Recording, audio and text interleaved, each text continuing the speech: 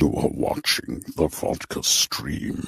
Look, Fuckstick, I'm incredibly busy, so why don't you get the hell out of here before I snap your dick off and jam it into your ass? This is boring. Everybody got that?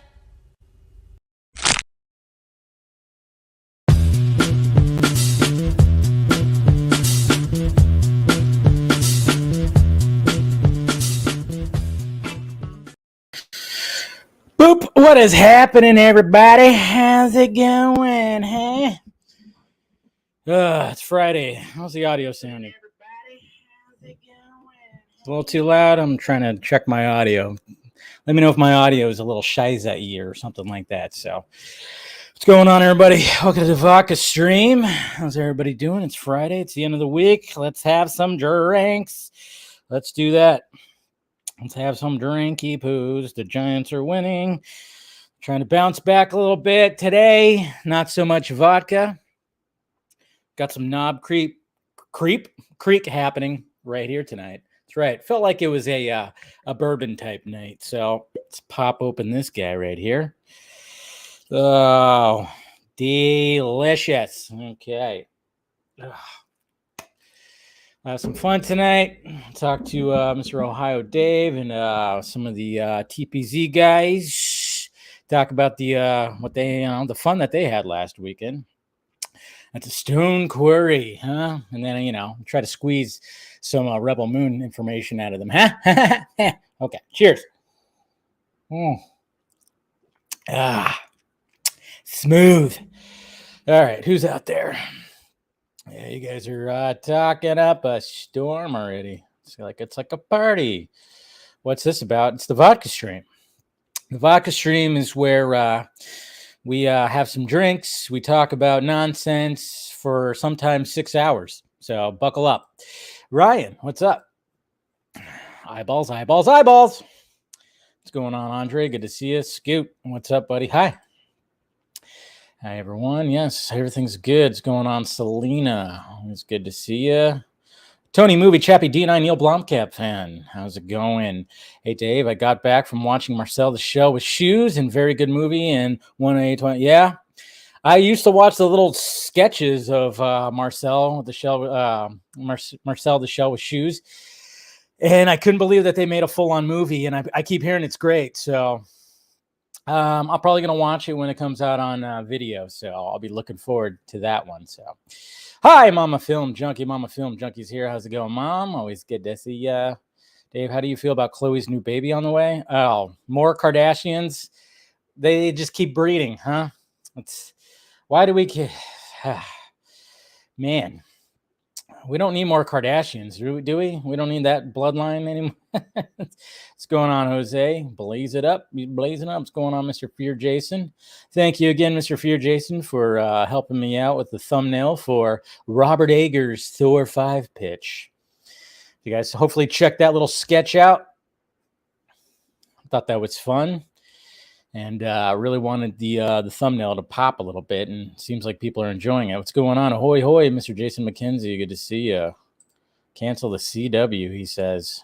All right, who else we got here? Hey, we got Nikki Captain Gator Girl here. If you switch the letters, Zack Snyder. This pretty much sounds exactly... If you say so. It's interesting. It is pretty interesting. So... All right, who else we got? Yep, good evening. Yeah, saying everybody. Thank you. Yeah, still got the stash. Thank you. Yeah, still got the stash. Like I said, I was helping Top Gun reach a billion. Now it's reached 1 billion, and then people are like, "Don't shave it." And then I thought, okay, well, I'll keep it at least for as long as it's box office run. We'll see what happens. Hey, some Stone Quarry-ness right there. Cool. All right. Hey, we got Mr. Poindexter Lounge right there, Mr. Enosh. Drop you a link if you want to join in later, sir. Meant to hit you up, but I got a little crazy when it comes to that stuff. Hey, what's going on, Darren? Good to see you, bud. And to get you back on here, too. Had fun when you showed up on here. What's going on, Jedi MILF? What the fuck is up? No rocks with the knob? Nah, I do it neat. I do it neat. That's what I do. It's right out of the freezer, though, so don't really need the rocks to water it down. Nah, don't need to do that. What's going on, ACS? Got Anthony here. Good to see ya. All right. That's on the list. Let me catch up with Westworld first. That's what I'm doing right now, is catching up with Westworld. What's going on, Stephanie T? Good to see ya. Yo, DJ, what's up? Mr. Justin, good to see you, buddy. One of the TPZ members. Hey. No, whatever. Jeez. All-Star break, what? It's coming up, right? After this weekend? What's going on? The Marvel Maniac. Yo, okay. So that's cool. So hopefully you guys are having a good one. We'll get the boys showing up pretty soon here.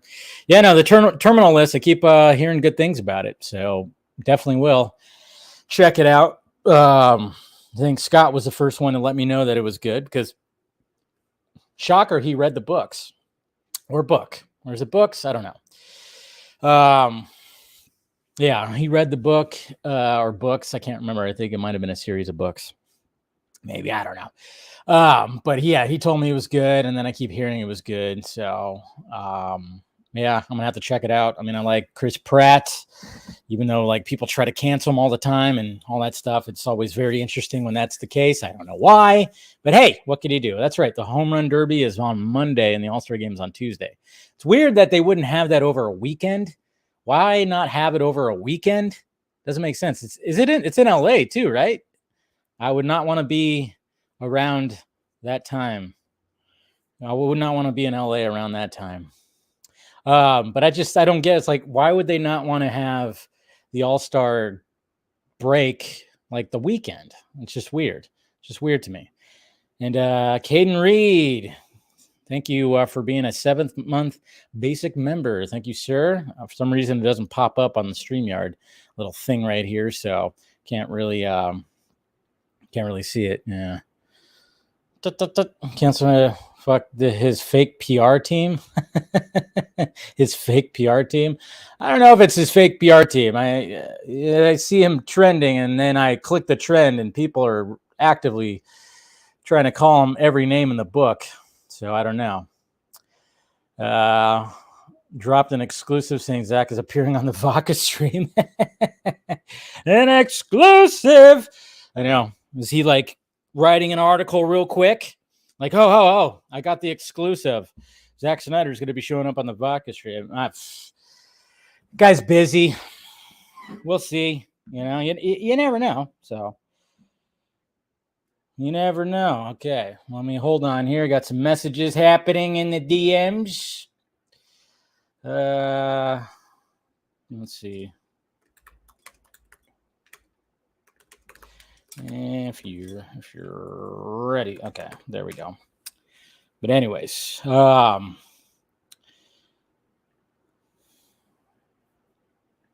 you. All right, here we go. All right. Now, just got some messages in the DMs right here. That's all. Now, that'd be sweet, but like I said, the guy's pretty freaking busy, so you know. So don't everybody get their hopes up. I mean, it'd be pretty crazy though, wouldn't it? Wouldn't it be crazy? It'd be crazy, but we're gonna get some, we'll get some info, a little bit of info or something. Try to squeeze as much info out of these guys. Nah, we'll just have a good time. I mean, I like these guys. I mean, obviously Dave's been on the Vodka stream a few times, so nothing new there. And then some of the other guys. I don't know exactly. I think at least one other person's going to be showing up. So I was rewatching Modern Family, and Ray Porter was on an episode. Yeah, he's all over the place. You could spot him in various different shows. You definitely can. So you just got to keep your eye out. Sometimes Ray just pops up. Guy's a character actor, man. He's good. But that voice, it's all about that voice. It really is all about that voice. That's why I could just listen to him, just narrate whatever the fuck, So Dark Side is. What's going on, Carrie? Good to see you, buddy. Good to see ya. Saw Paws of Fury, B+. Okay. Yeah. See, I decided not to go to the movies this week because I was like, Paws of Fury, not really not really looking forward to it. So I just said, and I just stayed home last night, which is great because it's always nice to get like a Thursday night off. I mean, during the week, it just feels like, all right, there's always something, you got Monday, Monday through Wednesday is always the show and doing all that. And then Thursday, it's like, all right, got to go to the movies, do the first reaction, all that. And then, of course, Friday is the Vodka stream. So it's always nice to every now and again have a Thursday off, and just kind of relax a little bit. Thank you, Fear Jason, for the $5 super chat. You're awesome. All right. Watch out how to. Oh, it's all good there, Carrie. Not everybody's gonna be not everybody it's like in the MC. I mean, you just had Joe Russo just talk about like something about what do you say, there's something elitist or something, I don't know. He was talking about how the theater going experience is not where, shut up. But we could do what's going on with that? Pump those exactly. What Steven said. All right.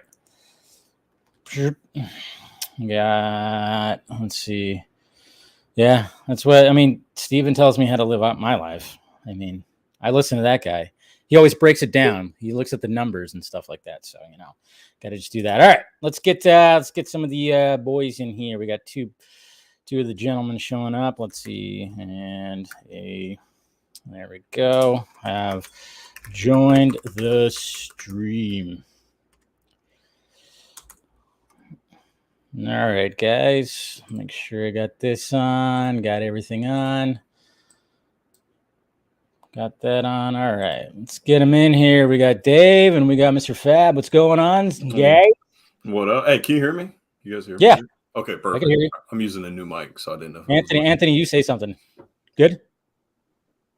I don't think I could hear him. Yeah, I can't. Uh-oh. Yeah, I was about to say. I was like, I didn't hear. Yeah. Get that background in. So work on that audio. What's going on, gentlemen? What's up, man? How you been? Yeah, just chilling. It's been a while. Friday. It's been a little bit. Yeah. I know, man. It's been a little Digging bit. the stash, Yeah. man. I know, right? That's how long it's been, huh? All right. Is your audio fixed? Nope. It's not.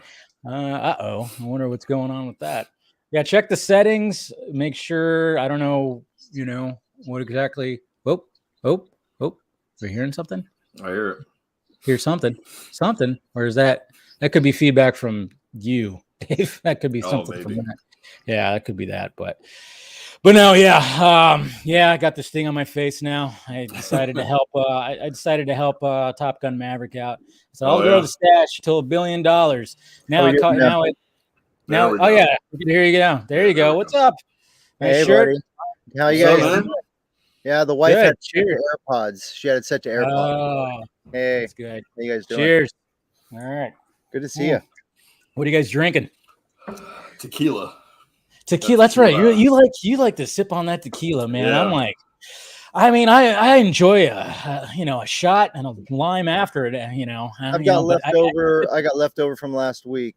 There you go. Leftover bullet. Dave and I almost polished it off. So I got the Knob Creek going on. Oh, there you go. That's good stuff. Yeah, I felt like it was a bourbon type. I thought maybe you guys were going to be, drinking some of that Stone Quarry whiskey. How does that taste, by the way? I actually haven't tasted it yet. Oh, okay, you're keeping it. I'm scared to open it because I didn't realize how much that stuff was. Yes. And I guess like Zach's sister was telling us like the value on it has gone up a lot. So she was like, "Don't open it if you cannot open it. Just wait till he makes another batch." So I'm waiting until he makes another batch, and then I'll open that one. I think the last time that I saw the price for it, it was like almost a $300 bottle or $200 or something like that. So it's gone up since. Oh yeah, it's worth over double that. $350 a bottle. Yeah. $350 a bottle. Wow. So I drank one, Dave. I drank one. That one Did that you? Zach gave us last weekend was my second bottle. So I drank the first bottle, and it's phenomenal. And it's dangerous because it doesn't burn. And after a glass, you're feeling it. So. You're feeling good. Nice. Well, let's just get to the chase. What footage of Revel Moon did you see and talk about it in detail? Go. I couldn't help myself. Oh, but yeah, we'll get to that. But thank you guys again for coming on. I know it was kind of last minute. Anytime that I'm trying to get guests on, it's always like sometimes it's a waiting period. And then I was like, and then I was like, man, I'd like to get Dave on again and talk about last weekend. And then it was just very much last minute. So I appreciate you guys coming on. But you guys had a little trip to SoCal last week. Yeah, it was fun. It was real fun. Nice and sunny every day. I'll let Dave tell it because my trip was about 10 minutes. Dave. It was about 10. Okay, because where do you live? I'm in Sierra Madre, which I think you know where that's at. It's pretty close to Pasadena, right next to Pasadena. So so I'm the only one. I'm the only one of the crew that lives out here. So everyone else is, Dave's the closest in Seattle, and then I think the next closest is like Darren, who couldn't make it in Oklahoma. And then what do we have? Abdul, Justin. Yeah, they're all over the place. They're just scattered. And then Mick in Ireland. So. I know Mick had to fly halfway around the world. I know. I hit him up, and then I was like, "Wait a minute!" I went, "Okay, Google, what time is it in Ireland or where?" And it was like, "Oh yeah, he's not awake. That's not happening." So but I know he had a truck. He had a trip for sure. But it was a 20-hour flight for him. He said, "Yeah, jeez, crazy, but worth it." Did you drive down, Dave? No, I flew down. Okay, you did fly down. Okay. Mm-hmm. Because I mean, how far is it to Seattle? It's like a day's drive, right? Maybe it's probably like a 15-hour drive, something like that. Because when I saw your post and you posted, the freeway sign, I'm like, I thought you might have drove down. I was like, oh, that's cool, but no. But then when I started seeing the post, I was like, they're visiting. Let's this is going to be interesting. I like this. Yeah. So how long was this trip planned? How long how long back did you guys plan this trip? I mean, when did he talk about it? Well, I mean, so it was crazy. We had Zooms with Zack in 2021 every month. Yeah. So it was at least 10 or 12 Zooms with the guy. So it was our New Year's 2022 when he said, "Hey, if you guys come out this year, let's hang out." And so, that was cool. I thought it was earlier than that. Maybe it was 20. Maybe it was when we talked about Christmas. When it comes to the pandemic, I don't even know. I can't even. I mean, it's just funny. When I think about stuff that happened in 2019, I think it was last year.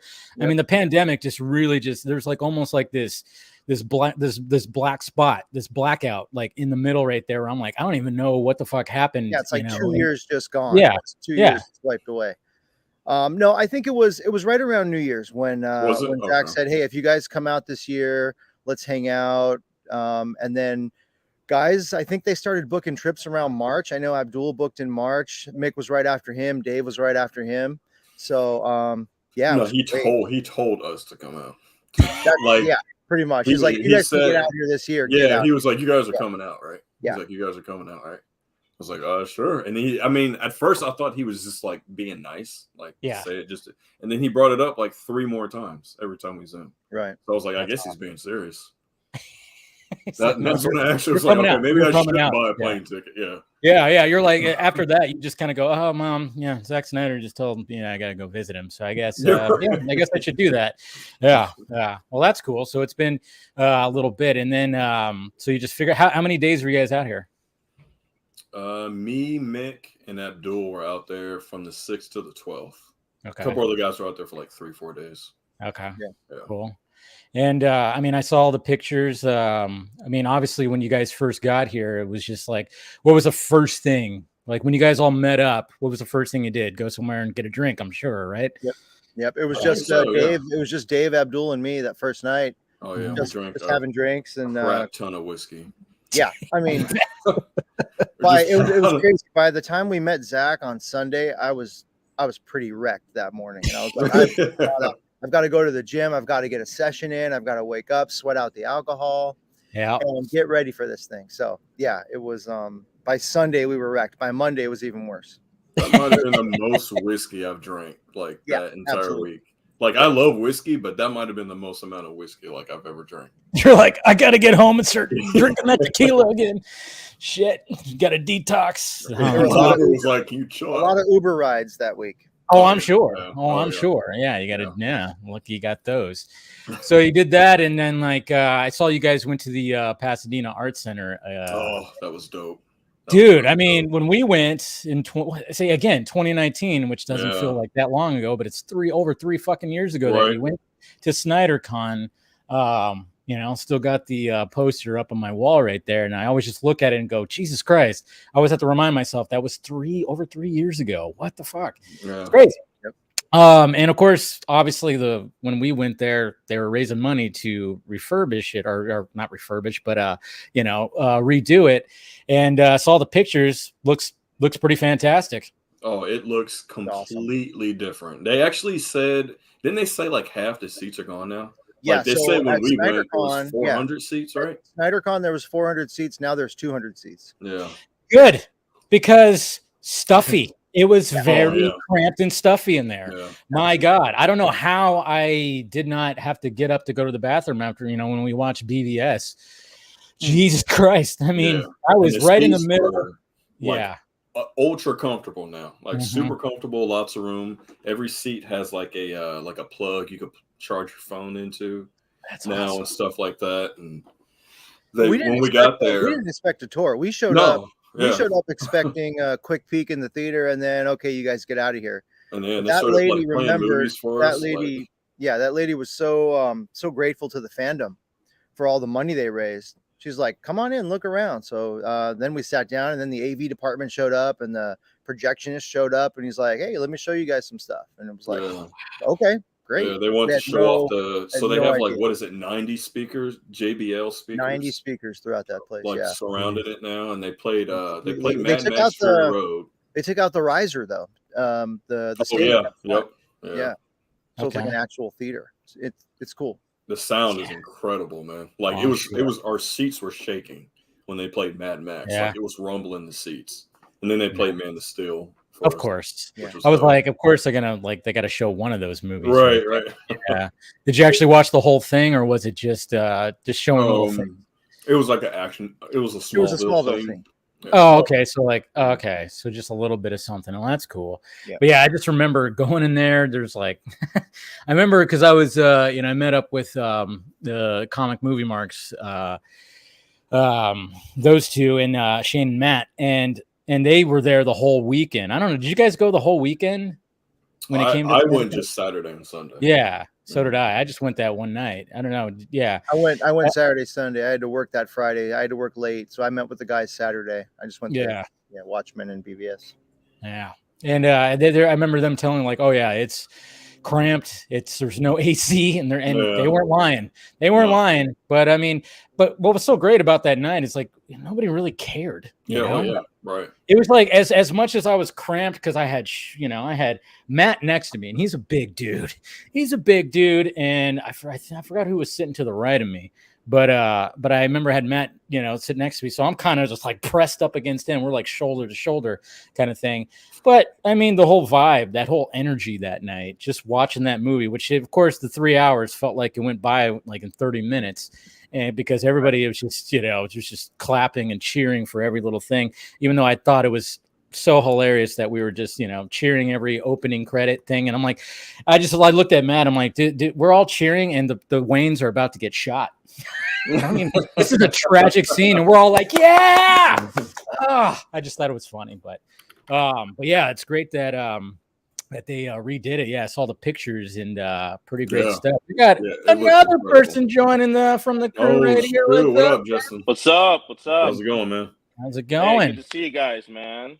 We were talking about the tour of the art center we took. Yeah, talking about that tour. Oh, that was fantastic. That's actually the first time that was we were all together, like all of us, after all that time. Yeah. That was great. Where do you live, Justin? Chicago. Oh, Chicago. So it wasn't too much of a trip for you to get to Pasadena. Oh, it's about 4 hours. Yeah. Direct flight. No layover anywhere. Good. There's not enough time. You guys do not stop. Not enough time if you could do it.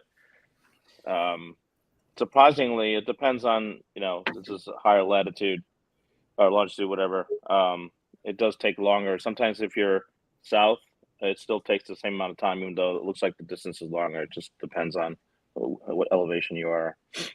So that's true. We got somebody else here, Mr. Abdul. What's Dave? What's going on, guys? Man? How you doing? How are you guys? What's up, guys?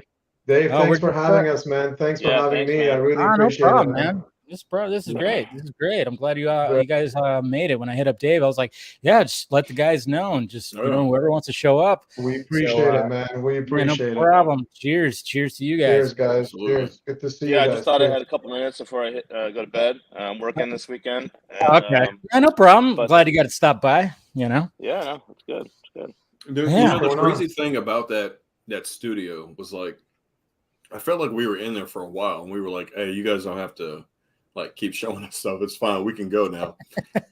Right. And she was like, "No." She's like, for as nice as this studio is, and as much money we spent on it, like she's like, we don't really ever use it that much. Yeah. I was like, really? Crap. Yeah. She was like, we love showing it off because we don't have that many opportunities to use it. So. Well, actually, she had said because of COVID. We are the first crew that they've actually showed the theater to that are not students, that are not film students. Right. So that was kind of cool. She was excited. She wanted to watch that stuff that she was showing us. Yeah, she was actually fist pumping the lady from the art center. Yeah, she was dope. She was getting into it. We were watching Man of Steel, and she was like, she was getting into it. I love it. Oh yeah, so good. It looks so good, Dave. The updates, man. It's that was a Blu-ray. That wasn't even 4K. That wasn't even 4K.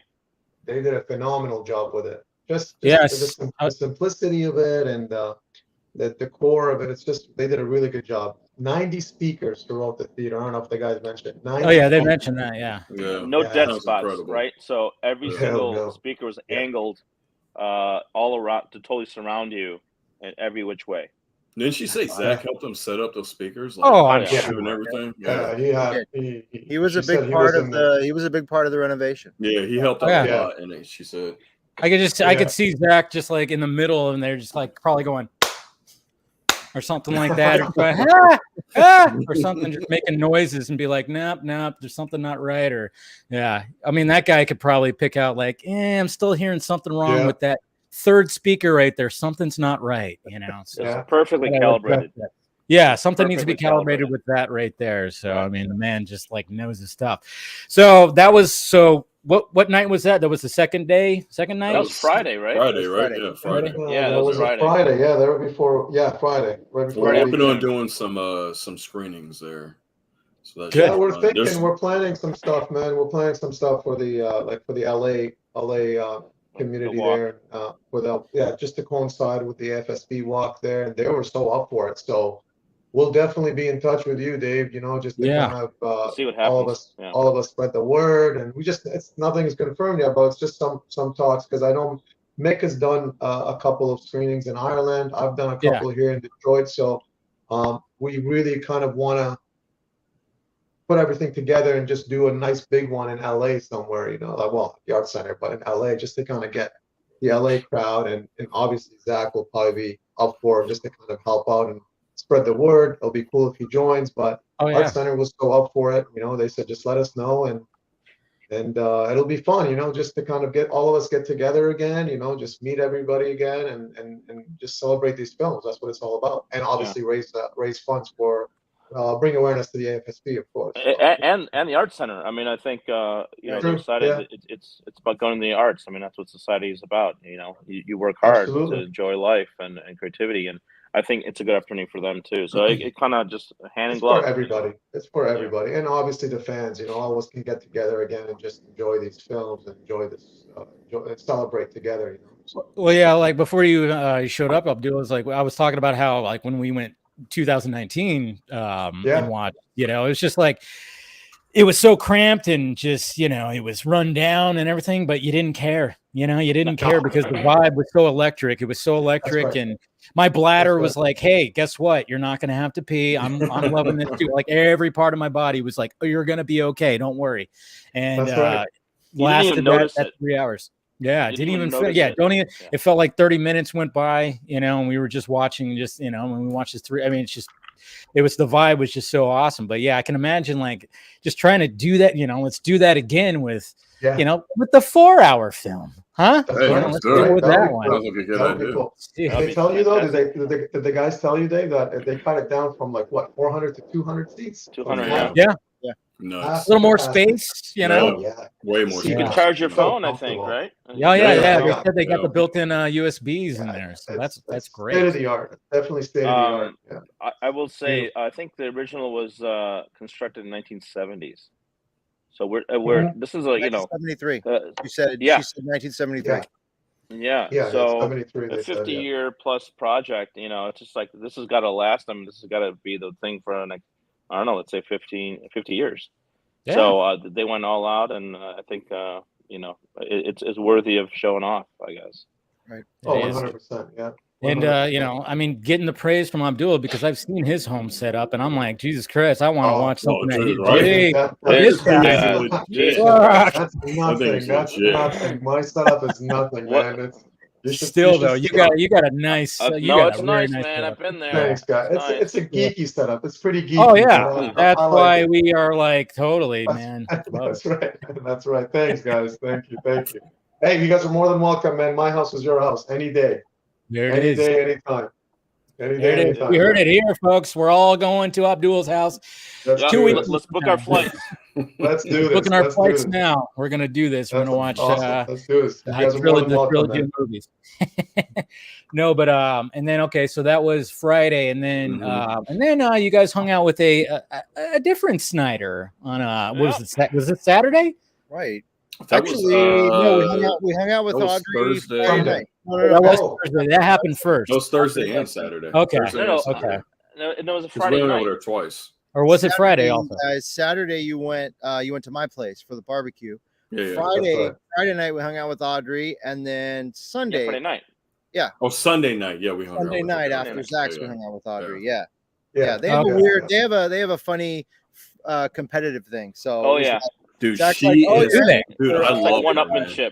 Yeah, she's like, all right, let's hear about this. Yeah, she's so dope, man. She's like, you know what? You're hanging out with Zach, so you guys are having lunch with him. Well, then you're coming to dinner with me. So it's like, oh yeah, and then that's then that, yeah. He's awesome. She's Did you get to meet her? She's so dope, man. No, I've never met her. Yeah, she's so cool, man. She's so down. Yeah, she seems like it. I was telling the guys, it's A comes before a Z. Nice. Makes sense. True, yeah. That's true. It's his older sister, right? Older sister or younger? Yeah, older. I think. She's the older one. Yeah. Nice. Super nice. Super fun. Look at this. This is an example of Audrey. So Mick flew here, and they lost his luggage. Which, oh shit! I mean, come on, right? And Mick's probably like, "Why are you telling everybody this?" But whatever. They lost his luggage. I think his luggage ended up in Amsterdam or something. On the second day here, actually, that first day we met Audrey was Friday night. Mm-hmm. Saturday morning, a giant box of clothes showed up to the Sheraton. Sweaters, pants, shorts, shirts, everything for Mick, everything he needed. And that's so great. He was asking, he mentioned it during dinner, and she had all that stuff sent over. And then as part of the competitiveness, when Zach heard that, he gave Mick one of those Stone Quarry sweaters. So now we're Mick. We want one of those Stone Quarry sweaters. I know. I think Zach heard that. Zach heard that. He's like, hold on. I got something. Oh man, I got something better. I'm not gonna let my sister show me up. Oh, he got a nice package. He got a really nice package. Sweaters, shirts. She even gave him some Speedos, Dave. He got some Speedos. Stone Quarry Speedos, yes. Like a G-string Speedos he had in there. Mick was wearing it around the pool at the hotel. I'm sure he was. That's what he gets for not being here. That's what he gets for not being here. He can't defend himself. Sorry. Yeah, exactly. Sorry, Mick. Hey, sorry. You weren't here. You didn't want to get up at 4 o'clock in the morning, It's on you. No, that's awesome, man. I would love to be a sister. Very nice people. Can I say that story she said about Ving Rhames? Do it. Now you have to. Because it was you brought it up. What do you? Yeah, guys you do? brought it up. Hilarious, It's already out there. man. Go. It's hilarious, man. Okay, go for it. I couldn't stop laughing. So, do you know her? You know Audrey's? Have you seen her kids? Like, No, I have not. Her kids. She has 3 kids. Okay, and they're all black. She has 2 boys and a daughter. mm-hmm. So she said she was on the set of Dawn of the Dead, and Ving Rhames was like messing with her, like between shoots or whatever. And I guess he came up to her once and was like, you couldn't handle all this black man, could you? Like, I'm too much black man for you, are you? And then she and 2 of her boys were there at the time, and she pointed to him. Was it the next day? Yeah, it was the next day. She pointed to him and was like, yeah. "You see those?" She's like, "You see those kids over there?" She's like, "I can handle black man just fine, thank you." Oh and I could not stop laughing, man. Like, that's the type of woman she is, dude. She is hilarious. Wow. And then Zach came in and like, well, now I got to one up you. Something. Wow. It's like, I can handle you. I don't think he could. I don't think he could top that one. Yeah, probably not. You might have to be like, can't do that one. I'm just gonna walk over here and check that. Yeah, she let that simmer, man. All the stories, because she was also, I think worked on sets, stuff like that. So that's why she. I was wondering if she's like been a part of the production and everything. She said she used to work in casting. Yeah, she said she used to work in casting. Okay. Yeah. I don't know if she's still in that, but I know she said she used to with him. Yeah. Pretty cool. Keep it in the family. Yeah, I don't know which film. I don't know which film. But Dave, you know her daughter. You've seen her. She was in on Vero. She's on Vero. She was in Army. She was in Army. She was one of the girls that was trapped in like that building up top that Zeus was keeping hostage. Oh, okay, yeah. Elevator. Girl, that's her. That's her daughter. That's her daughter. Yeah, that's her daughter. Nice. Yeah, she's an aspiring She's super actress, cool too. Super cool girl. Super nice people. Gave me free drinks because it was my birthday. I appreciate it. There you go. Happy late birthday. Awesome. There you go. Dave, you froze a little birthday, and this is his weekend. Yeah, perfect timing. Dave just turned 21, man. We got him. I know. Yeah, you had to pop his cherry. Yeah, it was my first drink. First drink, and it was some Stone Quarry bourbon, right? The cool thing is, we didn't even know it was his birthday, so it coincided right in the middle of the week. I was like, I don't know how you guys even knew. I didn't tell nobody. I didn't tell nobody. I don't know how you guys even knew. Dude, are you like I'm like that too. I don't like to tell people when it's I don't ever say. I hate it. Like making a big deal about it, but dude, I hate it. I don't know if you remember, it was actually Darren who wasn't even on the trip. Sent a text. He's like, that's what it's right. Happy birthday, David. And we all, I felt like, wow, that's how we find out. Like 2 days. Yeah, Fab was like, I was trying to sober up, and now I got to get shit faced. Yeah, I was gonna take. That's right. I was gonna take a quick recovery day, but it was his birthday, so that wasn't gonna happen. Yeah. Now we got some people in the chat that are believing that you're actually just turned 21. We'll just keep it like that. Yeah. There we go. All good. We love you, Phil. I see you out there. You drank like you turned 21. Exactly right. That's what you got to do. I did. Yeah, especially we're out of here on vacation. So then the big day of visiting the Stone Quarry. So that was Sunday. Yes. The cool thing about that, we didn't even know. We didn't even know. Lots of unexpected. Just tell Dave the story. Yeah, tell Dave the story. Fab, you tell the story. Tell the story. All right. Well, Fab wasn't there, was he? I was. Yeah. Well, well, he left with Dexy and then came back. I was there. Yeah. So we so were let me just all start it by saying that we were going to meet. Let me just say this: we can't say too much, right? The original plan was squashed due to COVID. I'm just going to leave it at that. The original plan, we were not allowed to go forth with Zach's original plan. So he said, "Hey guys, let's meet at Jones at 12:30." Right. So I will let. That's the coffee shop that he frequents, right? Mm-hmm. Yeah. Mm-hmm. Yeah. Jones Coffee. I'll let Justin or Abdul tell you what happened from there. So go ahead, no. we got there and we're like, okay, we'll get a pre-coffee, and we're just hanging out, and I think and Fab and a couple people had to go get something, so they went off, and I'm like, all right, well, we're waiting, and we're trying to say, hey, when is he going to come around? And he's just like, hey guys, can't make it. So we're kind of bummed. We're like, oh shit. And then we got another text saying, hey, it wasn't on my phone, so, and it's like, hey, get me a cappuccino. So I was like, hey, I'll go and get it, and you find out what's going on. So I went and got a cappuccino, and I'm like, well, okay, we got to figure out when we're going to do this. So where are we going to meet this guy? What's going to happen? And then Fab and the rest of the crew came back. I was like, hey, why don't we make that cappuccino? Because then we got a text like, meet me at XYZ address. Stone Quarry. So then we're like, holy shit. What just happened? What? We got, and we couldn't figure, we were discombobulated. Yeah. And so we confirmed, and he just like, yeah, meet me here at this time. There's a lot of back and forth, and it just was slowly blowing up in my head and everybody else's head. And when we got there, Dave, I remember it was like, it was already planned. You could tell it was planned because when we got there was like this massive food spread up in like the kitchen area. Mm-hmm. Yeah. And it was just like he had this plan, it was amazing. Yeah. Mm-hmm. He was up to something. We were like, kind of like, okay, he's not going to meet us. He was trolling us. He was trolling us the entire time. And we've always said Zack Snyder's the master troller. Oh, yeah. He was trolling us the entire time. No, I remember because I almost whooped Mick's ass because he wouldn't show me the confirmation. I was there. The text that Zach said. I saw that. So we were in the coffee shop, yes, and Zach was like, Zach texted Mick, and he was like, hey, grab me a cappuccino and head up to the quarry. Yeah. And Mick read the text out loud, and he was like smiling when he said it because he couldn't believe what Zach said. I was like, show me the text right now, or I'm going to kick your ass. I was like, show me the text. I was like, I will jump across the table. You're shitting me. And I will beat your ass. There, you don't show me the text right now. I was like, do not play with me. Show me the text. Initially, we thought we got ditched. We're like, he's busy. It's Sunday. Yeah. He made his best effort to come meet us. A family time. He's got long days of shoots. All right, fine, whatever. But then Mick's like, hey, he wants his cappuccino. I'm like, what? What the hell's going on? And so, yeah.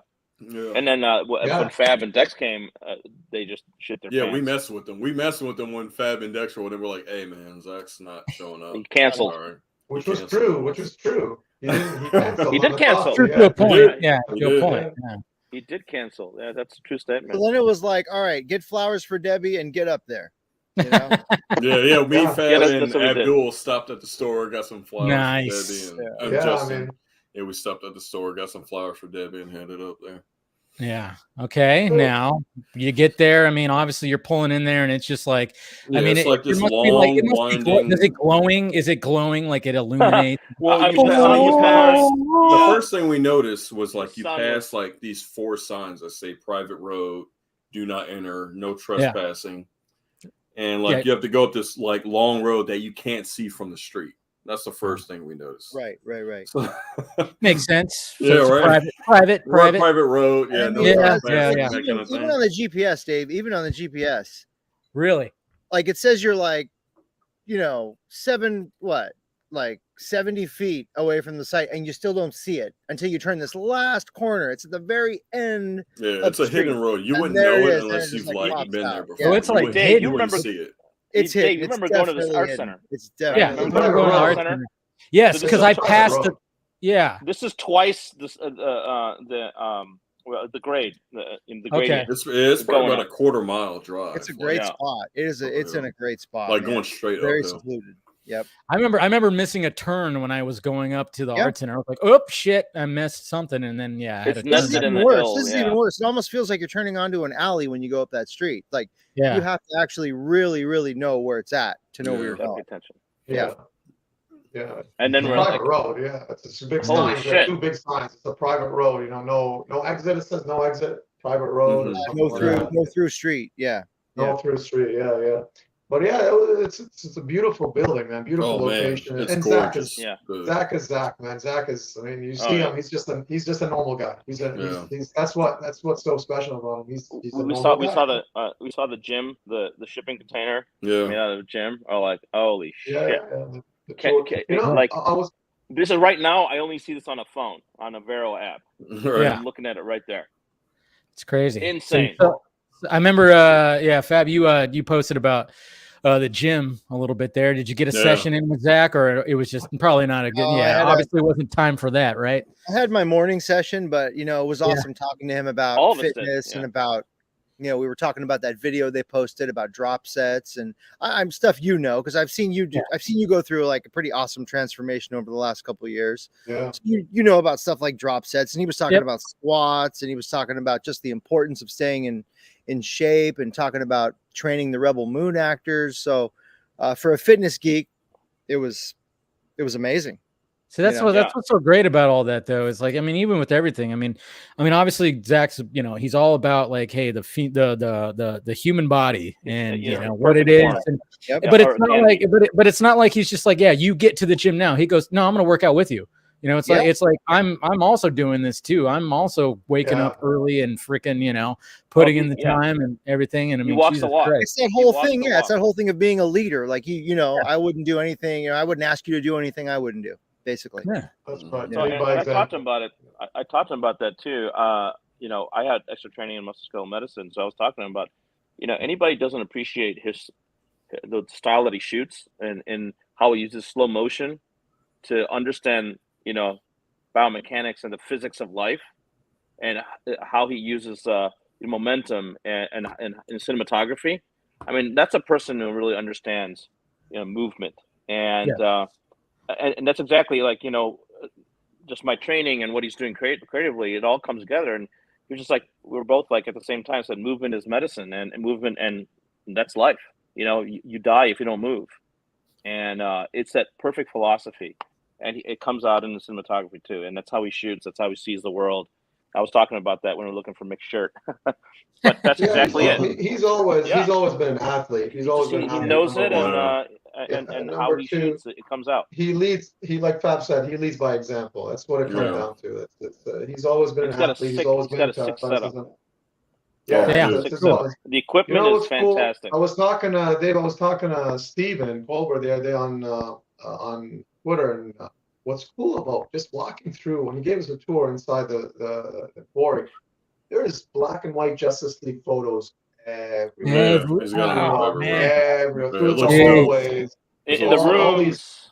Everywhere. Every single room had a black and white Justice League photo. And we're talking about that after. Obviously that there's that movie or that black and white thing that was on his laptop for so long has a huge impact or made a huge impact on his life over the last few years, especially during the construction of that building, So that's something that we've noticed, and we thought that was really cool. It's throughout the whole building, like every room, every aspect, every corner, there's some sort of Justice League artwork or photography. It means a lot to him, more than Well, that's the point. Special film.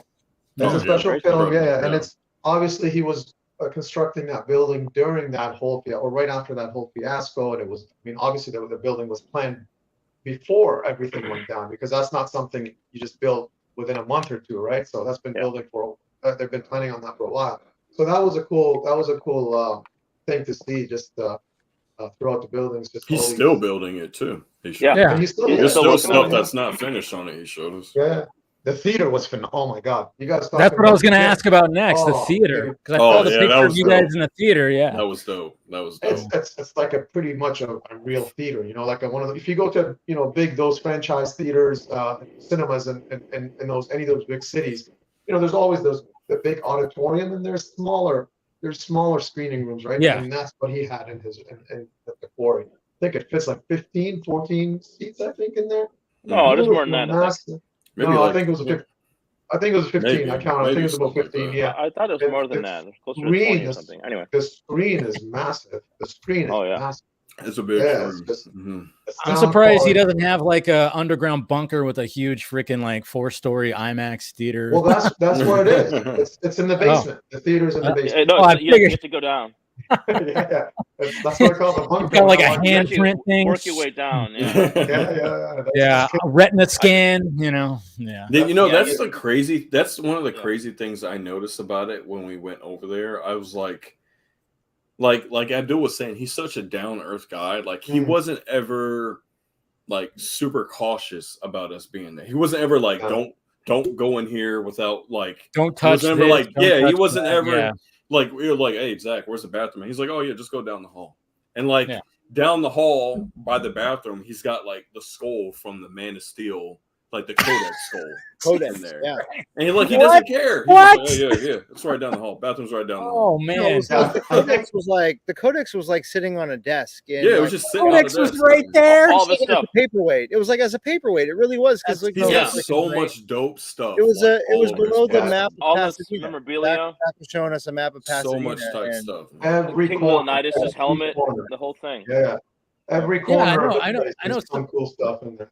Yeah, when he's like been on live streams, like literally, it's like you just pause it and go, "All right, looking for Easter eggs." I'm like looking for, look at that. There's Leonidas' helmet. There's you're starting to look behind him, and then of course, there's been times where he's literally pulled out a knife from underneath the desk, like, "Oh yeah, I got this right here." And it's like, Jesus Christ, somebody break into this place, fuck this guy's. It's really dope. I was telling Audrey, like, it's really dope how famous and well off he is, and like you don't get that vibe hanging out with him. Like he's just one of the guys. Well, the dude wears nothing but white V-necks. Exactly right. Like he was just kicking his feet up on the sofa, like he was just like just chowing down on sandwiches and like he's not like he doesn't think of himself like that. You know what I mean? No. Justin had to go to the bathroom. Justin had to go drop a deuce. He dropped the stones off at the he dropped stones in the stone. He's like, that wasn't me. That was Abdul. I'm the one that told him that, and now he's using it. So you're welcome. I had down to earth. Justin's like, hey man, I gotta go drop a deuce. Yeah, just go over there. I had to go to the bathroom so bad when I went there, and I was like, dude, I'm not gonna.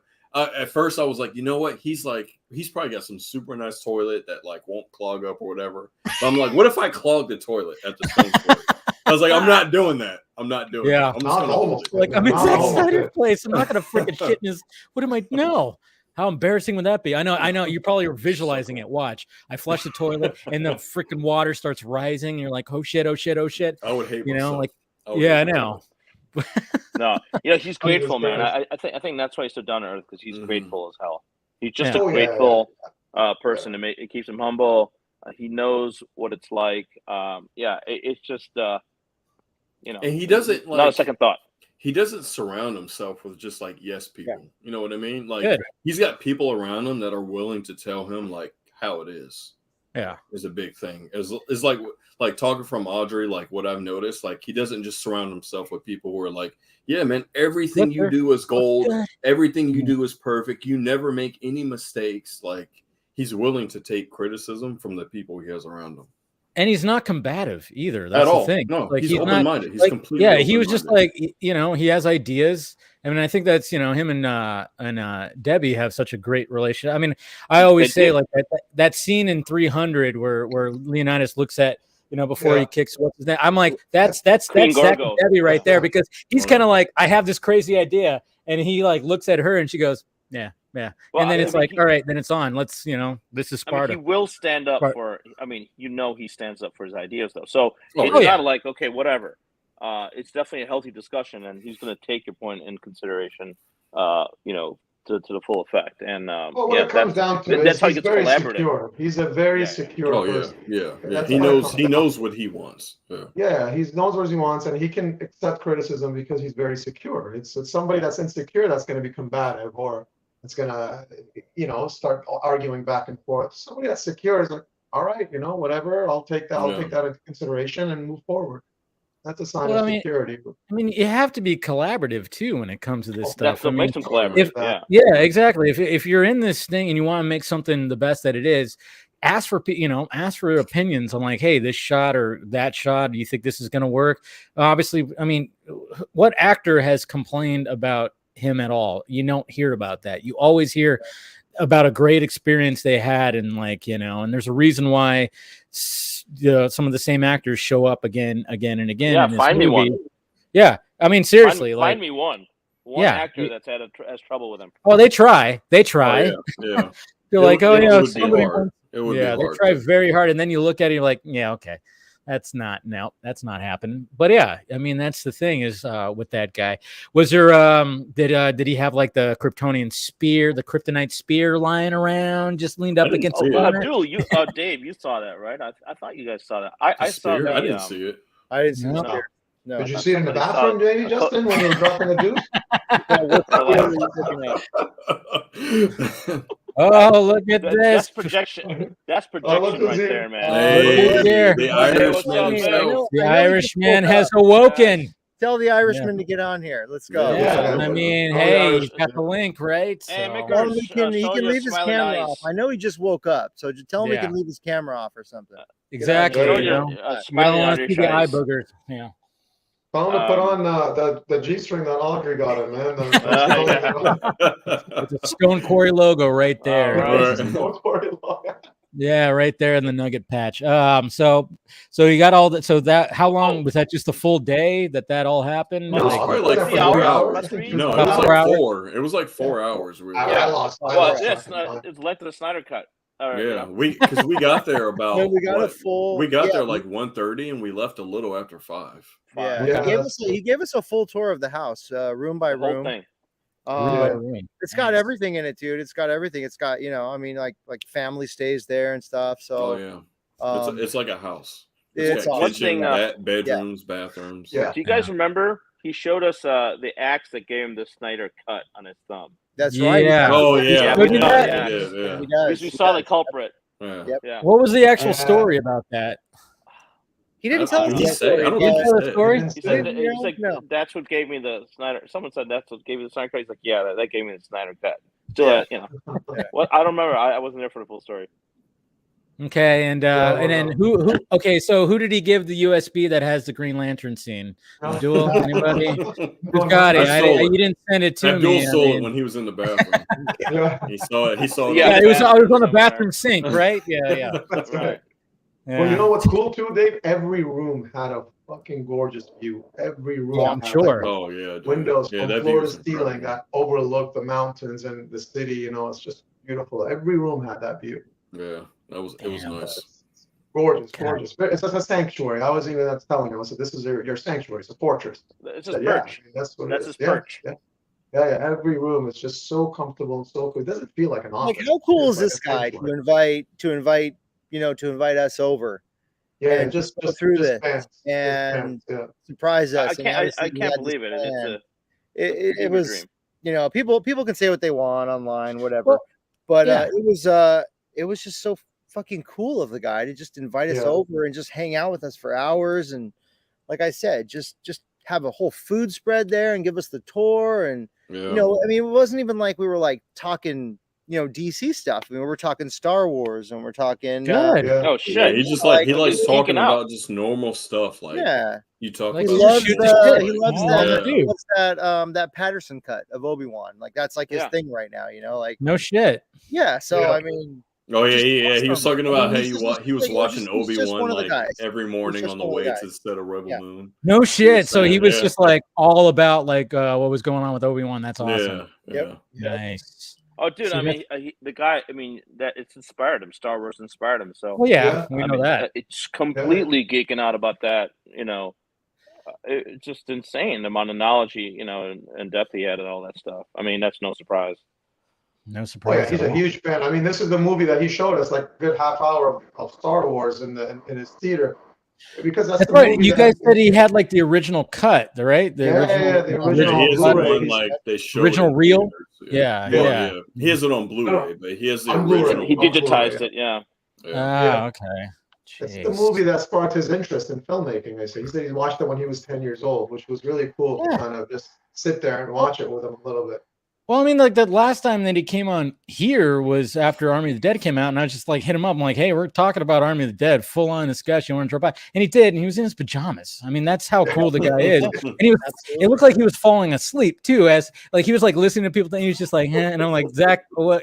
If you gotta go, man, it's fine. I get it. You wake up early as shit. Oh, that's kind of how we are too. That like there was one Zoom last year where he popped on from like Santa Barbara.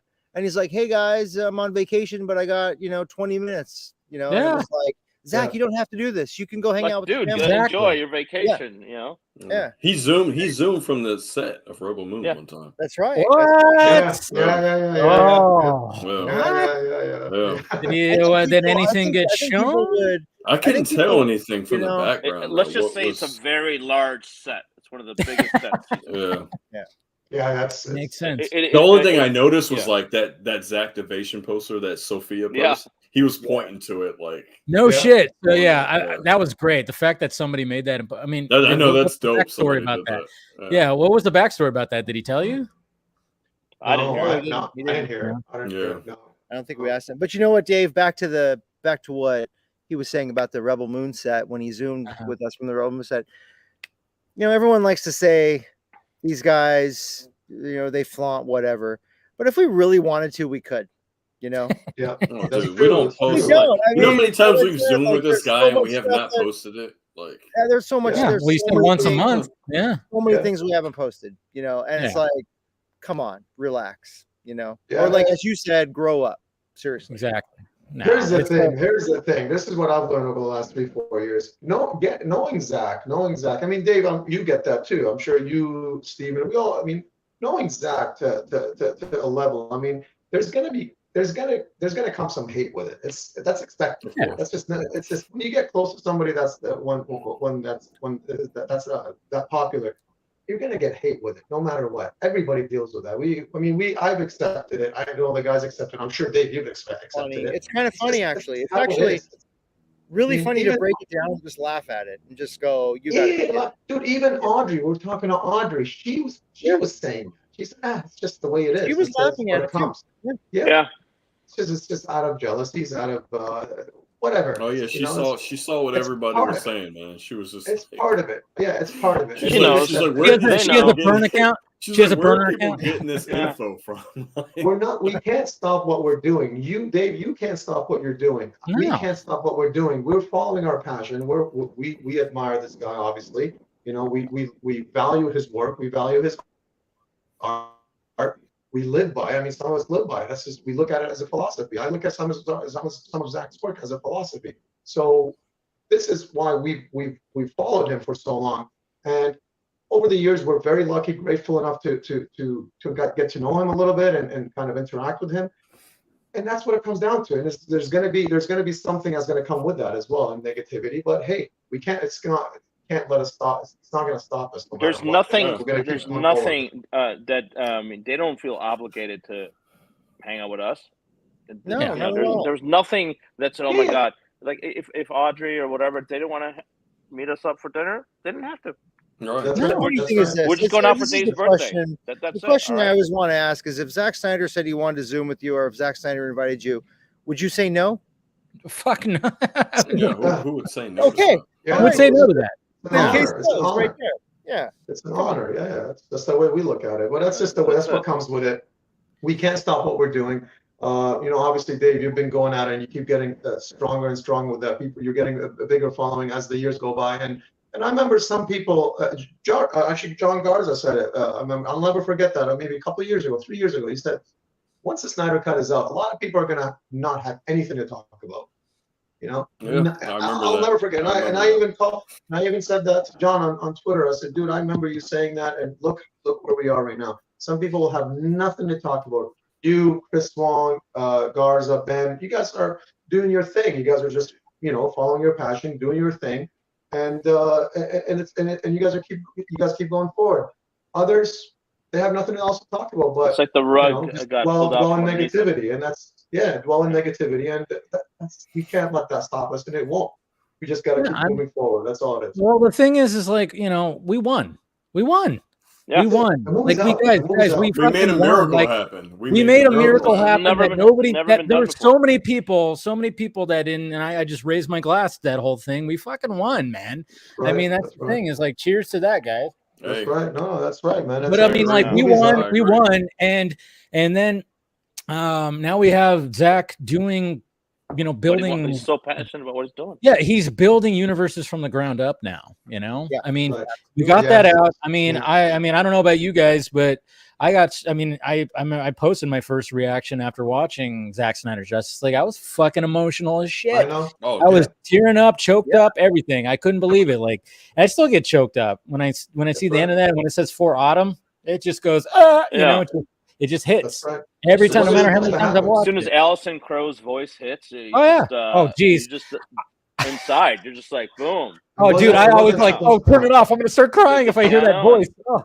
Like it wasn't supposed to happen, and the fans made it happen. That's what it is. Exactly. And that's the bigger picture.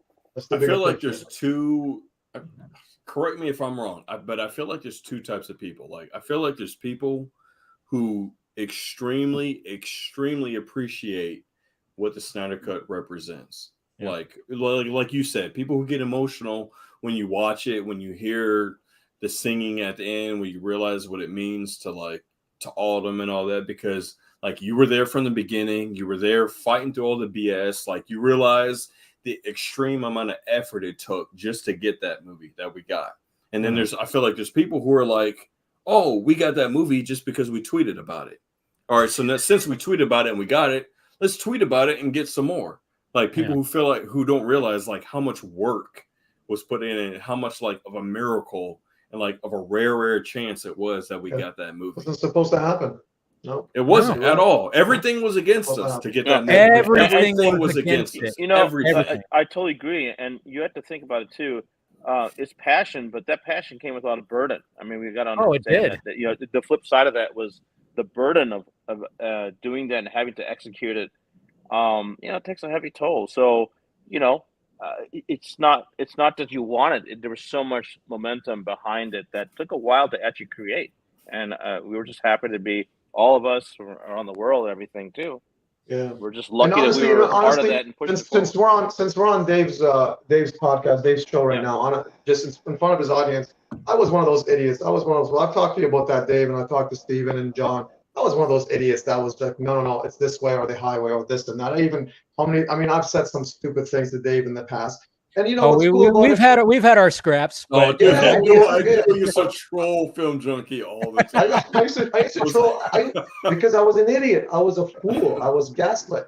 And there's the thing. But what's cool from Dave and his crew, that when it really came down to it, when things started looking hopeful and things started looking up, they dropped everything. They dropped everything. They said, you know what, let's go. Let's move forward from now on. We shook hands. We're like, all right, it's over. Let's go. Let's move forward. We're on the same page.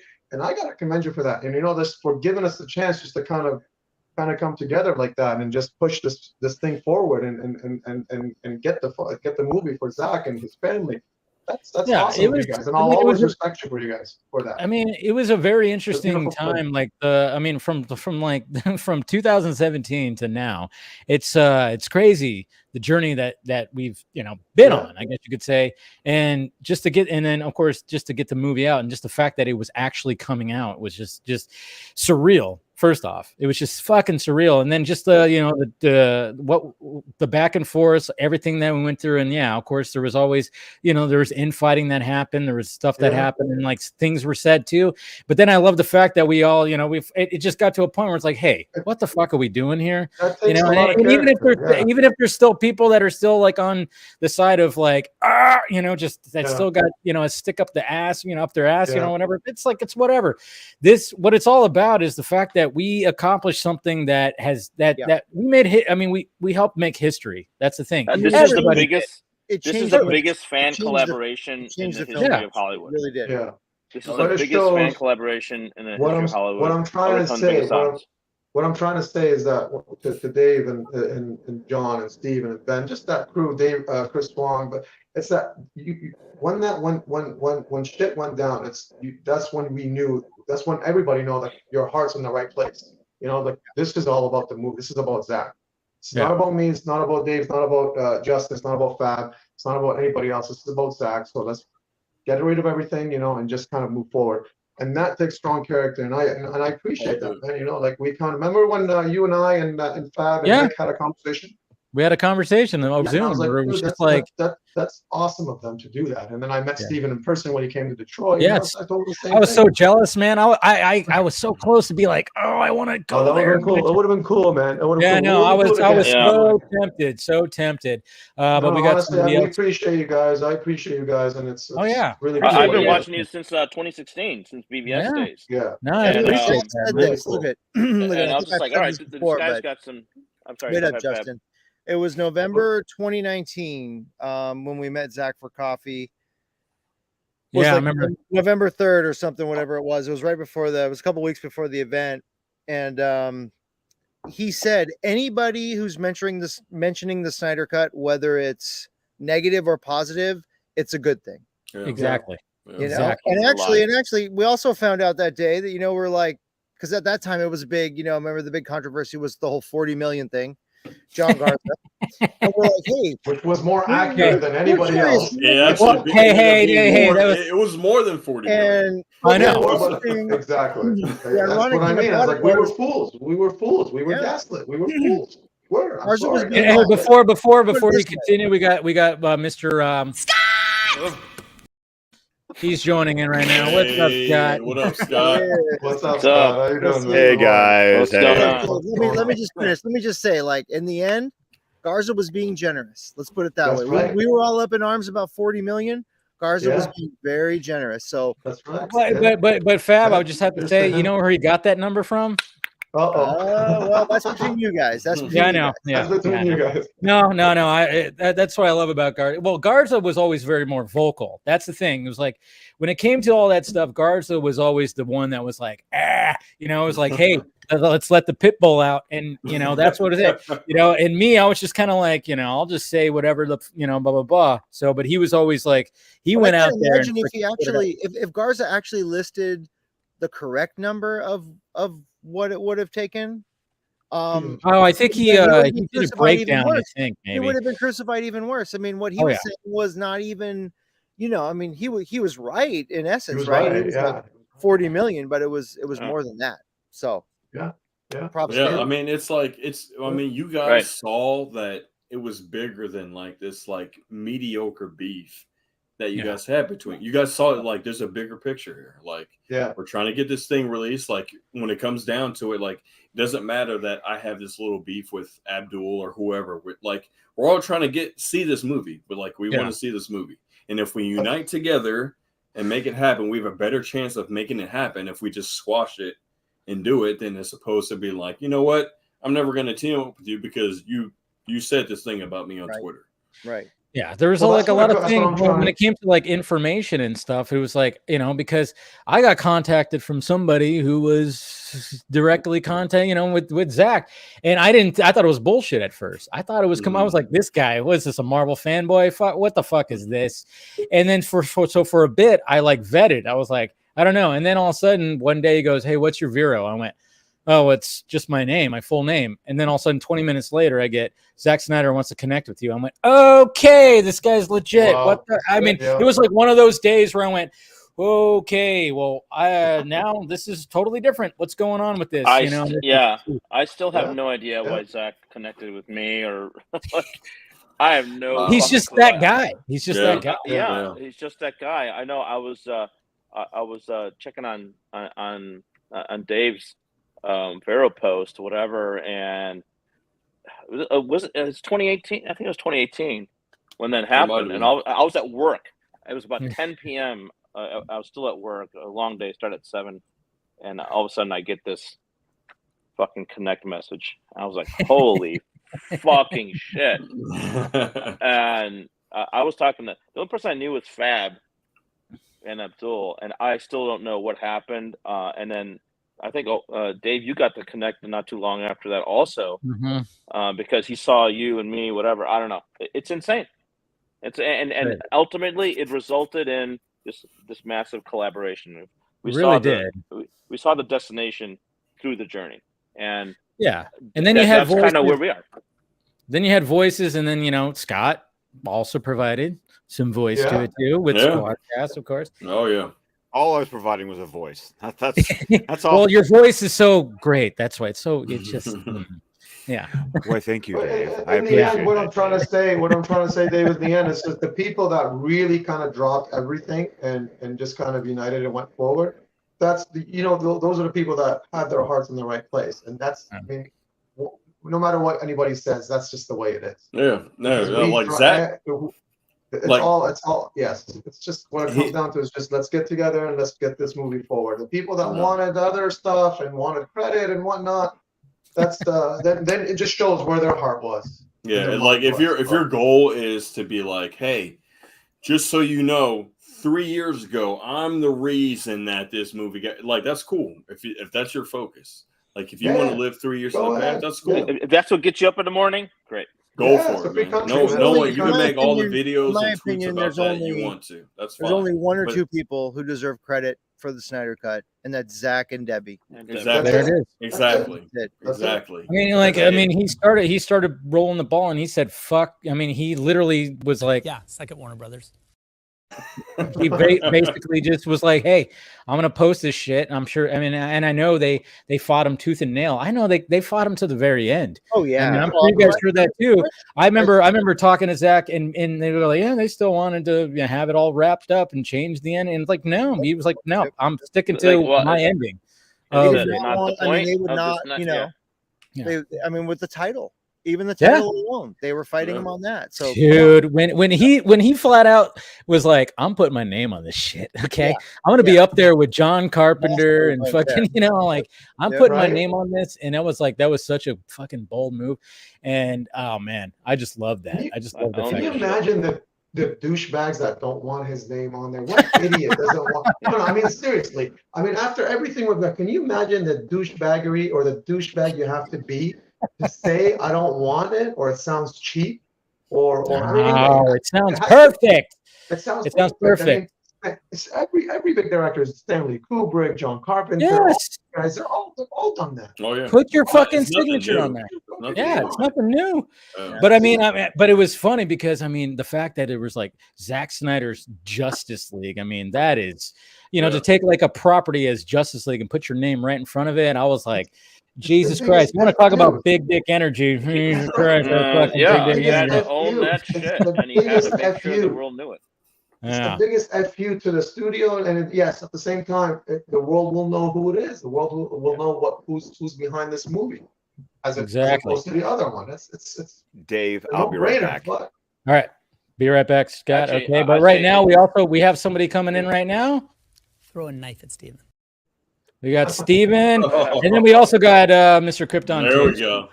Hey, how are you guys doing? What I was going to say, it's not only the man behind it; it's the man in front of that movie because it is Zack's story. Yes, exactly. Right. So it could be Zack Snyder's. Actually, it could be Zack Snyder's Y, could be Zack Snyder's Z, whatever it is. It's his story first because that's what we're supporting. We're a support cast. Happy to be so. That's right. Up. Look at that. He's right. Vickers. What's up? Hey guys. Hey, are you wearing the clothes that you got from Are you wearing the thong?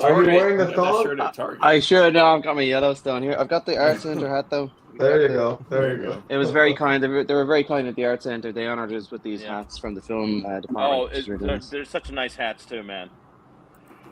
I still gotta. They also gave us a tumbler, which is pretty dope. It's a pretty awesome tumbler. It was for a coffee or whatever. They give us goodie bags. Yeah. They were so happy. Yeah.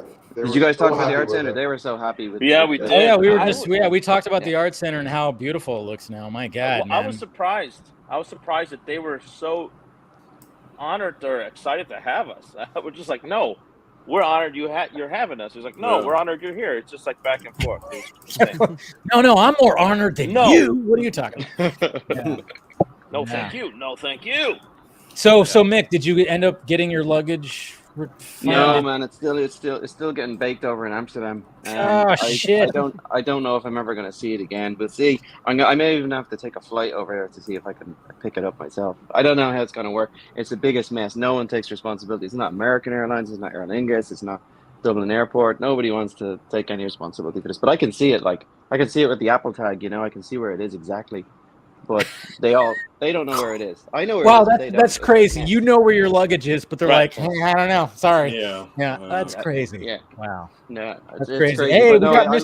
lost my We got Stone Mr. Quarry Enosh shirt. showing up right now. So I know that nobody's had any like really cool thing happen to them this week or anything like that, or did anything important. So I figured I'd bring my really cool flying fox because I know that's what everybody's really interested in seeing. Whoa! Oh yeah. No. There we go. No. Wow. I mean, that's, Well, it's like something cool happened this week or something. I don't know. That's awesome. What That's is so that? cool. Yeah, no, I Is lost that it. Lego? What is that?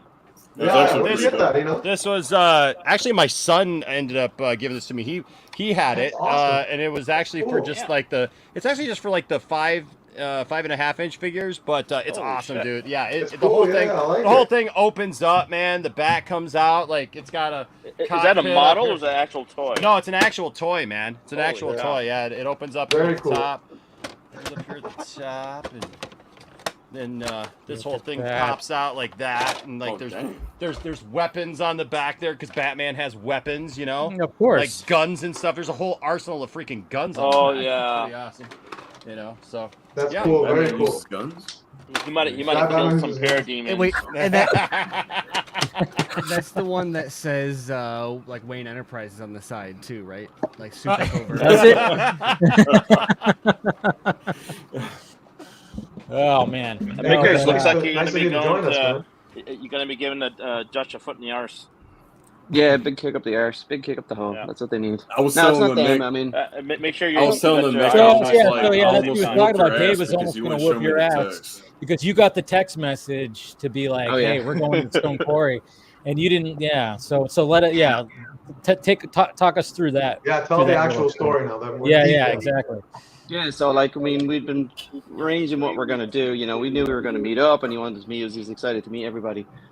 And we were gonna do maybe breakfast on Saturday morning first. Yeah, we were we're like, gonna do okay, Jones let's try to Coffee. set ourselves up Jones for that. And then Jones Coffee, he was like, you know, let's go for 12:30 p.m. So 12:30 we get there, we're sitting around. The lads had to go off and pick something up.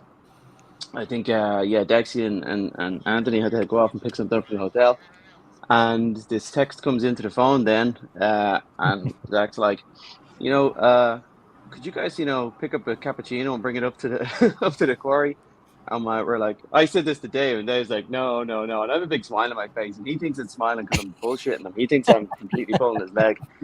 And I'm like, Zach, so can you just like, because the guys don't believe it, can you just like text here and say exactly what you want? And he's like, yeah, here's the address, bring the coffee, one cappuccino for one only. Do they believe me now? And only when I was showing them, I think even then when I was showing them the iMessage, they still didn't believe. And we're like, what? We're coffee boys now. We're fetching coffee. I was about to. Yeah, this is it. We're the interns. You know, you've graduated. That was at Jones.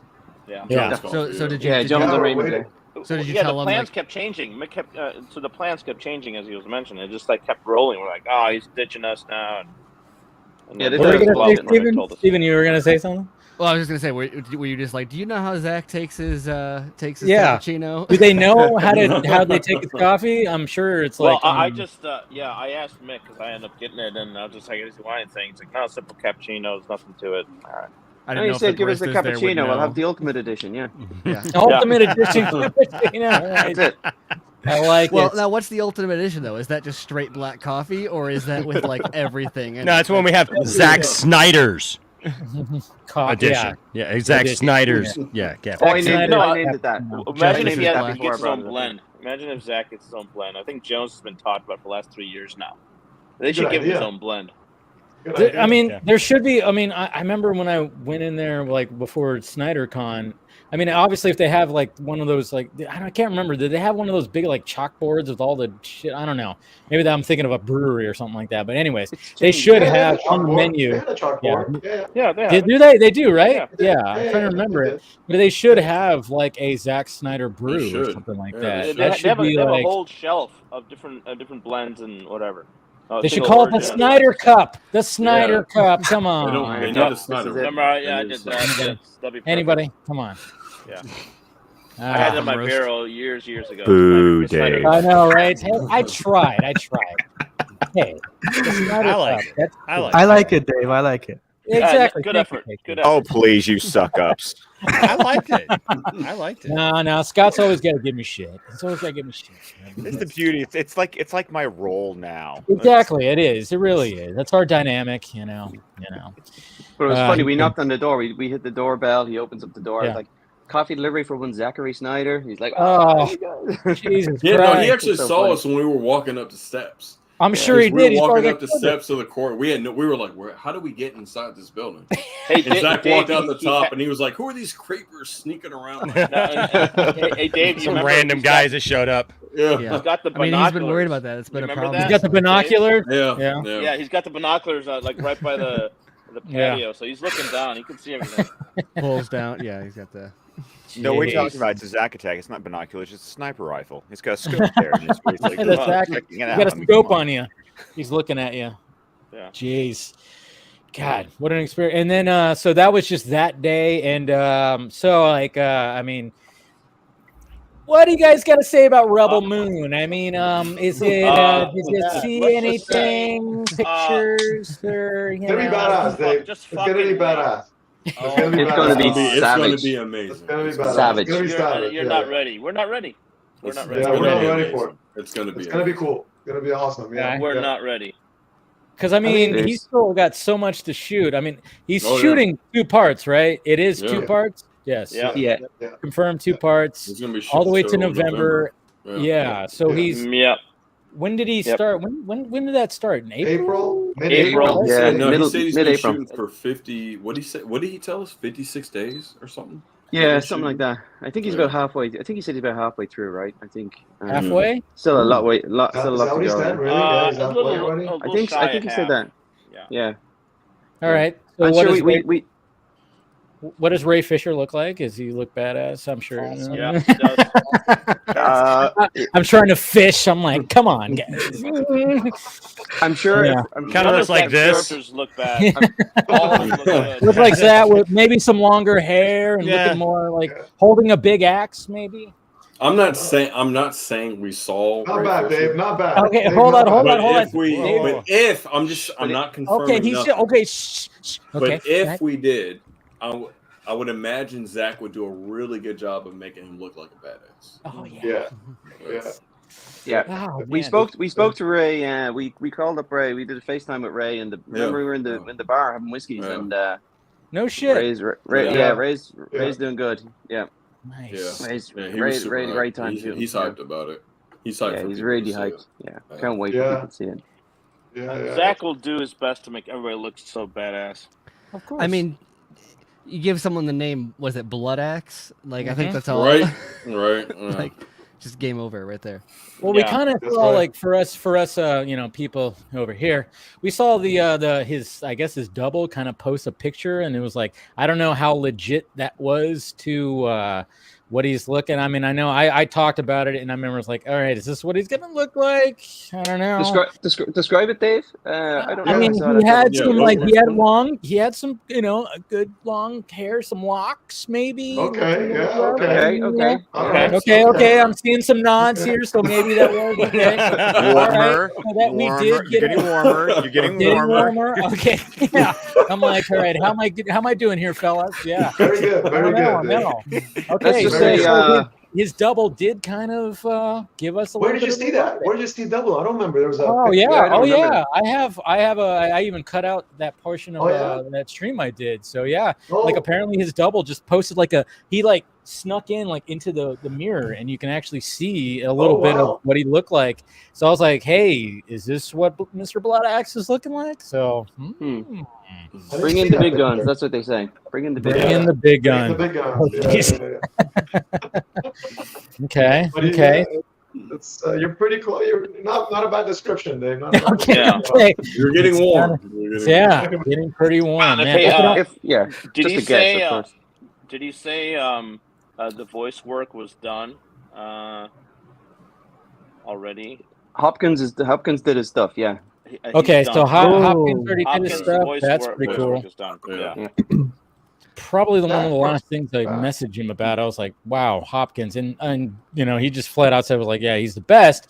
And I'm just kind of going like, "Well, yeah, it's Anthony Hopkins." I mean, the fact that when that was announced, It was like, all right, Oh, well, that's perfect Yeah. for a robot voice. I mean, Yeah. and then you see the robot, and you're going, what? Of course, that's Dude. Zack Snyder's. Well, and Anthony Hopkins is so just like loving life. Like you Oh, follow, yeah. like, check him out on Twitter or whatever, and he's just like dancing. He's the and playing greatest piano videos. and- yeah, I saw that. Yeah, I saw that. So he's not always like he's one of those guys where it's like you don't know if he'll even be involved in the press tour or anything because he's so like do his work and then go spend time with his grandkids these days. But the notion of him doing an interview where he gets to talk about Zack Snyder is like really exciting. Right? Yeah. Yeah. I think Jimmy's going to be a fan favorite for sure. I think. Oh Yeah. yeah, for sure. Yeah, for sure. And what's cool about all this, though, honestly, guys, it's just the fact Zack is so into. He's having so much fun doing this. You know, it's a. Yeah, I mean, he's this is so his baby. passionate This is about his this, creation. man. This is his creation. He said he's been working on this for 10 years. Yeah. He's so Yeah. into it. Yeah. So excited to This build is what was world. shown right here. This is what was shown right Oh, here. wow. I didn't see this. Yeah. I can kind of Not see bad. that. I a could bit. see that being Okay. So there you go. Hypothetically, that's Hypothetically. hypothetically. Hypothetically speaking, yes. That's Oh, that's awesome. cool. Yeah, I didn't see that. I didn't see You that. know, Oh, yeah. I was gonna say this is. I don't know. This is. I don't know. It was in winter, but Zach was prepping to shoot, and you know he's so passionate about this. But with that passion comes a lot of, you know, he was nervous. He let me put it. He was. He wanted to. He had the burden of proving his creativity to himself. And he was telling us, it's like, you know, this is a big project. He was kind of nervous. He's worried that things are going to go okay. And you just saw that, I mean, his whole heart and soul are into this. And that anxiety and that, you know, competing with yourself aspect, the perspective comes up, and he expressed that. And then to see smile and just be totally into it, it was so good to see that a couple months later as you start, you know, now he's Wait, when did you say that was? His entire set. When did you say I thought that was? I thought when he was one of the Zooms in the winter, like That's what I before he thought. started Okay, yeah, shooting. that's when he said like you guys are coming out. He's right? like, I'm Visiting. nervous. This is, I don't know. Things like, you know. That's when he said though. That's when he first said like you guys He are was- coming out. To yeah, visit. Yeah, it was in January. January. Dave. Okay. In January. That's He's when he said nervous. you guys are coming. Yeah. So this was in the works for since January. We're planning on this. It's just we didn't know that we can get the group together, and especially Mick. He's coming the furthest, you know, coming from Ireland. Freaking Ireland, man. So yeah, it took us a while. All the way you know, around the just to world. kind of Something organize. it's not something you throw together in 5 minutes. No. And No. you know. No, that's hard to do. Yeah. But Fab's just like, hey, you guys, you're coming to me here. I'm 10 minutes. I'm already here. I'll go to the Stone Quarry by myself. But if you guys, Yeah, want I'll walk there. I'll walk if I need to. Come on, man. Fab gave us the best barbecue. It prepped was this thing, fantastic. man. Oh I'm yeah. sure. That was a great host, He man. worked on this, bro. He Nah. was a consummate host, man. Fantastic. Well, see, that's the thing, though. You Is guys all like the crash fact on that his you ear. didn't have Here's to to you, Fab. travel that far. You didn't have to travel that far, so of course you had to host something. You But had to be like, oh god, these so guys are good. coming in from all over. Oh, he's I got to phenomenal. do something. Yeah. I mean, we had 10 pounds of carne asada. We had Nice. 10 pounds of Yeah. chicken. So good. We had burgers. Whole I mean, lot it of was- whiskey. It was an epic time. Oh, yeah. I brought the speakers. We had a good time. Preston when brought the we set that music. up. We had all the whiskey we ever needed. It was perfect. Mm-hmm. and Yeah. the sangrias that Sangrias. My wife lovely made. wife made. some, Fantastic. margaritas. Yeah, Dave. Margaritas, Dave, yeah. margaritas. Dave, I'll give you Fab's address, man. You can stop. I know. I'm by about to say, anytime. dude. I'm like, next barbecue, I'm there.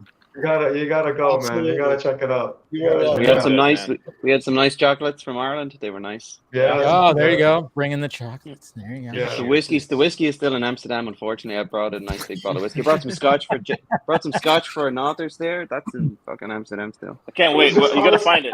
You're gonna find It's it. really Wait, your cool. bags It's got really lost on cool. the way Rule. out? You need to Yeah. find it. You know? Oh Yeah, man, I actually- thought that was coming back. So you didn't even. No, know. he got lost on the way out. That's why they had to give him clothes. Like, Oh man. like the Snyders were like, here, have some clothes. Yeah, I flew Dublin to Boston, Boston to LA, and I went west. The bags went east, and they stayed there. That's crazy. Yeah, it's but funny like, because I on mean, one I hand lost you my- wonder like I how lost does my that ever Stone Quarry happen, shirt. but then on the other Yeah. hand you're like how does that not happen every time when like the you look at the bags like going in and out and Yeah. anyway. Oh, the that's weirdest another part topic. of it is but- like it's not even scanned. It wasn't even scanned on a flight to Amsterdam. Like this thing, they don't know. It's still. They say that's still in Dublin as far as we're concerned. it should never get on a flight without being scanned at least. So it got onto a flight to Amsterdam without even being scanned, which is a huge security risk, right? You shouldn't have a bag on a plane going one direction that lands there and nobody knows where it came from. So there's no record of this whatsoever, except I have an Apple tag. If I didn't have that, this would be lost. There'd be no way to know where this is. So put an Apple tag in your bags, guys. But you know what? You know what? Fab and I were talking about this. Nick is a fucking inspiration, man. Because if that would have happened to me, I would have said, "Fuck this! I'm going back home." There's no way I would have. This guy didn't. It didn't even phase him. You know what? I'm here. You got. Honestly, this is why I do exclusively carry on wherever I know when I go. went to the UK back in 2005, I did a month in the UK with 2 carry-on bags because I was like, "This is that's the way to do it." Oh, it was. I had everything I needed on the way to Manchester and the way back. Sure. I had a full carry-on, and that was still. Yeah, I had a full carry-on full of like there was. I did a screening in Dublin, and there's a guy who won one of those LPs here. But it wasn't signed, so I was like, I got to sign it for this guy. So I brought that over. So that was like on the carry-on.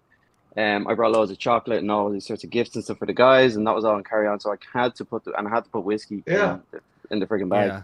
And I was putting together some gifts for these guys. I had all these frames and photo frames from the last time we met. It took me forever to put that stuff together. That's all gone. I'm hoping I can get it back sometime. You're going to find it, Makers. I had to have it. Yeah. It has to happen. You're going to do what's it. cool is that he sacrificed his own clothes for the gifts. Like he was focusing more on just getting us the gifts. That's what he carried with him, and left all his clothes in the check bag. But I mean, did you tell him Sorry. So like Zack's sister, like I woke up at the hotel the next day and this is bag here. Yeah, she's sitting with a bunch of clothes. I was so touched. All this, all these really nice clothes, these shorts. I love the shorts. The G-strings. The G-strings. Yeah, the G-strings. You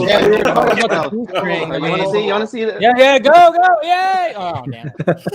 Well, that's why Sandy Shies is smiling. Wait, save that for the OnlyFans stream. Yeah, Stone Quarry logo on there. OnlyFans. I did do Stone Quarry shirts, and Zack gave me. He was very kind. He gave me there's an Army of the Dead. You know the crew hoodie. Yeah. So Army of the Dead crew on the back. Did you shrink it down? He didn't have the large. We gave you. No, I'm gonna scale up. I'm just gonna eat more. I'm gonna scale up. I'm gonna respect the material and a right's done to the right man. I'm gonna respect the source material and I'll adapt to it. That's right. I'll meet it where it is. Well, Sunday, I'm gonna jump off here soon because I gotta get to the early day tomorrow at the hospital. But, we were just on cloud 9 because Zach spent a good 4 hours with us, but the night was still young, so we went out to dinner, and in what was the town in Monrovia? I think it's next to Pasadena. Yeah. And Fab knows this place out there. It's an awesome place. Right, and Audrey met us up Great there, stout. and oh god, I mean, we got 2 Snyders in one day. She was like, when she met up with us, she was like, "I can't keep hanging out with you guys because my neighbor's gonna think stuff. I keep hanging out with all these young guys." What's going on here? Wow. It's like I can't keep hanging out with all these young guys all the time. People are talking. Her exact words were. I'm an older church going lady. Right. Seen with a bunch of young guys. And she's like, day. People are talking. Yeah. They're whispering over here. Yeah. Jeez. No, that's so awesome. What's cool is that just seeing all the guys, we haven't seen each other since like in person since 2019. Well, not even all of us made it. Even this time, not all of us got to make it. But just cool to see some of the guys and just kind of hang out and spend quality time together. It was good times. Last time I hugged Mickers was in 2019. Yeah. 2019. That's not a he wasn't there for the November walk when we went in 2019. I didn't make that. I didn't make that November time. Yeah. Neither did I. Yeah. Next year. I'll say one of the biggest things that caught me off guard was when he gave us each a bottle of the. Oh, that was Jesus Christ. I had no idea that was coming. Like I literally started jumping like in the theater room. He just walks out with a box and he's like, "All right, here." He's like, "You each get a bourbon." He's like, "Here you go." And I'm like, "There you go. Show them bottles." Yeah, I'm like, "Look at them bottles." Beautiful. It's a beautiful thing, man. Supposedly he's bringing out another batch soon though. Yeah, that's what Dave was talking about that. That's what he like, said. Yeah. See, there's the bottle right there. Jeez. Yeah. Yep. Hopefully, And we man. there you go. I almost bought a bottle of that when it went up, and I didn't. And when you guys were talking about the price, I was like, man, I wish that I had gotten it when it was. I know, right? Yeah, you should have. It's like 7 times Unreal. what it was when it first came out. Now I know. I would have been too tempted to drink it though. Not opening it. Yeah, no. If I had it, I would have a hard time ever opening it. So no, I was probably staring at it. There was a workaround for that, Scott. There was a workaround for that. I think I had 8 bottles at my house from people who were like, well, you live in California, so we're going to ship it to you, and then you ship it to me. And I think for a month I was shipping out bourbon bottles. Yeah. Jeez, that's so missed awesome. that. Yeah. So, you know, if well, they were talking about a second batch, but that hasn't happened. So it could be a while. He's a little busy. He's a little busy, he's man. kind of He's a making little like busy right this space epic, maybe, you know. Well, this stuff is hard to I forgot source about too that. because I thought he's distiller. they have to start prepping it. Like, I mean, how old is this batch? I mean, 15 years. this, 15 years.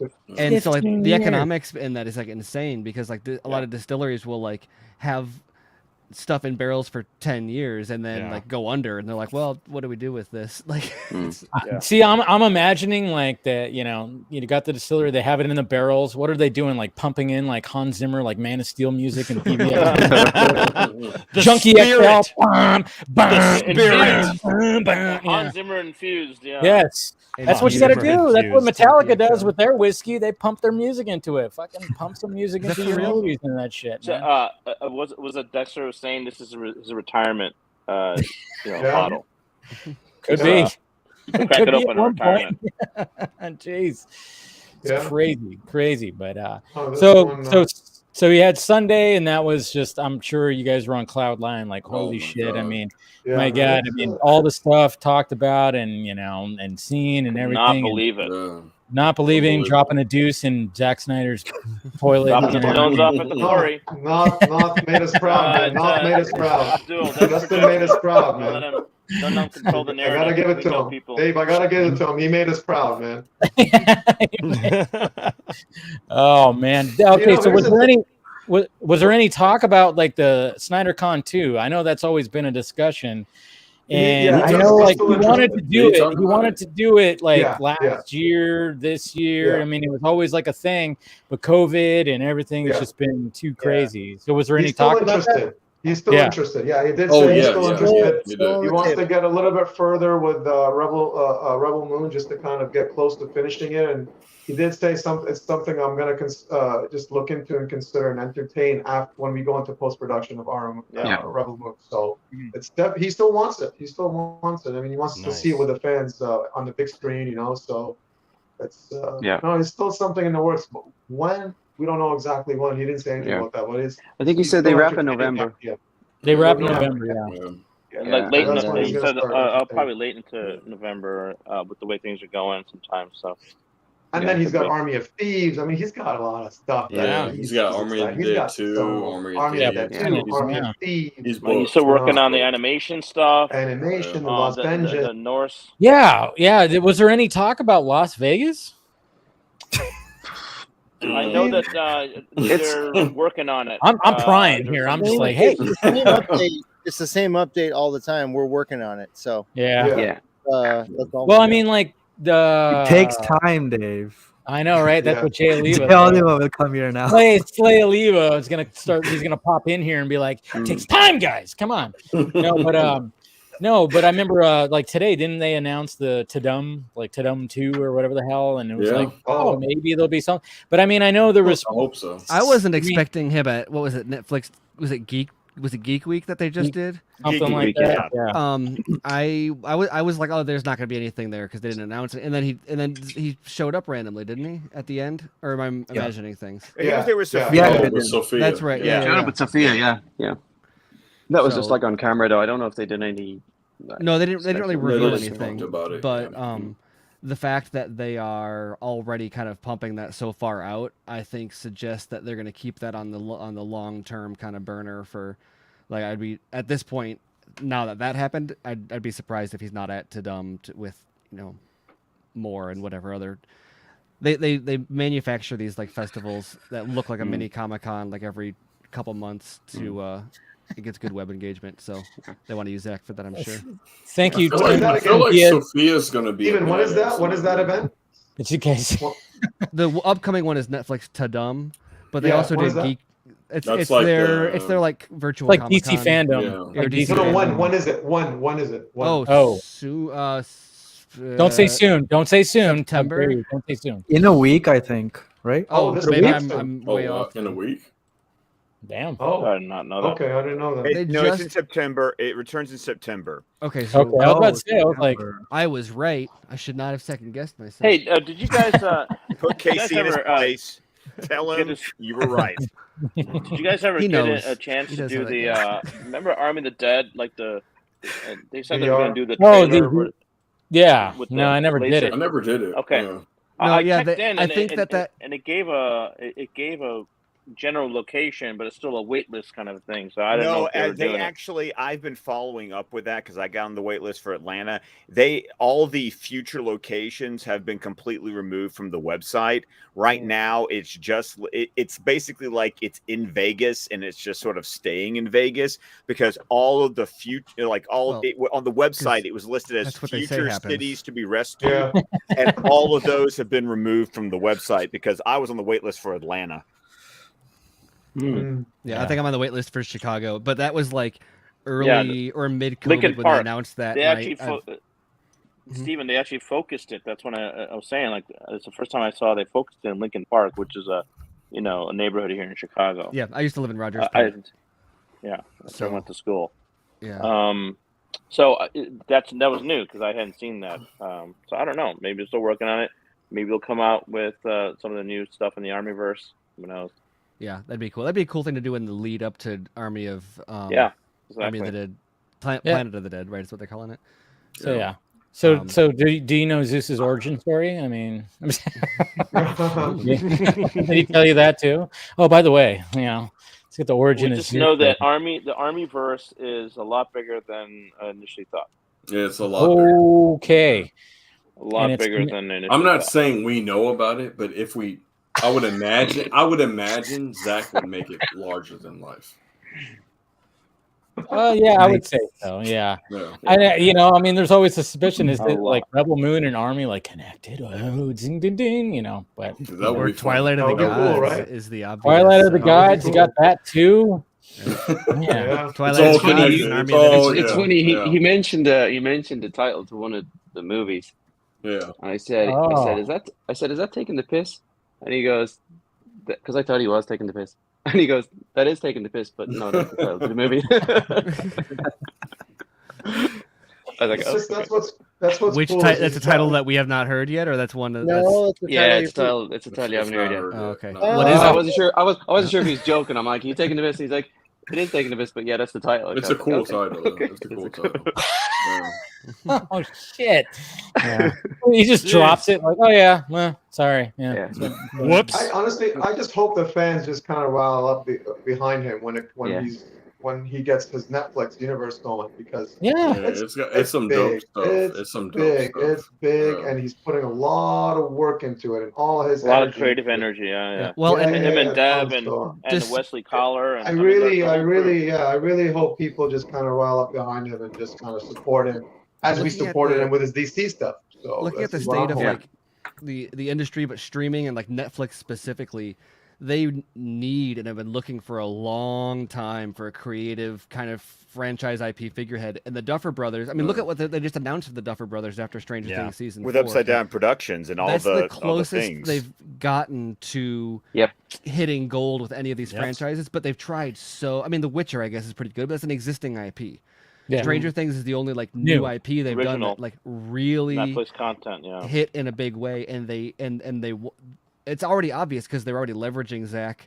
Even like I don't even know what the Duffer Brothers look like, right? Like they don't get the same kind of press that he does. But Stranger Things is obviously huge. So if they don't have as big as biceps as Zach, right? Even though there's two of them, if they can, if he can kind of show that same kind of like social groundswell, I mean, I can only imagine that they're going to throw as much as they can at him because they're going to want to invest in the hits, not in, like, if you look at like Netflix's subscriber drop that they just had recently, all of that money they've been spending like on the slot machine trying to find this stuff. When they know which ones hit, those are the ones they double down on, like they did with Stranger Things, where they're like, "Oh, okay, cool. Here's 4 seasons. Here's a stage play. Here's a spinoff. Here, like, here's a Stephen King adaptation that you just referenced in the finale." You know, right? Yeah. They want lots of army. Yeah, they're into army in a big way. Big time. It was a big hit. It was a big hit. I mean, it was huge, you know.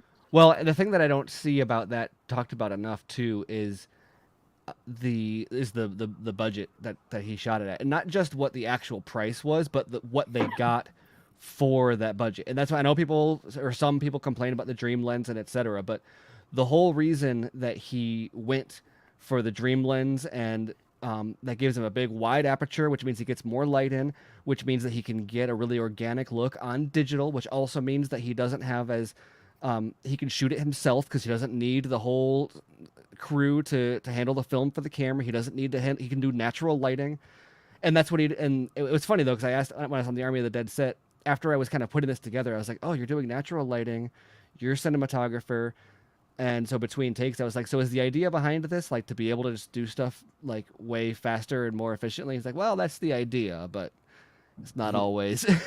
But in execution, though, the idea is that that's just so many less budget, but also less layers of interference between him and the final product.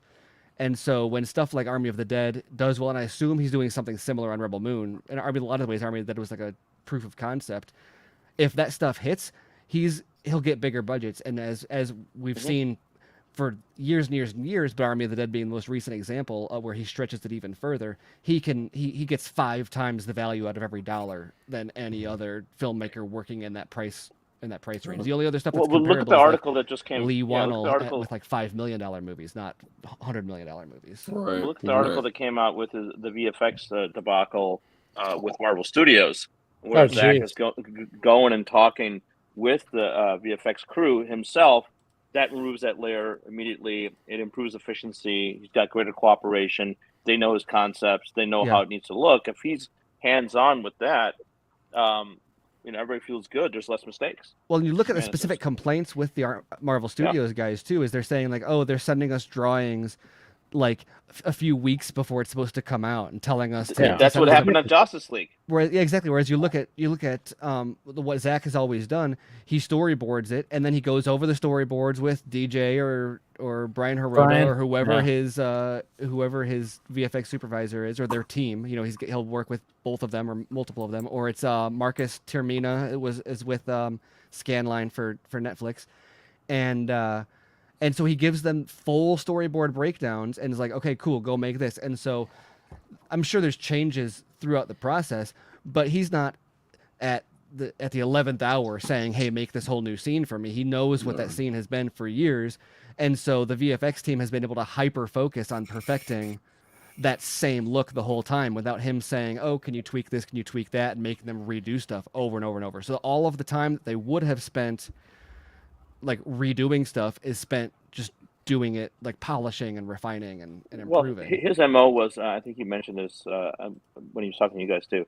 I mean, he has concomitant work being done on VFX after his dailies, right? So they start working pretty soon after, as opposed to getting like, here's a chunk of it, a couple weeks worth to shoot a film. No, they're working on it at the same time. So it's a almost simultaneous process. I mean, that's really important. I think part of him like going forward, because he knows how to correct. They know how to correct. He knows how to correct. Then it's a very active process. And it's not just a script page. I mean, he's handing them a keyframe. And the keyframes are like, for anyone not more familiar with it, keyframe specifically is just this is a match for what's going to be on screen. But so he'll give them a keyframe where it's like, this isn't just like a general, this isn't just stick figures. This is where the camera is going to be, where it's looking. And then we've seen with other shots he's got, like, for example, the Justice League shot where he's got the 12 cameras circling at different focal lengths. The round table. The mother box scene. He's got that whole thing diagrammed out. That's useful for like on-set reference and stuff. But also imagine doing VFX on that scene and having that diagram. You know, like that that gives you so much more to work with to know what the end product is supposed to be. And instead of a lot of directors, if you talk to stunt people and VFX people, both of whom Zack has good relationships with, if you talk to those guys about other projects they work on, a lot of directors or a lot of producers, other projects will just tell them like, oh yeah, we're going to have a guy jump off that thing and figure that out like the day before it happens. Whereas Zack is like, here is beat by beat what we're going to do. He'll tell them months in advance. They can spend all this time prepping it. It's a totally like night and day doesn't even describe the amount of like appreciation they have for the ability that he gives them to do their own preparation. Yeah. Yeah. Oh, absolutely. Financially, that's advantageous in the end. Yeah. So how good does Sophia Boutella look in her look, huh? You're not ready. Not ready for it at all. Dave, are you feeling the vapors? He just sent it. Vapors. Hey. Well, I mean, I've been seeing like the workouts that she's working out a lot. You're just like, oh yeah, those workouts are going to pay off. Yeah. I'm not saying we saw anything, but I'm saying like if Zack were to put someone like Sophia in his movie, he would make her look incredibly badass. Yeah. Well, that's what I've been saying from the beginning is he has put someone not all that different from Sophia in a movie before. And she is now one of the most famous actresses in the world. So, yeah, you're right. And not that Sophia is like You're not right. famous already, but I mean, if you look at the success Gal has after or from working with Zack, like her career trajectory changed because of Wonder Woman. And He's a kingmaker, man. He's a queenmaker. I mean, that's just well, I mean, we've always talked about that. Is like when you look at the Justice League cast, the only name really was Ben Affleck. Like everybody knew who Ben Affleck was. Yeah, but everybody else, when it comes down to Cavill, when he cast him in Man of Steel, nobody knew. Everybody called him Henry Cavill. I called him Henry Cavill. And I was like, and for me, all he was the King Henry's best friend in the Tudors. Exactly. So and my mom was like, oh yeah, I know that guy. I watched the Tudors. He's hot. That's about it. And it's just like, we didn't know who these people were. Jason Momoa. I mean, the fact that Zack was like, hey, Aquaman is a joke.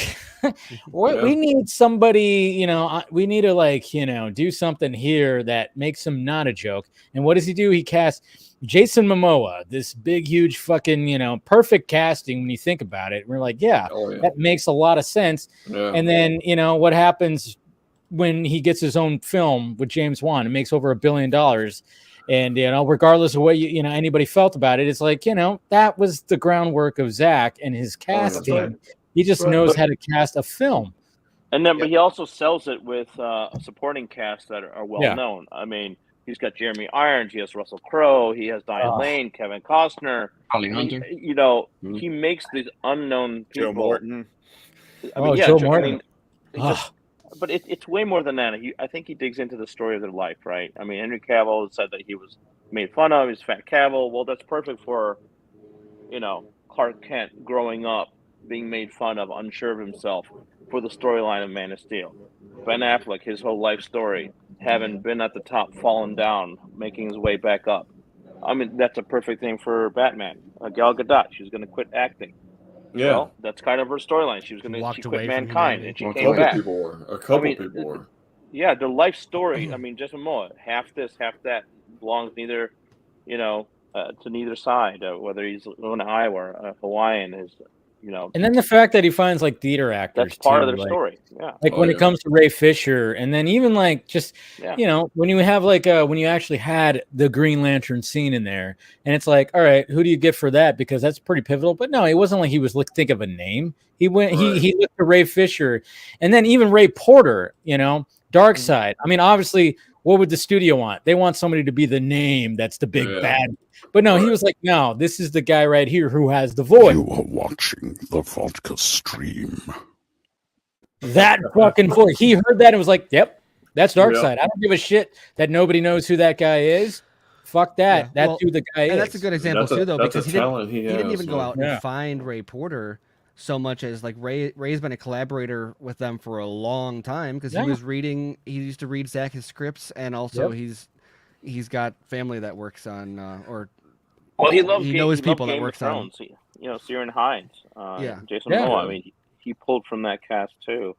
He knows the epic saga that he wants to make, so he's going to pull from it. Pull from the actors that are familiar with that, like kind of larger than life storyline.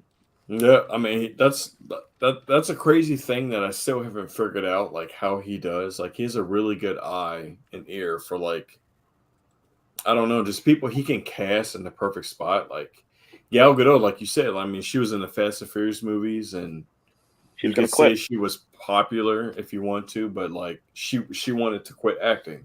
Like Jason Momoa wanted to quit acting. Amari Hendrick like wanted to quit acting, and he saw something in all these people that he just like. I mean, now you look at their careers; their careers are all taking off. Like Dave, I actually asked Zach about that. You know, some people he just like he's an intuitive. You know, he just intuits that thing. Well, yeah, obviously, and some people are. They're that's his good at talent. That's his recognizing. Yeah, Yeah, they're that's just his talent. they're just Yeah. good at, yeah. And it's not about names, you know. It's not about names. right, Like, right. I mean, when it came to Batman, I mean, obviously that's a big pivotal part you're going to cast, especially casting somebody who's older. I mean, that was ballsy, as you know, as well. And the fact that we all heard that Josh Brolin was one of the top choices too, which is like, yeah, you could see that. But you know, just landing on Ben, I mean, fucking A, man. I mean, that was like your only like hell of a lot real like big name in this whole fucking thing. And now, yeah, like I said, Momoa is a household name, Godot is a household name, you know. And I mean, it's now they're becoming household names, you know, when it comes to this cast. Well, and that's the thing too, because how many films were they in before this that like didn't really showcase them or show what they were capable of? But for Zach to be able to get out of them the performances that he did that did catapult them to what they are now and what they're becoming, even, you know, I think that says a lot too, because you know they were in movies. I mean, but they weren't showcased. They weren't put on. They didn't get the best performances out of them maybe in some of those films or some of those things, you know. And so yeah, You know, the secret sauce has always been Zach. I mean, that's the secret sauce. I mean, look at Russell Crowe. I haven't seen Thor: Love and Thunder, and I don't know if I will. Don't. I mean, yeah, just don't. Look at Jarrell and look at whatever. I mean, unless you like cartoons, which I like cartoons. I mean, yeah, I mean, unless you want to see Russell Crowe just be goofy as fuck, yeah, that's fine. Yeah, you know, it's a secret sauce is Zach. It's what he brings out of people, and that's you have to give him props for that. The term vision gets thrown around a lot, and it seems like a kind of a self-explanatory word, but I thought it was really interesting doing Army of the Dead interviews, particularly with the cast, or really with anyone, that like I thought the fans and whoever always bring up the Zach's vision, and it's kind of like a buzzword, but it was crazy how frequently it's brought up by his collaborators. And so I started asking about that. Like, now you're mentioning vision, like what do you mean? Is this like it's all in his head and he communicates it to you? And that was where it started to kind of click for me, where that like with the storyboards and all these other things, and you talk about like casting, and people often think about, ooh, who embodies that character or who looks the most like them. And not that those aren't factors for what Zach looks at, but you look at like concept art and storyboards for these movies like BVS or whatever, and you've got like the shot of Superman being pulled up by the cape. It's like the painting. And he's got these big, they're like big iconic keyframes of key moments. But it's not just like a keyframe. It's the concept art, or it's like the Renaissance painting of this movie or whatever.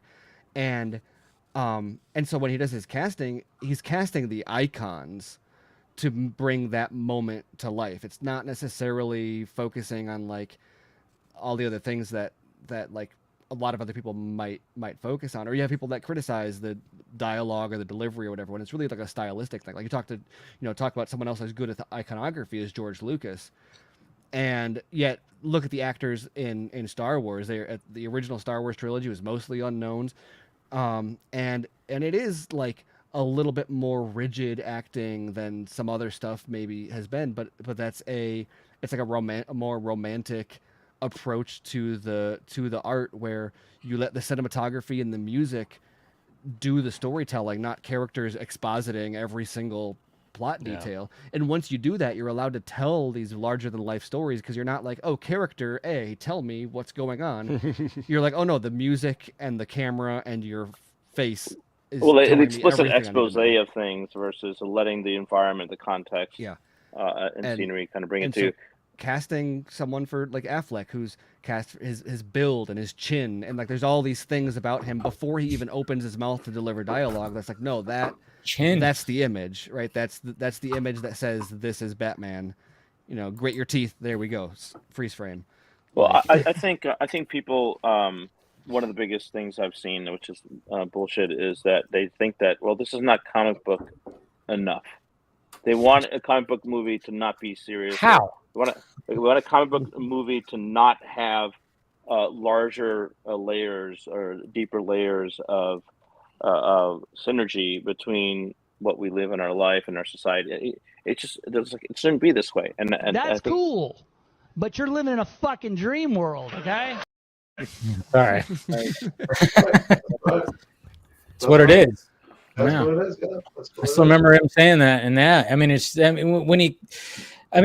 the one consistent thing that I see when people talk about like when they watch Zack Snyder's Justice League and the aspect ratio is, you know, people were complaining about that, but when they watch it, they go, I don't know, I'm kind of used to it now. Why does it make it? I remember the Corridor guys, the VFX guys, were like, man, why does this like make them seem like these characters are larger than life? Yeah, like more than any Marvel movie. All the Marvel movies is like, yeah, whatever, popcorn, have fun with it, whatever. But when you watch his Justice League and it's in that aspect, I mean, these characters just look like they're just, they do. Like everything just looks larger than life. There's a grandeur. Yeah, there's a grandeur. I don't know to where it I've heard that once. iconic. Hold on a second. I remember who said it once before.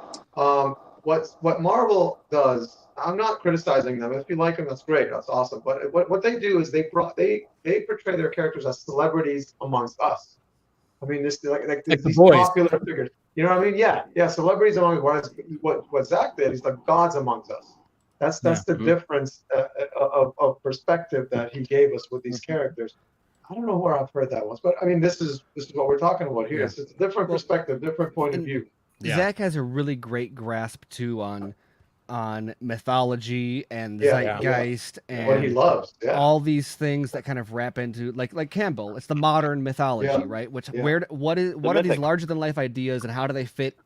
How do we, like Campbell talked about how we use these stories to make sense of our world. And if you look at something like Marvel, you know, those stories are great and whatnot, but how do those movies like comment in the same way that like Odysseus could tell you something about the era that he existed in? How does Tony Stark tell you something about the year 2015? Like it's maybe there's something there, but it's not. It's a lot harder to do. It's a lot of work. You have to do a lot more work to be able to extract something out of that. Yeah, I don't think they're going for that either, right? That's the no, not at all. Well, there. Yeah. And I think one of the other things that Zack has a really good grasp of with that his perspective on mythology too is an understanding of medium or genre, I guess is what he talks about, genre and genre tropes. And you look at like 300 versus like Watchmen versus BVS. You've got like BVS is a political thriller. Watchmen is this intrigue conspiracy movie, and then you've got like 300 is a war movie. And that's not just like a loose description. You look at the tropes that he hits in those movies, and like you've got like 300 has all the same tropes as like Saving Private Ryan or anything like that. They hit on the same, not like the same plot beats, but if he's going to subvert a trope or he's going to do a Brothers in Arms or whatever, that kind of concept, he keeps it in the lane of whatever the genre is. And when it comes to people saying like, oh, that's not a comic book movie or that's not how I like my comic book movies, it's a weird statement. It's like someone watching a movie based on the book and being like, oh, that's not a book. That's not a book movie. No, I've read See Spot Run. That's nothing like See Spot Run. Why would you? This is not how you adapt a book. See Spot Run has, these words are way too big. Like that's, but no. Like, easy there, Scott. Easy there. You have short stories. You've got novels. You've got children's stories. You've got like. But those aren't. But Stephen, to your point, but those aren't genres. Those are mediums, and that's the thing is that as the English teacher, it's like comic books aren't a genre. They are a medium of storytelling in which you can tell different genres of stories. And sorry, I'll get off my soapbox. No, that makes sense. No, that's exactly what I was saying, but I was mixing too many. My point was, yeah, exactly. My point was that Zack has a clear understanding of mythology and medium and genre and all these things, and he uses all of those things in the way they're meant to be used in the story, and other people I don't think necessarily, or people that don't vibe with that, don't always understand that, like, oh, comic book doesn't mean like you have Super Friends and then you have like Frank Miller. Like they're all comic books, but that doesn't mean they're the same thing. In the same way that you have Stephen King and you have C Spot Run. Like those are both books, right? Why aren't books all like that? It's because we're talking about totally he different. doesn't amalgam. You know, he's very good at combining things in an amalgamation. You know, one of the biggest. There's a quote that I remember. It's like, you know, we've always done things this way. Are the most dangerous words in the English language. And you know, we're fighting that battle every day, and I think that's kind of the heresy that he's trying to break apart. It's like you're bringing all these things through a different medium and combine it to make a new access to these ideas. The thematic. He understands, and he's a fan of the classical sense of storytelling, whether it's mythology or stories that he wants his stories to live on for a long time, just like these mythological stories that we've learned, whether it's in the Odyssey, we've learned it at school or whatever it is. For example, I just watched the new Elvis movie, and it's a great. I don't know who's seen it or not. I've seen it. It's great. It's great. I agree. It's fantastic. It's fantastic. I mean, Very it's the way it's told. It's been told as a mythological story. Baz Luhrmann, another guy brought in by Robinoff. Robinoff brought in Affleck, Nolan, Snyder, like all these guys. Luhrmann. And he, speaking of a grasp of mythology, Elvis is like, oh, let's make Elvis a Joseph Campbell story. Yeah, they portray it as a mythological story, and these stories will live on, and it's made for this generation, obviously. Yeah, and that's what Zack was doing with these DC characters. He's trying to prolong that story and push it forward, and just kind of make it expand to the next generation, even not just for now, not just pop culture. You know, that's what he did, and that's what I appreciate about it. And I call when it I was watching visual when I was watching Elvis, when I was watching Elvis, I got the same. I'm not saying it's the same style of filmmaking, but no, I think this is an important way. It shouldn't be the only way, but it's an important way to tell a story in a mythological sense, because these, whether it's Elvis, whether it's Superman, whether it's Michael Jordan, these people are somewhat like gods amongst us. You know what I mean? They're the supreme of what they do. So they should be told in that sense. But that's what, in a classical sense, that's what hero stories were. Even when the hero stories, that's what legends were. They were often fictional, but they were supposed to be. This is that bar that is being set. This is what you try to achieve. Like, you told these stories, you know, mythology was always the idea of telling religious stories in a way that explained natural phenomenon.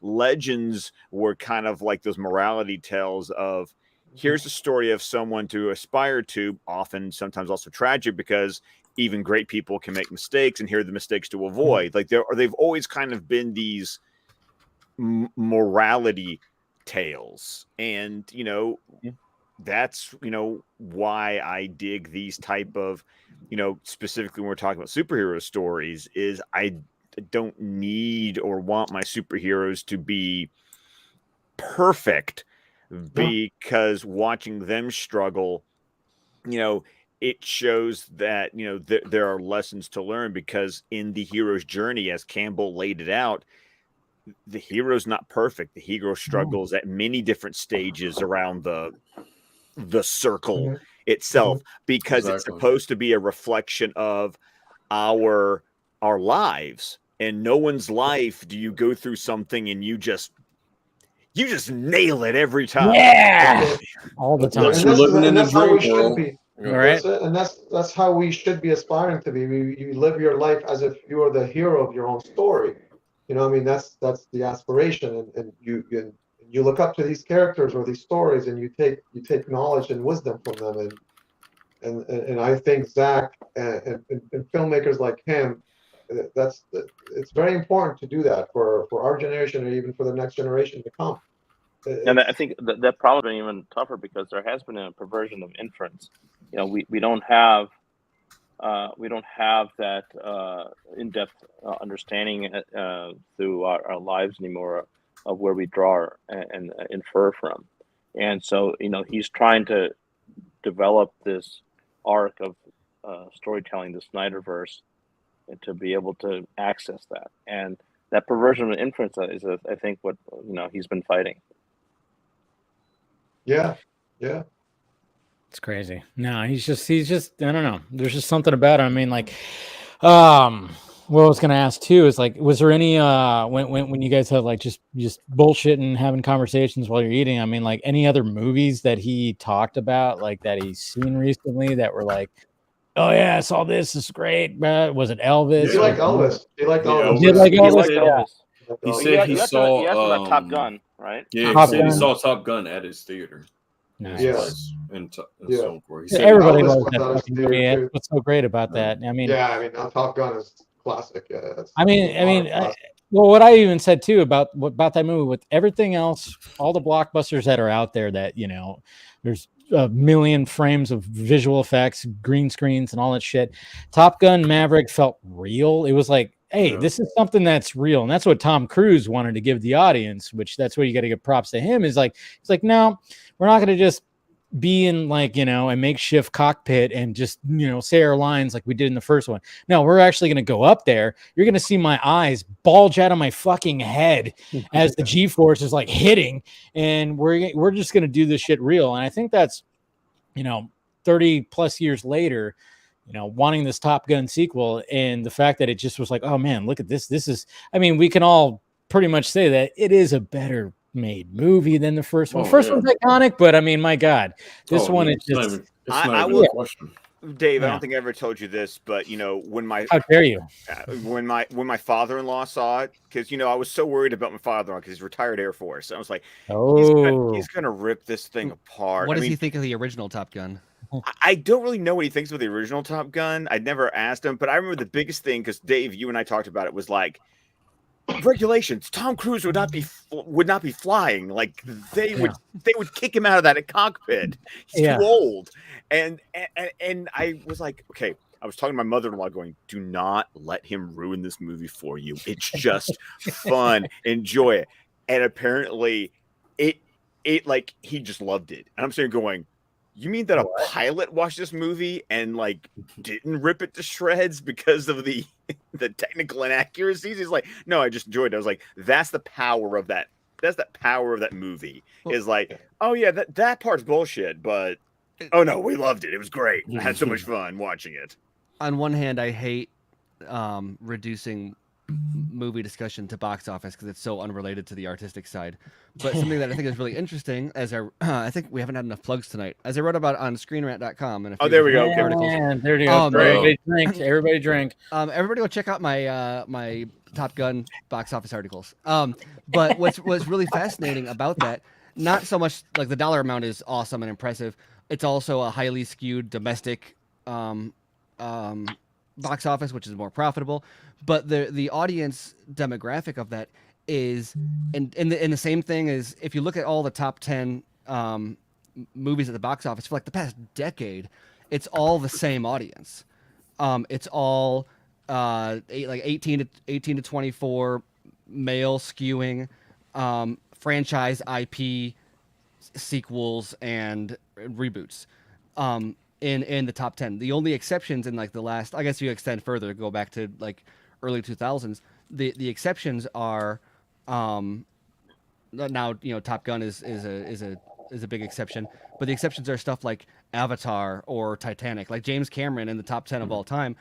Those movies they have, like, you look at them aligned with like the other highest grossing movies of all time. They've got nothing in common with a lot of the other movies in the way that they approach it, but also with, they don't make huge box office up front. They make the box office off the legs. They don't make the box office off the 18 to 24 males. They have a much wider audience skew.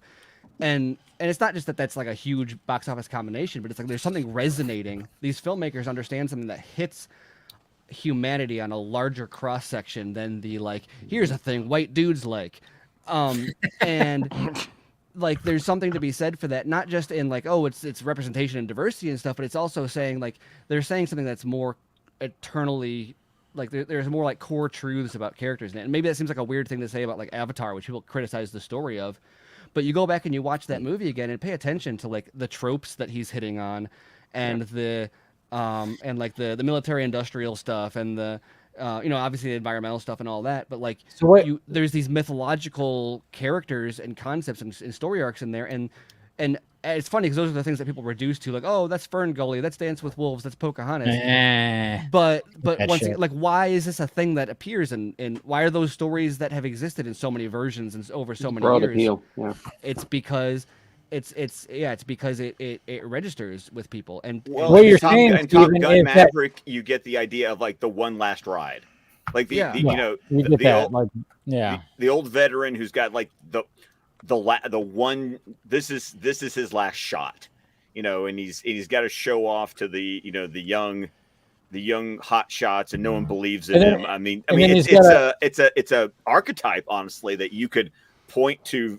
numerous movies to go, that one does it, and that one does it, and that one does it. He's never wrapped up. He's never, when it comes to Goose dying, he's never, forgiven himself, kind of thing too. And now he's working with his son. So obviously it's bringing back those old feelings. That's what, they did a good job with that. I thought it wasn't like two like big time callbacks where it was like, oh, like let's call back for this. Let's call back for everything and show. No, I thought they handled it very well. But what I was saying is like, Steven, so basically you're saying is Tom Cruise needs to work with Zack Snyder. Is that what I was saying? Yeah, that's what I was like kind of hearing. Oh man. Wouldn't that be something? Damon Caro went to work with Tom Cruise for a little while. Like, imagine the stunt he was almost Ozzy in Watchmen. Really? No shit. Tom Cruise. That would have been an insane. And look at the timing of that also for him to have been in consideration. Like that was right around the time that he did that big career pivot. Was that Collateral time? 2008. Yeah. Collateral was 2005, I think. And I keep on saying, like, we need more bad guys. Oh, with Jamie Lee Foxx. Yeah. I could see that. I could see him as Ozzy. I could see that. Yeah. Wow. No, I mean, however, no disrespect to Matthew Good, because I've also been loving him as Bob Evans in The Offer. If you guys haven't watched that on Paramount Plus, dude, good, so good, yeah, so really good. It's really good. Yeah. Hey Dave, I gotta go. I wanted to thank you guys for having me. Yeah. And it was cool seeing Steven and Scott and Krypton Caged and and Enosh and these TPZ trolls on here, whoever these guys are. But no, Dave, thanks. You guys are awesome. And, no problem, man. Hey, next barbecue, hit me up. Hey, you're close by. You got to come over. Fuck yeah, man. Say one thing. It's not a house. It's not a house. It's not a house.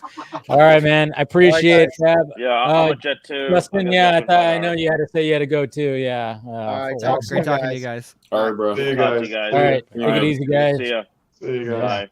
Now we got a perfect grid. They were screwing up that grid the whole Right. time. Oh wait, no, I was wrong. Now we're off again.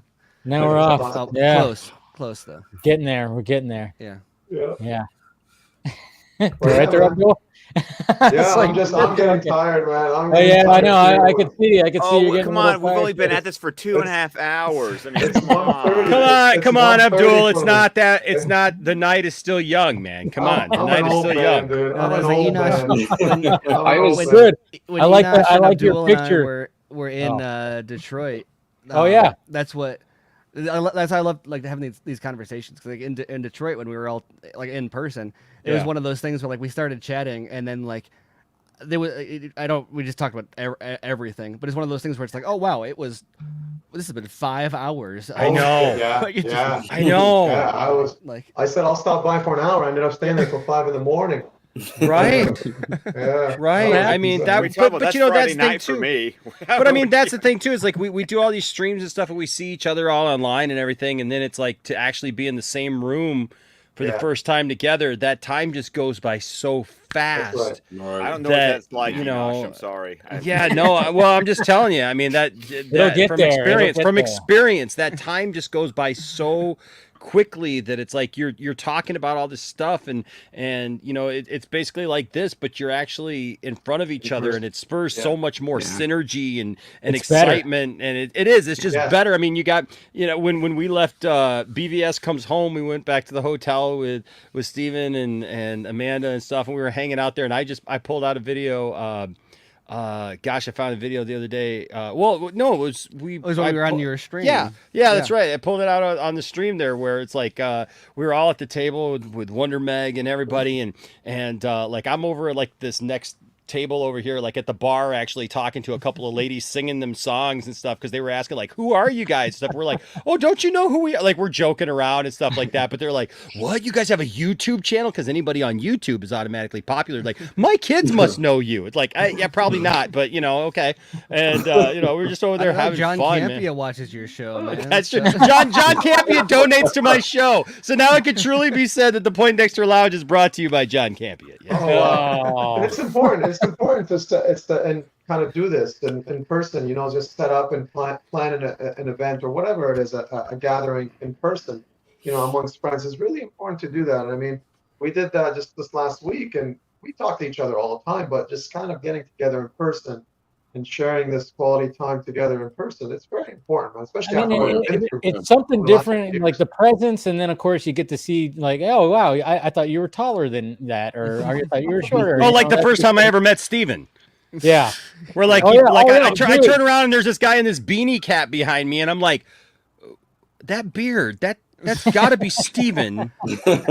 Yeah, but I come up to like your armpit. Yeah, it's like, like we got this picture next to each other, and like it looks like one of my kids, and I'm like, hey, but it's full grown beard, you know. Yeah, no, I walked in the room and it was like nobody was the height I expected.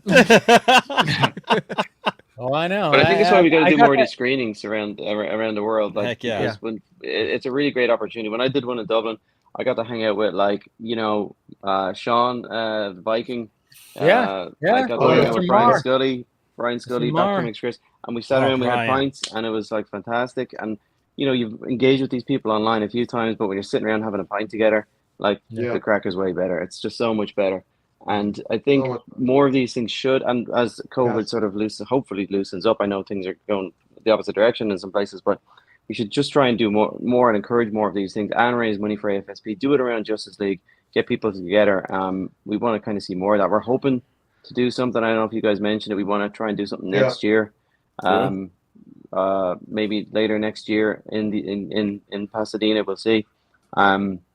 And just get more people together. I mean, these are great times when we do this. Yeah, it's very important. Very important. And like there was a sort of a unofficial, at least, system that kind of developed over the course of the years. I mean, so much of this happened on screen in chats like this, where it developed to the point where like there were fundraisers and mini cons of sorts. People would have a day of guests or multiple days. You know, we've got Justice Con and other stuff where there's cast and crew is involved too, where there was a not like a necessarily, not that it was easy for anybody to put it on, but there was a little bit of a system where you'd be able to say like, hey, let's do one of these, and people knew who to talk to and were able to get it set up.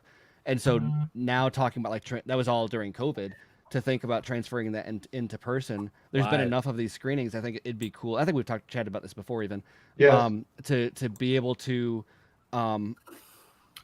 like for anyone that is interested in hosting it and doesn't know, like, what do I do first? Like, there should be an easy, like, okay, call your local theater, like step by step. I agree. Say, here's an event in a box. Here's who you can talk to help promote it. Here's who you, and I know that existed, like I said, for charity events and stuff, but it's such a different.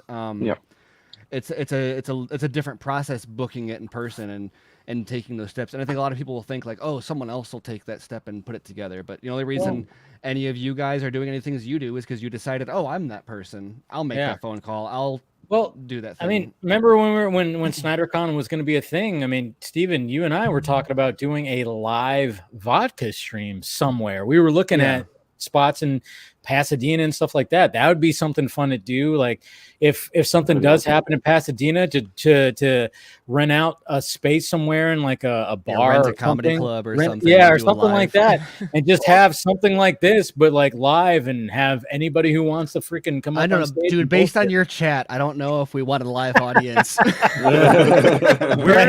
So it's funny you mention that. We're talking about, we got the venue in Vegas to do it. Oh, yeah, you were- Williams Place yes, in Sci-Fi yes. Center. We're gonna do Poindexter Con, and we're just gonna bring out everybody who wants to come out like for a weekend in Vegas. Dude, and I've told you, if whenever that is, I am there, man. I'm Heck there. yeah, man! I think that'd be great, man. Just stream and do it in a couple of years, because Heather's already talked about the fact that we need to go back to Vegas for our 15th wedding anniversary. Okay. So we'll do the first one, and then the second one you'll show. There up. you go. You show up to the second one.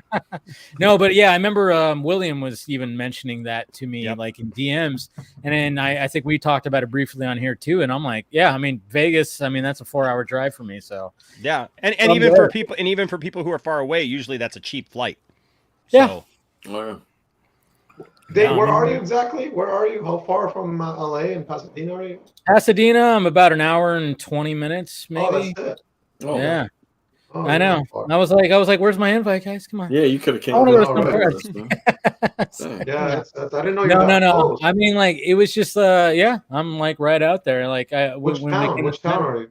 I'm in Moreno Valley. It's Riverside County, which is like the next county over from LA County. So. Okay. Yeah. But I mean, No, traffic.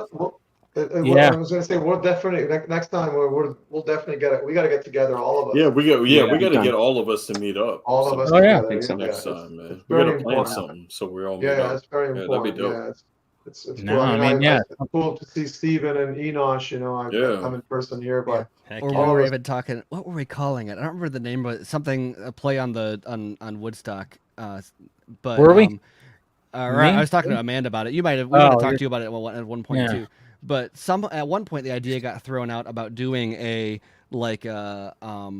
I don't know, for anybody who is more comfortable with the outdoors, doing like a camping, and it's also easier for a lot of people to do that, like financially, but to do like a weekend of like a SnyderCon style thing, but you get people in at you rent out a park or something and have people camp and then do like the interview, like do a live vodka stream around a campfire. That would be That'd be dope. Man. That'd be dope. sweet. Yeah. That'd be dope. That'd be and there's all different, these types too, of things different that than like could some happen. kind of- Like the infrastructure and like the connections and the friendships all exist to make that kind of stuff happen. And I say, like, it doesn't have to be like a con. Like, we're not talking, like, it doesn't have to be like 300 people out, like a fire fest for Snyder fans. The cold arrives. But I mean, even just like 20 people or whatever would be like just a really cool weekend. Yeah, no, of course. There's so many different ways to do it. It's not just, you got to get a theater and just do it. Yep. There's so many different ways to do it. And whatever it is, as long as it's kind of celebrating Zach's work and just bringing fans together and raising funds. I mean, what else can we ask for? That's what it comes down to. That's what it was. The goal is. So, yeah. Abdul, thank you for bringing that up. So I just wanted to ask this question to all of you guys. So 3 days from now, we have the Snyder Cut digital release. So what's up with that? Oh yeah, good. Thank you. Yeah, that's a good question. Release of the Snyder Cut. What did Zach have to say about that? Did we talk to Zach? I mean, honestly, I don't even. Did we talk to him about that? I think it was about what? Did we about the digital release of Zack Snyder Justice? I don't know if we did. Yeah, honestly, you were too busy taking a piss next to Leonidas's helmet. Yeah. Well, I mean, there will be an opportunity. No, who was in the bathroom? Who was in the bathroom that you said? Was it the dude from Watchmen? You said he has his mask in the bathroom. Oh, Rorschach. I didn't go to the. I didn't go to the Rorschach's in the bathroom. It's an air freshener. Yeah. That's funny. You're not locked in. I'm not locked in with you. You're locked in here with me. I didn't know there was any merch in there at all, or merch, whatever, in there. But when you guys talked about it earlier, I was in the chat and I said one of the sinks in the bathroom is the one that Batman smashes over Superman's head. Yeah. It's all broken and shit. Looks like it. Yeah. Did he? I don't know, Mick. Did he say anything? I honestly don't remember bringing that up. I don't think he did. No, we didn't talk about that at the quarry. No. How dare you guys? There will be an opportunity. What kind of to representatives are you guys for the people? Because obviously Warner Brothers. Up. I bet you asked him about Spider-Man though. Did you ask him who his favorite Spider-Man actor is? Jesus Christ. I mean, obviously, Dave, it's all about reporting the Dave, Snyderverse, right? No, but I was wondering. No, Steven. I know. See, Scott needs a spray bottle. I do need the spray bottle. All of you are cats. I'm hurting cats right now. You need to get a drop with a spray bottle and just give Scott access to initiate it. Mick, please complete your thought. I am on pins and needles. I want you to finish your sentence. But really, though, I really. Well, wait a minute. But what did you say, Mick? I'll mute. Listen, can you just listen for just a second? I mean, come on. I was going to. Look over here. There will be an opportunity for somebody to get a signed copy of Justice League LPs. We have one of those. Around the release of July 19th, matching donations for AFSP are going to be looked for. It's another opportunity. Again, this is another release of Zack Snyder's Justice League. We need to continue, the legacy. We need to continue the work. We need to continue the good work. So we're going to try and get some fundraising going for AFSP, and some lucky person will end up with the signed Zack Snyder's Justice League 7 LP soundtrack set. So there'll be news about how that's gonna be possible, but yeah, that's gonna be a thing we'll do. Yeah, these are nice little. These are nice little things. I mean, donating pays off. That's what you got from Dave, right? You got from that from Dave. Yeah. Mm-hmm. Yeah. And Dave's even looking. Yeah. So keep your eyes out for that opportunity. Yeah. It's just that, it was kind of weird coming from WB because they seemingly moved on, and 1 year later they decided to release this. Here's my take on this. My personal take on this is there's a different guard in there right now. So there's money on the table for Zack Snyder's Justice League, right? So we know for a fact, right, that the old regime did not want this to be a success, right? There were various steps taken along the way to make this not be as successful as it could have been. It was greenlit, great, but after that, at a certain point after that, they didn't want this to be successful. We've seen so many, kind of instances of to support this. So that may be changing, right? So that may be the point that we're like, let's put this on digital. It's everywhere else, it's going to make some money. That's my point of view on it. And also, frankly, to get a 4-hour movie in 4K for $15 is practically a steal as far as I'm concerned. Yeah. Well, and I think per Mick's point, if you look at the new WB leadership's kind of strategy, and you'll notice this pointed out a lot about how many shows they'll develop and stuff that they won't make HBO Max exclusives, whereas under the previous regime, everything was HBO Max exclusive almost. I mean, there's Sandman, there's a couple exceptions. And what was the headline I saw just recently? It was a pretty good analysis. Might have been Wall Street Journal even or something, but no, that was too big. But Vanity Fair, I don't remember. But the point was that that WB is now focusing on cash flow more so than strictly profit. And so the benefit of having everything be exclusive on HBO Max is that they keep a way larger percentage of everything that's going on there.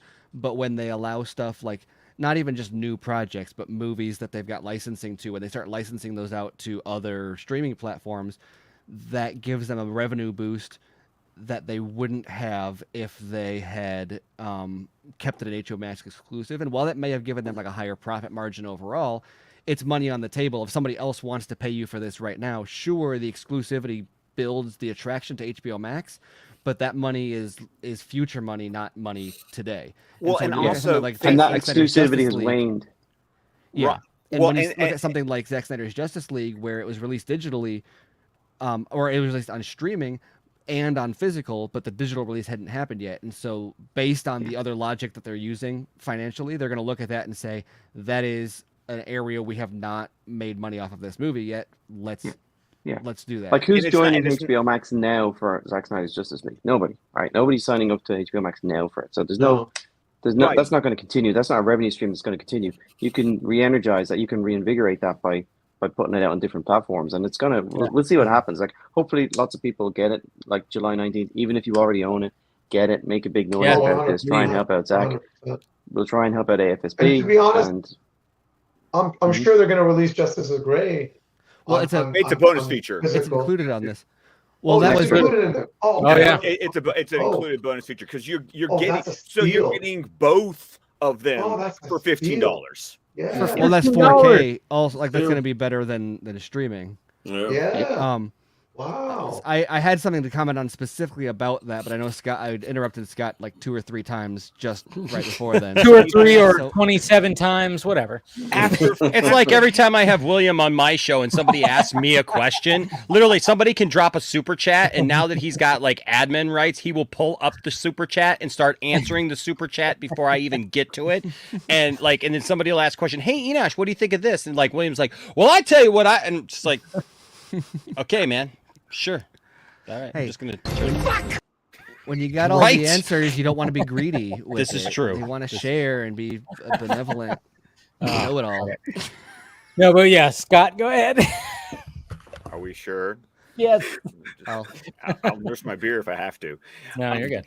But it's not just Zack Snyder's Justice League that I would be interested to watch the new regime, because other shows that HBO Max had, I'm thinking like starting with like season 2 of Doom Patrol or other properties that they've had, you couldn't buy those digital. Like I had season 1, I couldn't get season 2 digitally. And so it's just been it was this insane period where it was like the exclusivity was so important to them that you're like, that's like $25 you're missing out on, where it's like, I own physical stuff. That should come to no surprise to anyone who knows me. But Yes. Physical stuff. It's You're kidding awesome. me. I know, not at all. Yeah. But I still like having it's the OCD in me. I like having the complete digital collection. Like that was like the most when they announced that Zack Snyder's Justice League was coming out on digital.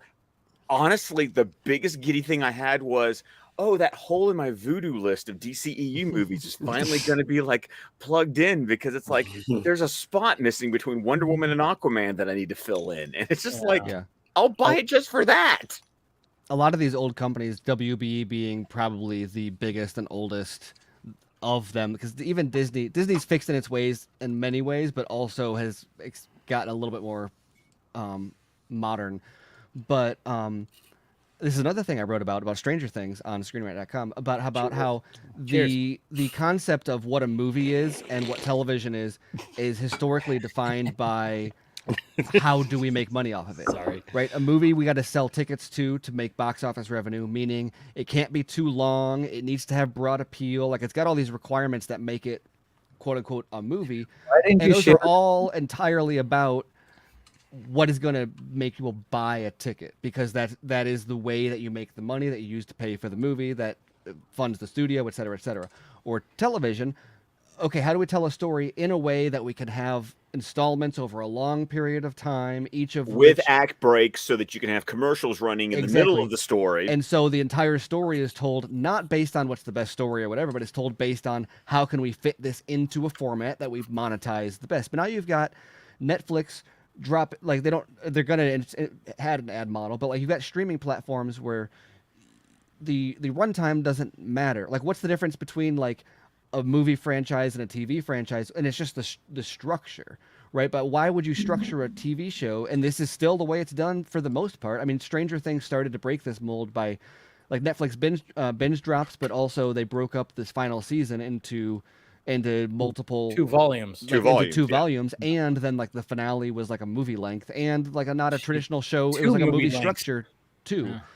And it was like 2.5 hours or something like that. It was 2 hours and 22 minutes and change for the finale. Exactly. Yeah. But like think about that, the episode? way that show, especially season 4. Episode. The previous episode was an hour and 25 minutes. Yeah, hour 25. Yeah. So it was 4 hours to watch the last 2 episodes of the season. Stranger Things. Yeah. And it felt like it was just a big, huge, long fucking movie. But like, imagine that. Well, not like if you were some people. Not if you were some people. Not if you were some people. It was funny. My friend Scotty and I, we were both ticked off at a friend of mine named Jalen, who's in my private Twitter group, because we started watching it. I started watching it at 3:20 in the morning. We were going to do a watch party, and we decided not to at the last minute because there were these rumors that the effects weren't, finished. And so we're like, we're just going to watch it. So Landon came down, and it came out at 3 o'clock in the morning. We started it at 3:20 after I popped some popcorn.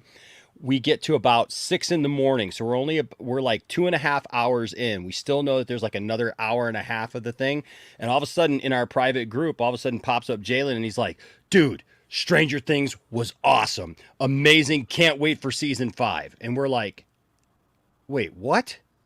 And we all start asking, like, what are you talking about? There's still at least like another hour and a half left. And he's like, no, man, I finished it already. And we're all like, that's a physical impossibility. And he's like, no, I started it right when it came out. We're like, it doesn't matter. It's still a physical impossibility. Enough time has not passed yet. And he's like, oh, well, yeah, I skipped all the boring parts.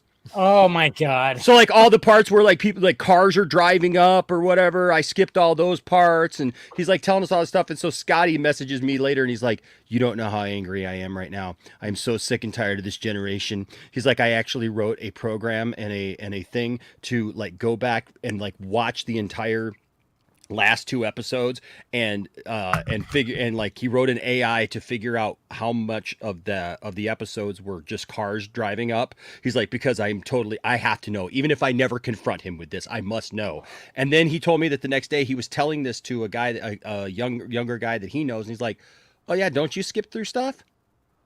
He's like, no, that's no wonder nobody likes anything anymore. They don't even know what's going on anymore. They're just like, I'll skip to the boring parts, I had a friend like in high school who was like really into a lot of different movies. At the time, it was really excited about The Matrix, and The Matrix is the greatest thing ever and whatnot. And it was like 10 years later where he's like, man, I'm rewatching The Matrix, and the scene where Cypher is eating the steak is like mind-blowing. I was like, dude, it's 2020.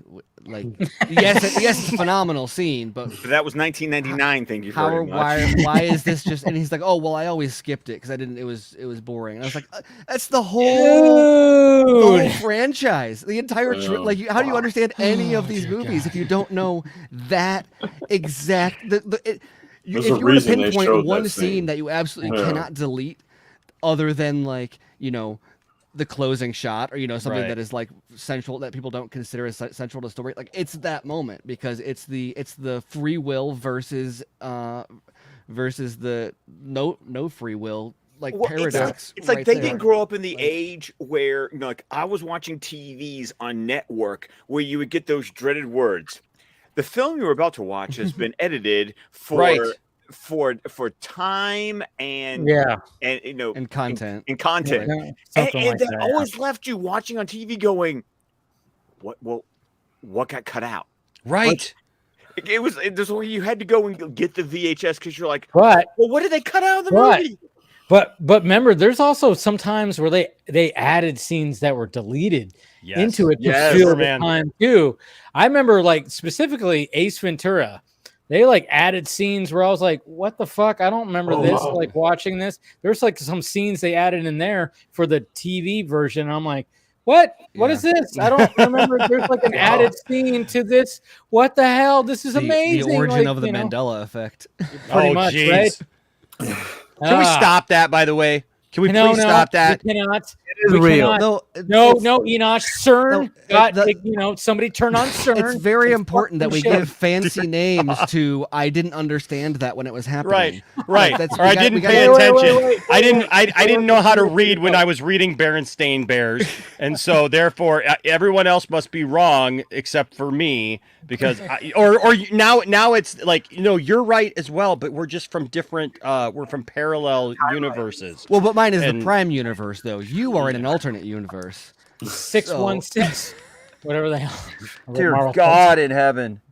I'm so sick. I'm so sick of those videos, man. People popping up. Because why is it that everybody who like does one of those videos or like talks about the Mandela effect, they always got to be snotty about it? Like, has anybody else seen this? Oh, I remember this. No, you don't. I saw one recently too. I can't remember what it was, but I was like, no, I remember it the other way. I'm like, but well, that's why I don't. Then every once in a while, you see one that you agree with, and you're like, oh. Yeah, I mean, there's every now and again you'll get that, like the Jaws one. Like everybody's like, we're gonna need a bigger boat. No, it's actually you're gonna need a bigger boat. I'm like, oh, okay, well. I've always hated that for Star Wars. They're like, oh, you think Vader said, "No, Luke, I am your father," but he actually said, and I'm like, no, I'm not I am your wrong. father. Like it's such a pedantic. Like I know. you remember that line wrong, and I was like, no, I remembered exactly right. Like, what? The big one was for oh man, now Field of Dreams is the biggest one, right? Oh Field yeah, of Dreams, if you build right? it, they will come. Yeah, if you build it, that one. I live not far from that, and they do like MLB games there. Yeah. And like a few times a year, and like people go crazy for it. We just there was going to be a Field of Dreams show, and our governor just passed like several $1 million in grants that the state was going to give to I think it was going to be on Peacock. And like the day after she signed the bill, it made huge headlines all over Iowa, being like, "Oh, governor is giving this much money to Field of Dreams series." Peacock is like, "Yeah, we're canceling that." What the fuck? I don't even understand. Well, you see, that. like Costner's going to do this big epic western now, right? And he's going to sort of follow that model where he's making like an 11-hour epic, right? It's going to be like 4 2.5-hour movies or something like this, and he's also then talking about releasing that episodically, right? Because it's hard to get people to invest in these long movies. You will get people to do it if they're enthusiastic, but general audience won't. So they're even talking about taking that and going 1 hour, 1 hour, 1 hour, and turning it into like sort of a mini series there. That's going to be freaking and obviously amazing. that's what like Zach even said that. What? That Don't say obviously, he was planning on. He was planning on releasing it. Justice League as a series, which is a big thing. No, what are you talking about? No. What are you talking? That's not the real Snyder cut. He Never pitched that. He never pitched that, Steven. What are you talking about? Never pitched the part that I found. You wanted the 214 version with Jeff John Steppenwolf. It was all Mick. Mick wanted the 4-hour cut released. The 4 hours. Well, he did say on Fandom, because at that point in time on Fandom, it was cut for 1 individual hours. That's the way they made the movie. Or what you're watching is the series stitched together because it was locked, right? I mean, Dottie the one who edited the movie, she even said like on that one podcast, like Zach wasn't even happy with the 214 cut. No, like he didn't. Why really would he want be? That. Why would he didn't be? really want that one released. He compromised on that one. She said by the time that they changed, she said that, yeah, and by the time that they changed their mind, by the time that the studio stepped in and sort of said, no, this is going to be a single piece, they had already edited the film to flow like the 1 hour, 1 hour, 1 hour, 1 hour. But it was locked at that point in time. So you've got the chapters at the 6 or 7 different points, but it was going to be released in 1 hour blocks, and it's edited to meet that.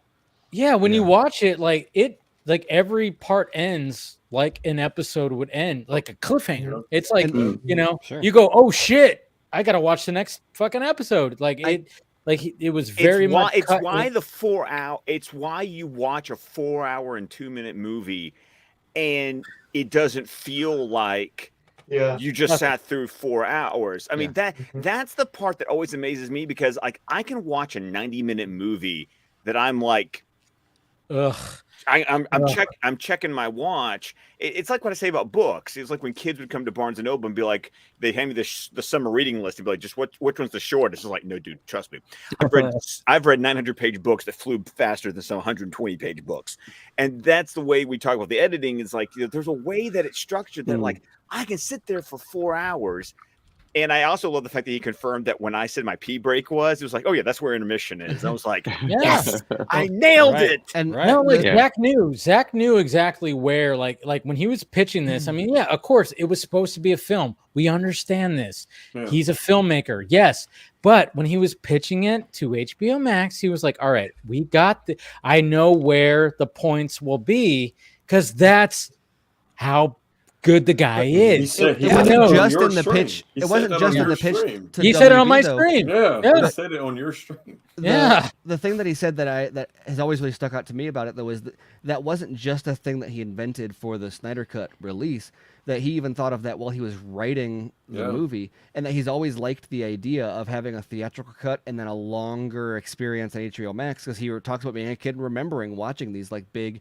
There'd be these movies released like Excalibur or Superman or whatever, and then you'd go on TV and there'd be this longer version. Star Trek the motion picture. Sometimes they would release it even in chunks, like day after day, or it would just be like a big long thing. And he's like, I always liked that idea because you can experience things in a different format in a different place. And bringing it back to James Cameron again, because we're just talking about iconic filmmakers. That's the thing that he said also, is that he likes the idea of doing theatrical. Every movie should have a different theatrical release and home release, because once again, these structures that we consider what a movie is and what a TV show is, it's all simply defined by how do we monetize this. It's got nothing to do with what's best for storytelling, what's best for art. It's how long can we get people to sit in a seat and clean the theater and show another showing. And maximize money, and that is always the balance, and that's why the runtime was cut down even initially, was to serve the best format for that. Or for TV, you'll watch a show and you'll be like, oh, these commercial breaks are ruining it, or you'll be like, oh, this show is too long. This show is too long. There's too many episodes. Well, no, it's because they were told fill 20 weeks of this story. And you get filler episodes that you're like, I could just skip this episode. Yes, because that's not serving the arc. Yeah, and I think Zack Snyder's Justice League was probably one of the first movies that is really going to do this. But as they continue to kind of crush those lines of, oh, hey, we've already got the subscribers. We don't need to put butts in seats. We don't need to get them tuning in week after week after week. We just need content that they want to see. That idea of what is a movie, what is a TV show, what's a short film, what are all these things, is going to shrink even smaller, and maybe even stuff will get released in theaters, and then also a mini series on. But you can never do what they did with this 4-hour cut. You could never do that theatrically. That's never ever getting released theatrically. That only can exist. Debbie said it on one of the things. The only reason we can tell these fleshed out stories for these characters is because we're doing it on a streaming service. Because people are now. They're in that mode. They're prepared to sit and wait and watch an hour and then get like a very festive story, then watch another hour and get a very festive story.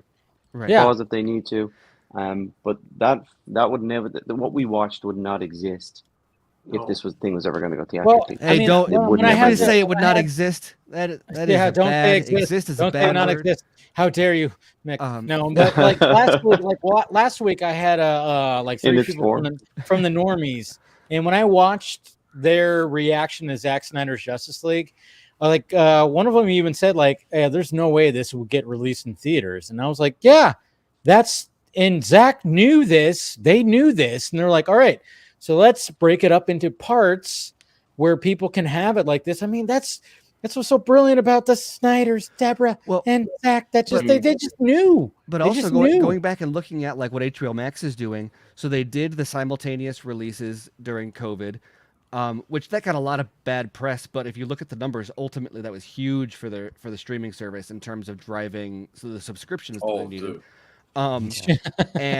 But at the same time, you look at like what they're doing now, and once again, like with Batman, people criticize, oh, it didn't hit $1 billion or whatever. But you look at they cut the much shorter window, and there was still money left on the table at theaters, but they cut it so that it made. It made way more than its budget back in theaters, and then released on streaming when it was still hot enough that it drove subscribers to the streaming service. It did. Spike in streaming service. So you look at guys like Zack and guys like James Cameron, and what we're going to see from them. Obviously, people like Zack's theatrical cuts or his director's cuts, but he proposed this when he was talking about why he wrote Justice League the way it was in the first place. I think we're going to see a lot more like, oh, here's a theatrical release of whatever this movie is, and then on HBO Max or Netflix or whatever, a month later, a few weeks later, you'll be able to see the miniseries version. You'll see the 2-hour version in theaters and a 6-hour version with Hateful Eight. Yeah. Exactly. That's another good version. Why is it always these iconic guys that are doing this stuff? But and I think and imagine Zack Snyder. Imagine the Batman. People complain about the runtime, for example. Imagine if the version released in theaters was like 2.5 hours, and the version released on HBO Max is like 3.5 hours. Not only do you maybe take the edge off of those runtime complaints and make a little bit more money because of getting people through more showings a day, but then it releases at HBO Max, and everyone that liked it in theaters or even didn't like it in theaters wants to know what the differences are. Wants more of what they saw, and that's not a compromise even if the plan is to release. And that's like for example, Zack did that with Watchmen. He doesn't prefer the ultimate edition of Watchmen he prefers the director's cut, as a theatrical experience, but he loves the idea of the multimedia, including the Black Freighter concept. And it's an entirely different experience. It's hard to even watch that one as a movie because the pacing and everything is all different, yet having the Black Freighter in there adds so much to it as a multimedia story. Well, and for me, I'm the guy who's I'm the one who I get yelled at a lot, but it's I still have never seen the director's cut because I went straight from theatrical to ultimate cut because in my brain it was I loved the graphic novel. So when I was going to watch it, I wanted to watch the one that had all the pieces of the graphic, right? Yeah. Because I was looking at a book adaptation. Yeah, you mean there's a version that's I'm watching the book? Yeah, it's give that version to me. But once again, to your point though, but they're all there. I can watch whichever version. Sell it to me. I will buy it. There's a lot of deleted scenes that are taken out strictly for runtime and structure and flow and stuff like sometimes it's because they're not good for any movie. So, but why? What's a reason why it shouldn't exist with those included, if that's what the director wants, on streaming? Why is it necessary that it only be the version in theaters? Well, because that's the version that was made for that revenue model. But look at any video game. You can get different versions with different skins with whatever. And I don't know if Scorsese would be rolling in his grave at me suggesting this kind of stuff. But why not have or Scorsese can't roll in his grave yet, fortunately. But the point is, rewind. Scorsese would hate this. No, he's just rolling in person now. The Marvel. I'm putting it in his grave so that he can roll. Okay,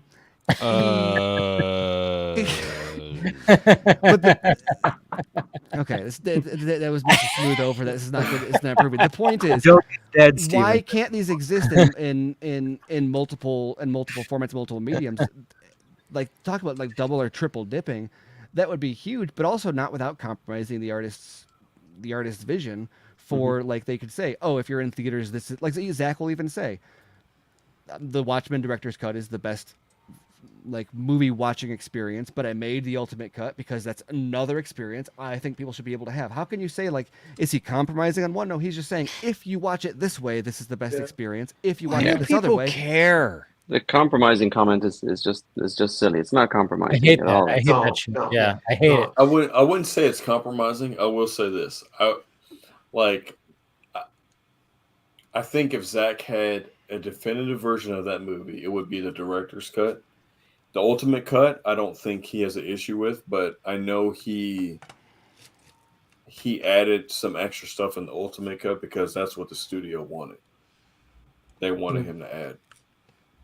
But I don't think there's any bad version of that movie though. Personally. No, there really isn't. I'll be honest. It's just whatever version you like. It's just whatever version you like. And I think it's like Blade Runner. Well, as someone who's seen all 5 versions of Blade Runner, I understand that. It's like a buffet. It's if they.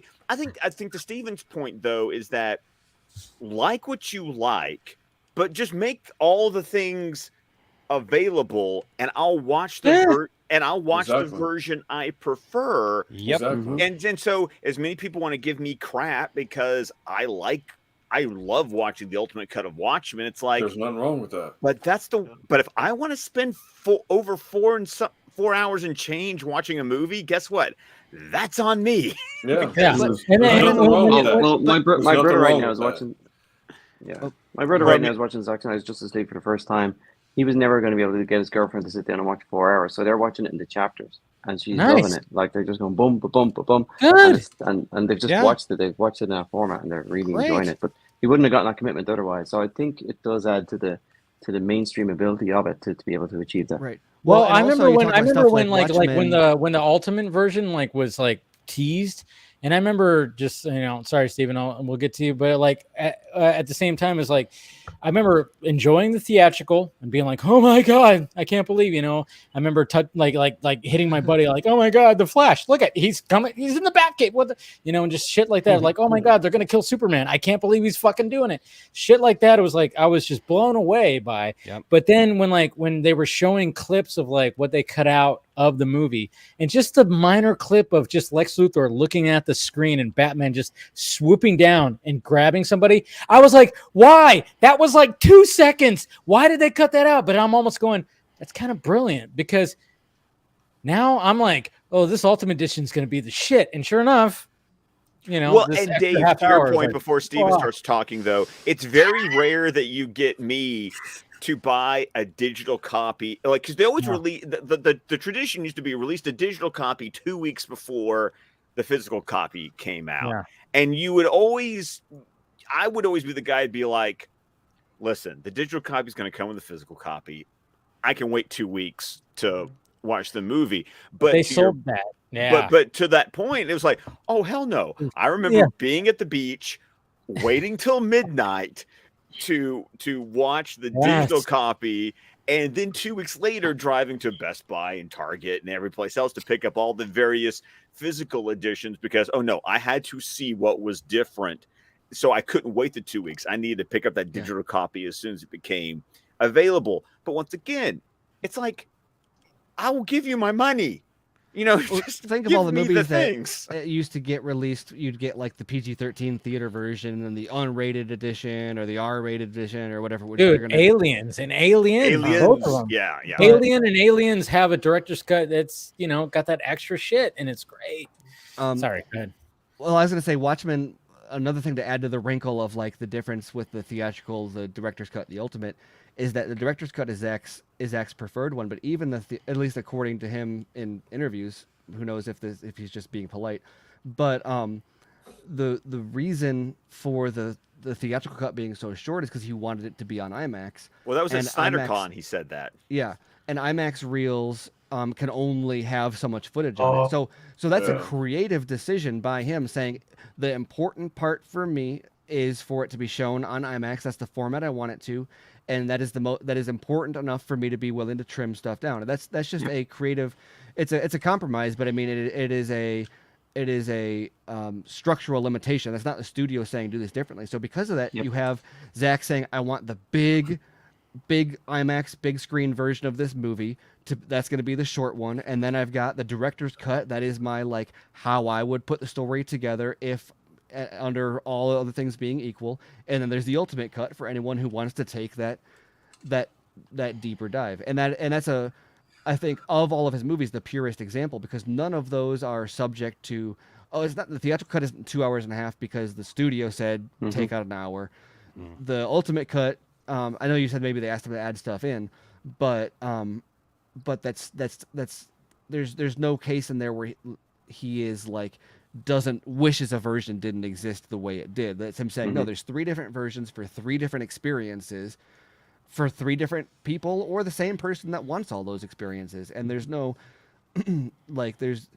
we live in a day and age where that is more monetizable than it ever has been. Right. And imagine releasing a 2.5 hour PG-13 movie in theaters and then doing a episodic release of a 4-hour, 5-hour version of that same story.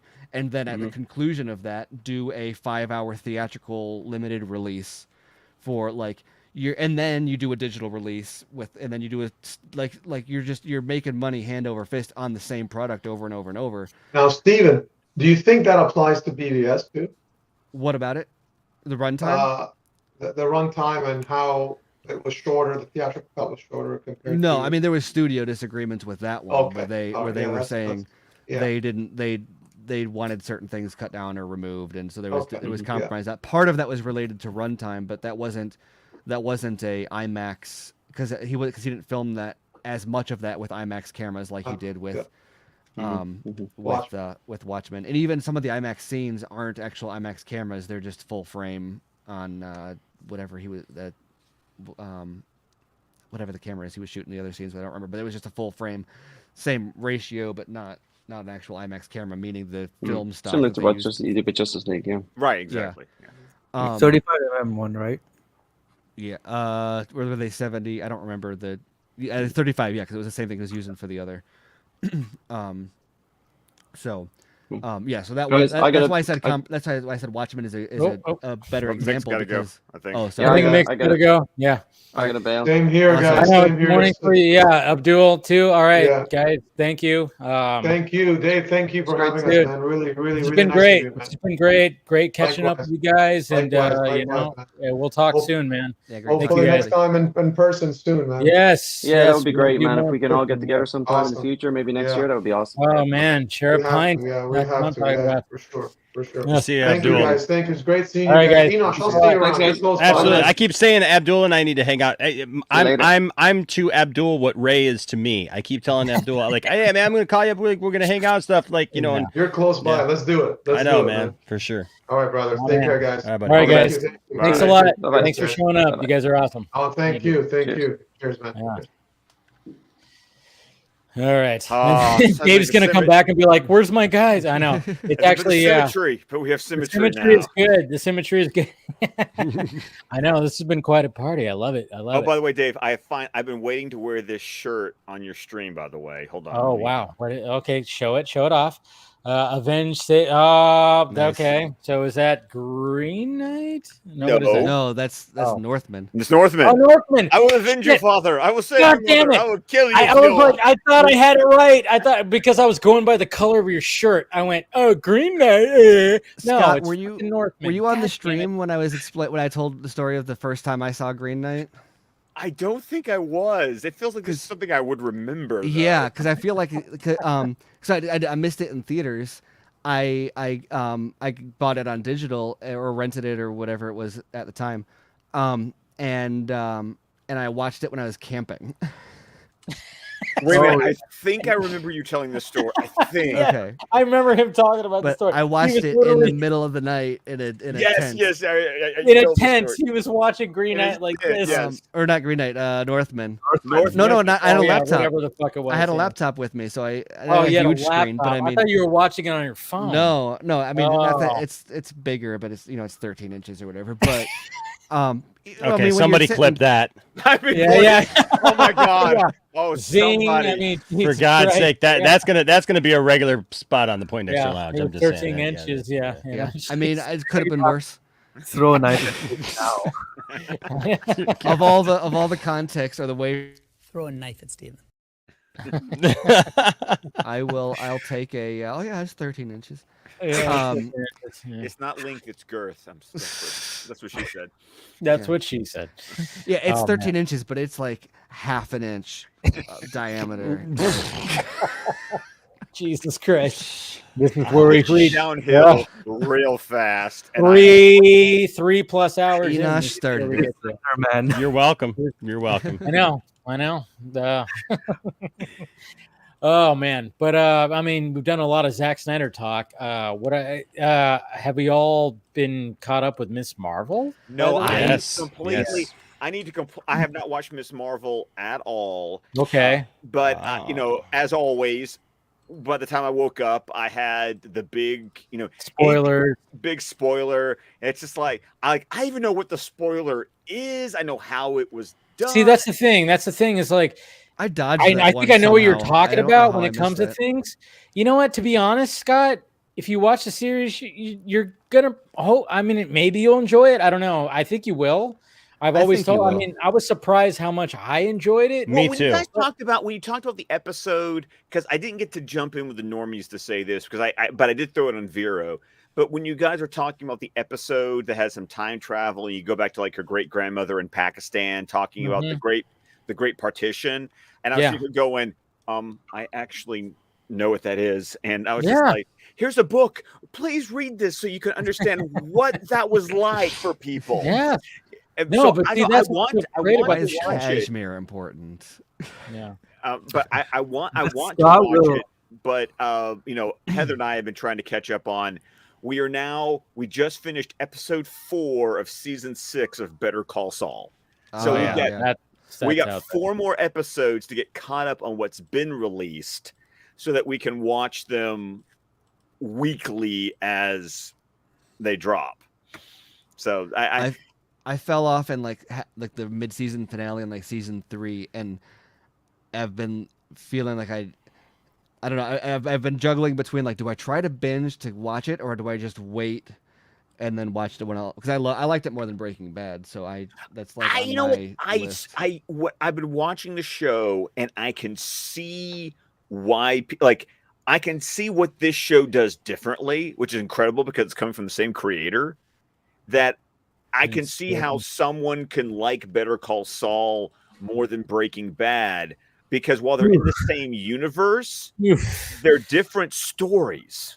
Yeah, well, and for me, I mean, also, I get that Saul too, is but always man, I more... love Breaking Bad so much. I love but Breaking I get Bad it too, but Saul is Yeah. more or easier to empathize with for me, because Walter was always like, obviously that's the whole point, is he's Breaking Bad, but there's a level of like he's always making the wrong decision, or Saul's like an everyman. Yeah, exactly. Whereas Saul is like, dude, you messed up, but like I get it. Like, like that's way more understandable. Yeah, Whereas Walter is like, I can do this totally illegal and risky thing that's might get people I love killed, or I could just take the money and run, and it's more than enough. And he's like, oh no, I'm gonna do the bad guy way. bad thing. I'm And gonna then break where that. Saul is just like, oh man, he's struggling and trying to make it work, and it's not working.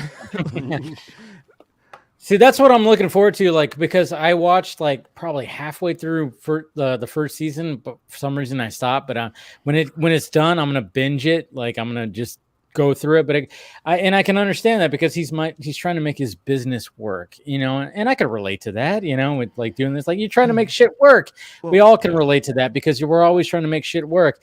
Yeah, but like you said, Steven, when it comes to, I mean, when it comes to Breaking Bad, why it was so good is because, you know, it took like this normal dude who's a teacher who just like decides to be like, you know, a thing is happening. I got to make money. It's my family. And then all of a sudden he's just like, oh, wait, maybe I could do it like this. I mean, that first episode, I always tell people, just watch the first episode of Breaking Bad. If you're not grabbed by that, then power to you. And probably 10 times out of 10, you're going to be like, holy shit. Like, what is fucking happening? The opening scene is like him standing in the road in his underwear, pointing a gun. What the fuck is happening? And then it flashes back to lead up to that point. And then even the way that twist happens in that first episode, you're like, what the fuck? I mean, this series is crazy, and the way that it plays off.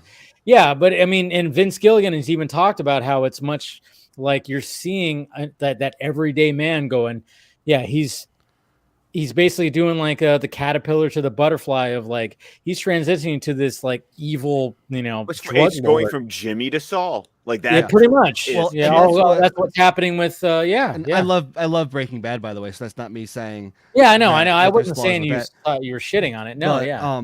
I think also Saul has a sense of morality that is stronger, or because I think what you realize about Walter when you kind of get to the end of the show is you're like, oh, his flaws were always there. Like, from the beginning. Yes, he always prioritized himself over his family. He always like took these risks and did these other things. He was always very selfish.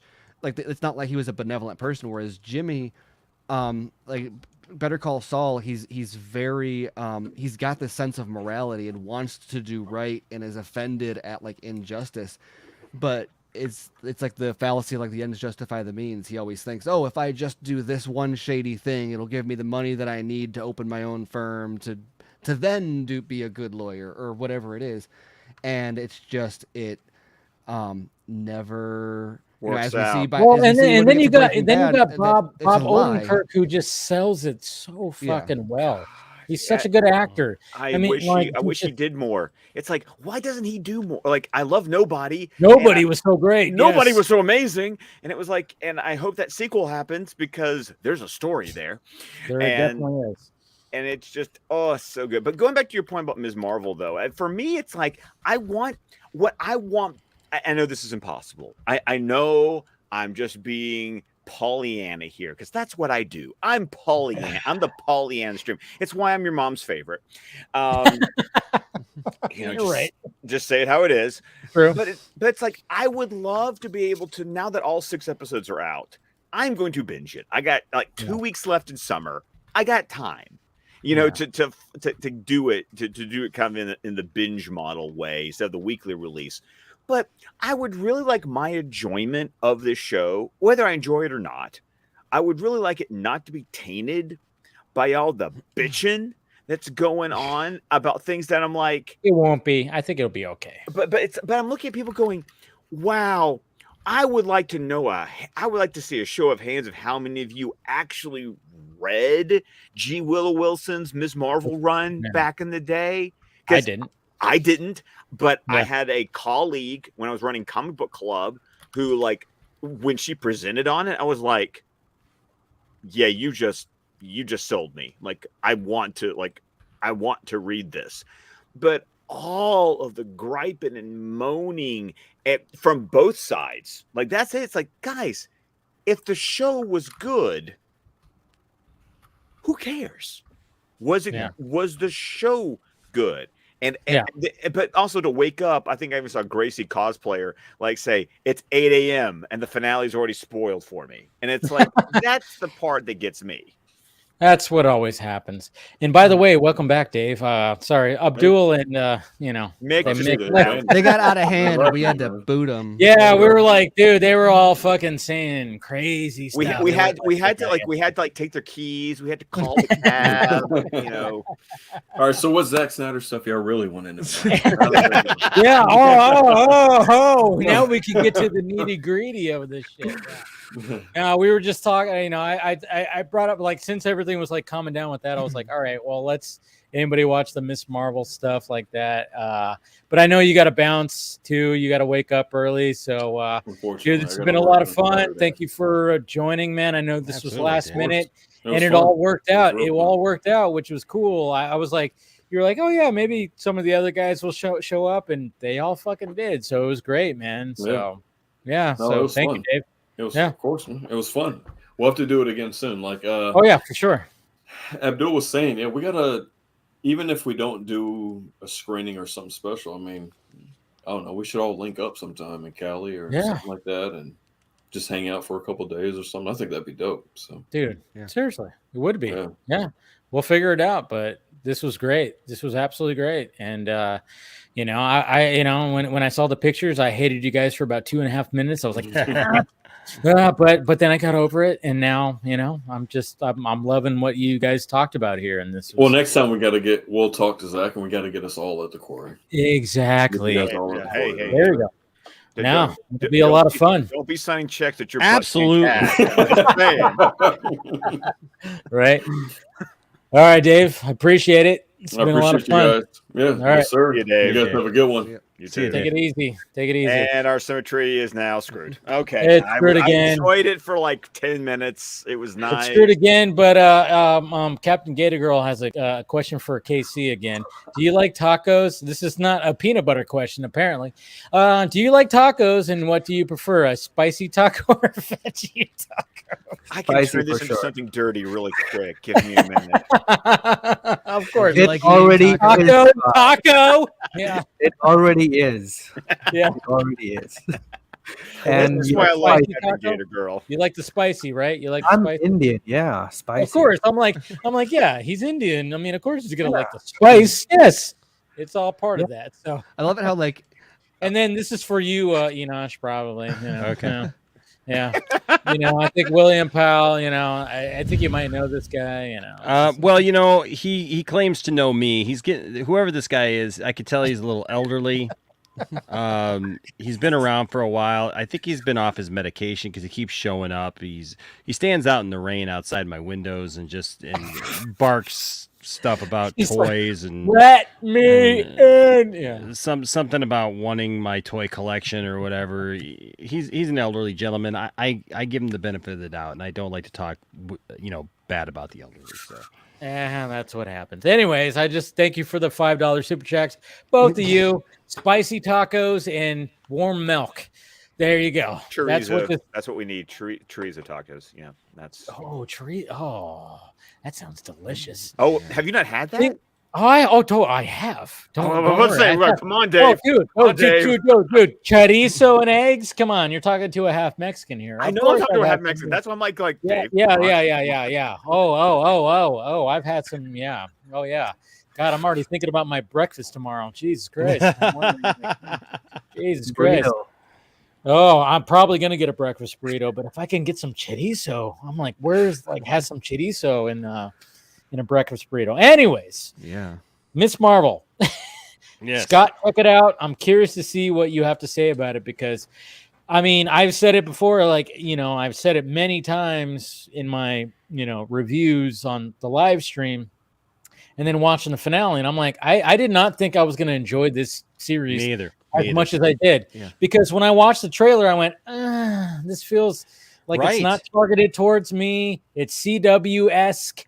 And I went, but I'll give it a shot. But once I watched that first episode, I went, holy but shit. it's not CW-esque at all. Not at though. all. Not at all. To me, because I don't even know why I started watching it, because I haven't liked really any of the Marvel shows on Disney Plus, and for most of the same reasons. And so the idea of Captain Marvel having those same issues was like, that's going to be even, because I don't know anything about the character. I've never read her in the comics or anything, but I was really surprised, not just by like how human and like well told the story was, and that it didn't sacrifice like good story beats for jokes or tropes or cameos or whatever.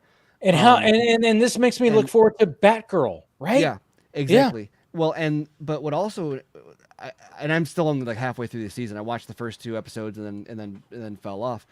But in the first 2 episodes and the couple more that I've seen since then, the like sense of like technical storytelling that's present in the show is like weirdly absent from other Marvel movies, and I think really exposes kind of the lie of like that Marvel movies are colorful and bright and poppy, because you've got like not just use of color in here, but the lighting and the and the editing, and they even talked about like having like some Edgar Wright style kind of stuff in it, and it's a vibe that like Marvel so rarely captures a particular vibe. It's all a generic, even when they say like, oh, this is based on this whatever genre, it's always like a generic version of that genre. Whereas like Miss Marvel, I don't want to say it's like Scott Pilgrim, but it leans like way more in that direction, more so than like an homage or two. And it's not even all just like green screen CGI stuff. Like in the second episode, I was talking to KC about that, and I tweeted about it too. But there's that shot of the convenience store where there's like a rack focus, and the lights in the convenience store, the bokeh, like the balls around the light, are in like heart shape. And it was weird because I watched that happen, and then they like fade off, and I was like, I think that might have actually been in camera. And I went and did some quick research, and that's just the aperture. If the aperture of the camera is in the shape of a heart, or if you have like a heart cut out over it, it creates that exact same effect. And now I'm pretty sure there was some digital additions to it, but I'm pretty sure that's something they did in camera. And like the fact that I'm watching something with Marvel and I'm thinking, oh, I wonder how they did that. I bet they used this practical trick. Oh yeah, they did. That happens so rarely, because it's like, oh, I wonder how they did that. Oh, it was green screen. Like, it's just the that sense of like people having fun with a camera is so absent so much of the time. And I don't know, it's just a really active, like the cinematography and all of that is very active in the storytelling. It's not a passive kind of thing, and it's I just thought that was so cool to see in the show, especially one that I expected to be like something that even Marvel was treating as a less significant show. Welcome back, Scott. Steven was talking. I had to. He fast forwards through the boring parts. Exactly. Fast forward through the boring parts. There we go. I'm already in the future. It's amazing. I think, well, for me, the show, I mean, to be honest with you, like you said, Dave, I felt like I had no business liking the show. I mean, I wasn't even going to watch it, honestly. I was just like, okay, I saw the trailer. I said, this isn't for me. This is, like you said, this is very much which is weird because I like Stargirl. right? And I was surprised that I liked Stargirl. Yeah, same thing for me. Yeah, you know, I would agree with that. so looking at this, I was just kind of like, it's not my demographic. It's not really what I would usually watch, and so I was going to put it off, and I put it off for a couple of days, and then Tiffany and I were sitting there, and there was like nothing to watch, and I had put it off all the way to the following Monday, so we hadn't watched it yet. And I was just like, and so Isaac came down and he wanted to watch it with Tiffany. And I was just like, yeah, I'm not going to watch it. And so then like a couple days later, I looked at Tiffany. There was nothing on our DVR. There was nothing like that we had to catch up on, nothing. And I said to her, look, we got a couple hours. I'm like, do you want to watch Miss Marvel? And she's like, yeah. And so we put it on and I was like, dang it. I like this. And then I liked it from there, from the get-go, man. And it was just like every episode was just great. And Enosh, can I ask you something though? Yeah. Because the reaction you just had is something that I think I'm not like calling you out or anything, but you just expressed a Dang it. But that's it. Like, why is it that we feel the need to express frustration when we actually end up liking something? Well, for me, this was not necessarily just because I liked it. It's just because like it was like, gosh, one more show. There's so many shows now, right? That it's like everybody wants you to watch something, or everybody wants you to check something out. And this really wasn't a dang it that like I liked it. It was just like I didn't expect to. And so it was just like, oh, well now I'm going to invest in another show because I did like this and I want to see where this character goes now. After being introduced to her in that first episode and her family and the people around her and the world that they were creating, I was like, okay. No, but I get you. Yeah, there's sometimes where you just kind of get mad at yourself that you like something and it's like, why? Just because you probably weren't supposed to like that, or I get you, but this was another thing for me. It's just it's just the fact of like, if you like it, you like it. If you don't like it, you don't like it. It's like, can we just like let it go and just be like, let it go? Don't. That's something I do not like. So well, I was talking to my friend Brian about this today because it's funny because Brian like for example, he's a huge Star Trek fan, right? But he has not watched the Orville at all. Okay. And I really like the Orville. And so I keep telling him because I know the kind of Trek that he likes. And I'm like, dude, like, have you watched the Orville? He's like, nope, haven't watched it. And I'm like, man, I'm telling you what, especially this third season for me, still haven't watched it. For me, this third season of the Orville, I mean, it's tackling very serious issues, but it's very smart in the same token because it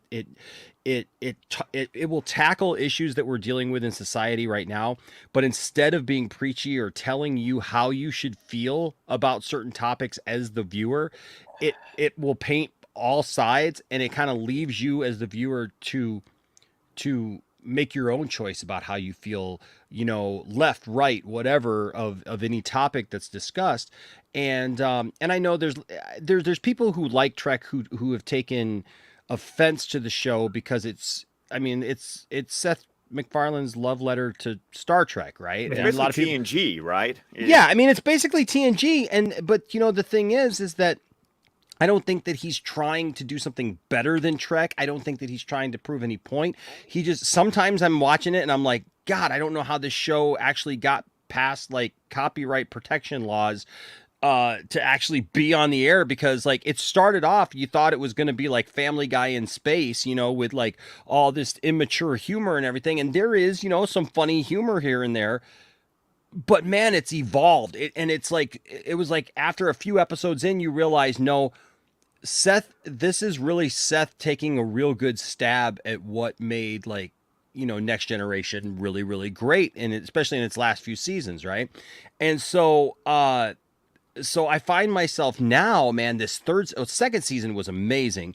And honestly, it was so much better than it probably even deserved to be. I mean, like we sat there, we were doing watch parties of it and we turned so many people onto it, but I sat there going, I can't believe that these special effects are on TV on Fox, but it's because he took a lot of the money that he had for Family Guy that season, because they gave him a buttload of money for Family Guy, right? And so he took that, and instead of using it all for Family Guy, he reinvested it into this pet project of his. And so, man, it had these awesome special effects. It looked great. The writing was really great, and it was smart. And yet you'd get these jokes every once in a while that was like, yes. I like that. Enosh, like the reason why I know that it's good is because my dad, who's a diehard Star Trek fan, he goes, Orville, have you watched it yet? He will tell me that. And they'll be like, I haven't watched it. Like, oh, it's so good. But there are some Star Trek fans who hate it, and they hate it not because some of them, and this is what Brian and I were talking about, was that Brian's like, I'm tired of being bugged about it. Right? Because there are some Orville fans because there are some Orville fans that they like it because they don't like new Trek. Of course. And that's not why I like it.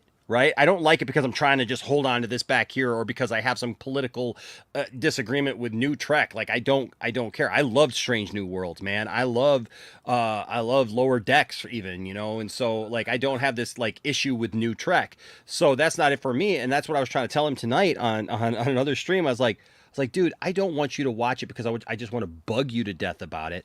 I just want you to watch it because you're my friend, and I know that you love Star Trek, and I really feel like you would like this. And so I just want you to give it a shot. And the funny thing is, it's the same thing with him. Same exact guy, Stranger Things. He has never watched Stranger Things. And he's like, I'm just tired of people bugging me about watching it. And I said, I get that, man. I get it. But also at the same token, like maybe people are telling you that because they understand that you'll like it, because that's how I watched Stranger Things. I didn't have Netflix for season 1 of Stranger Things, right? So for that year or so, when Stranger Things came out before season 2, everybody was telling me, Enosh, have you watched Stranger Things? I'm like, no, because I had Netflix back when you sent the DVDs in. You know what I mean? Like that's when I had Netflix, and I had let that go, and so I was not into the streaming thing yet, and so when Stranger Things season 1 came out on DVD, Tiffany and I went and rented all 8 episodes, right? And we binged it in a day, and we just loved it. And we loved it so much that it just happened to be that next day season 2 came out. And so we ended up getting Netflix, watched season 2. So we binged the entire first 2 seasons in 2.5 days. Okay.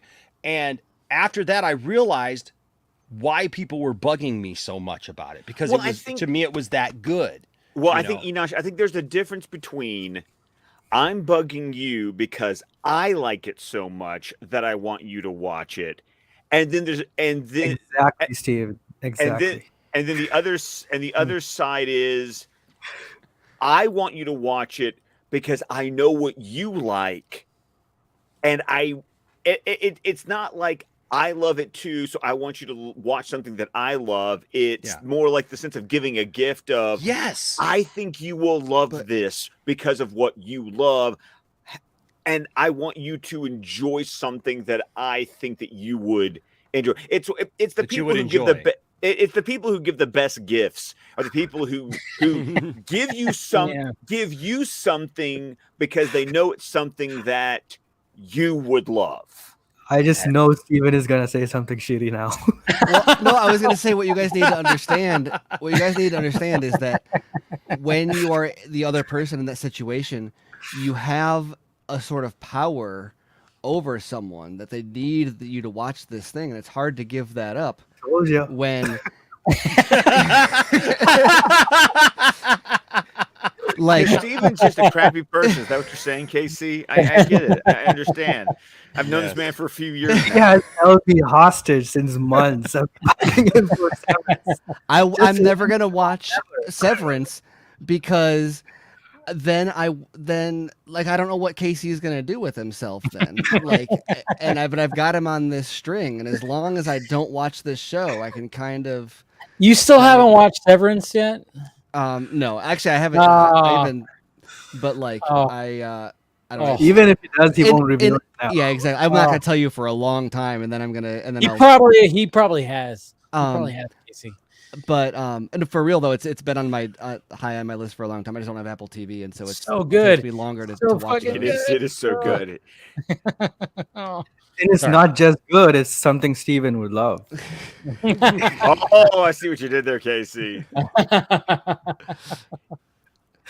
Man, I wish why would I want to give that up? He's trying so hard to please me, and Yeah. I can keep that going as long as I don't watch it. And once I watch it, then that's he's not. Oh, working Dave, so by the hard. way, I'm gonna Watch jump into you what watch. Jose said at the beginning of the stream. Yeah, you totally need to get on the terminal list. Yeah, I keep on. Yeah, people keep on telling me like you got to watch that, and I even name dropped you. I was like, Scott told me right off the bat because he's read. Is it books or book? Okay, the season is the first book. First book. Okay, yeah. But there are 5 books. Okay. There was. I couldn't remember if it was like. And by the book or way, book. Ray Porter narrates all of them. Yeah. See, that's the thing. And I even brought up that too. I'm like, oh man, I could listen to that guy just narrate anything because it's Ray Porter. But yeah, everybody keeps on telling me, and I'm like, all right, let me catch up to Westworld. That's what I'm doing right now. Oh, It's catching up to Westworld. I'm almost done with season 2, and I'm like, God damn, this fucking series just I mean, to take that old movie, that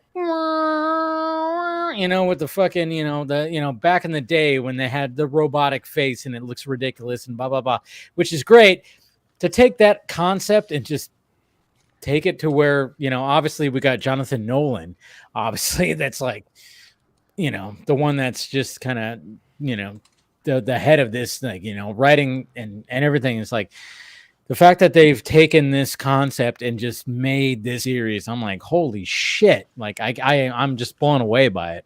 Every episode, I'm like, Jesus Christ, what the fuck? There's sometimes where I have to rewind and go, wait a minute, what?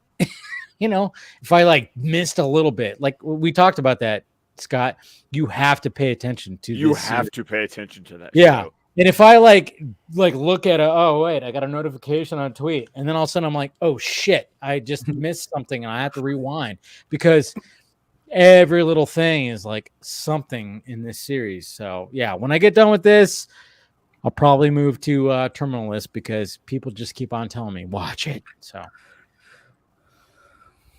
yeah, Miss Marvel. Yes, Casey. you, Do you Casey. have thoughts? Do you want Yeah. things you want to share?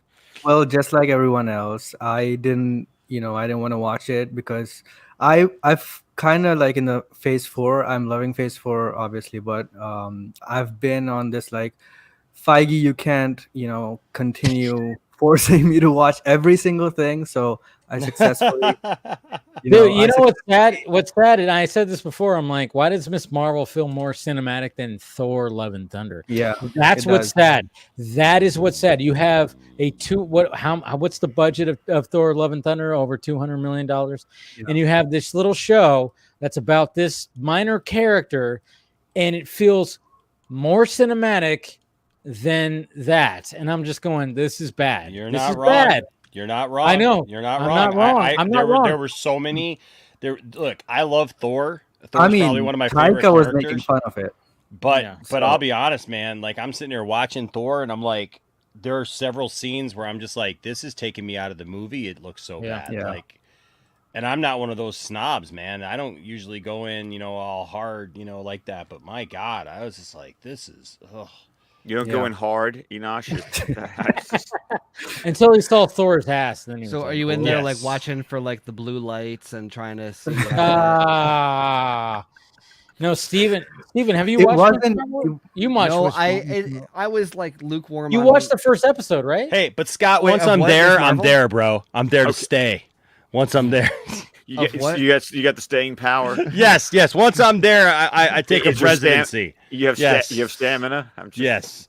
Yes. What I make up for in being soft at first, I bring it home.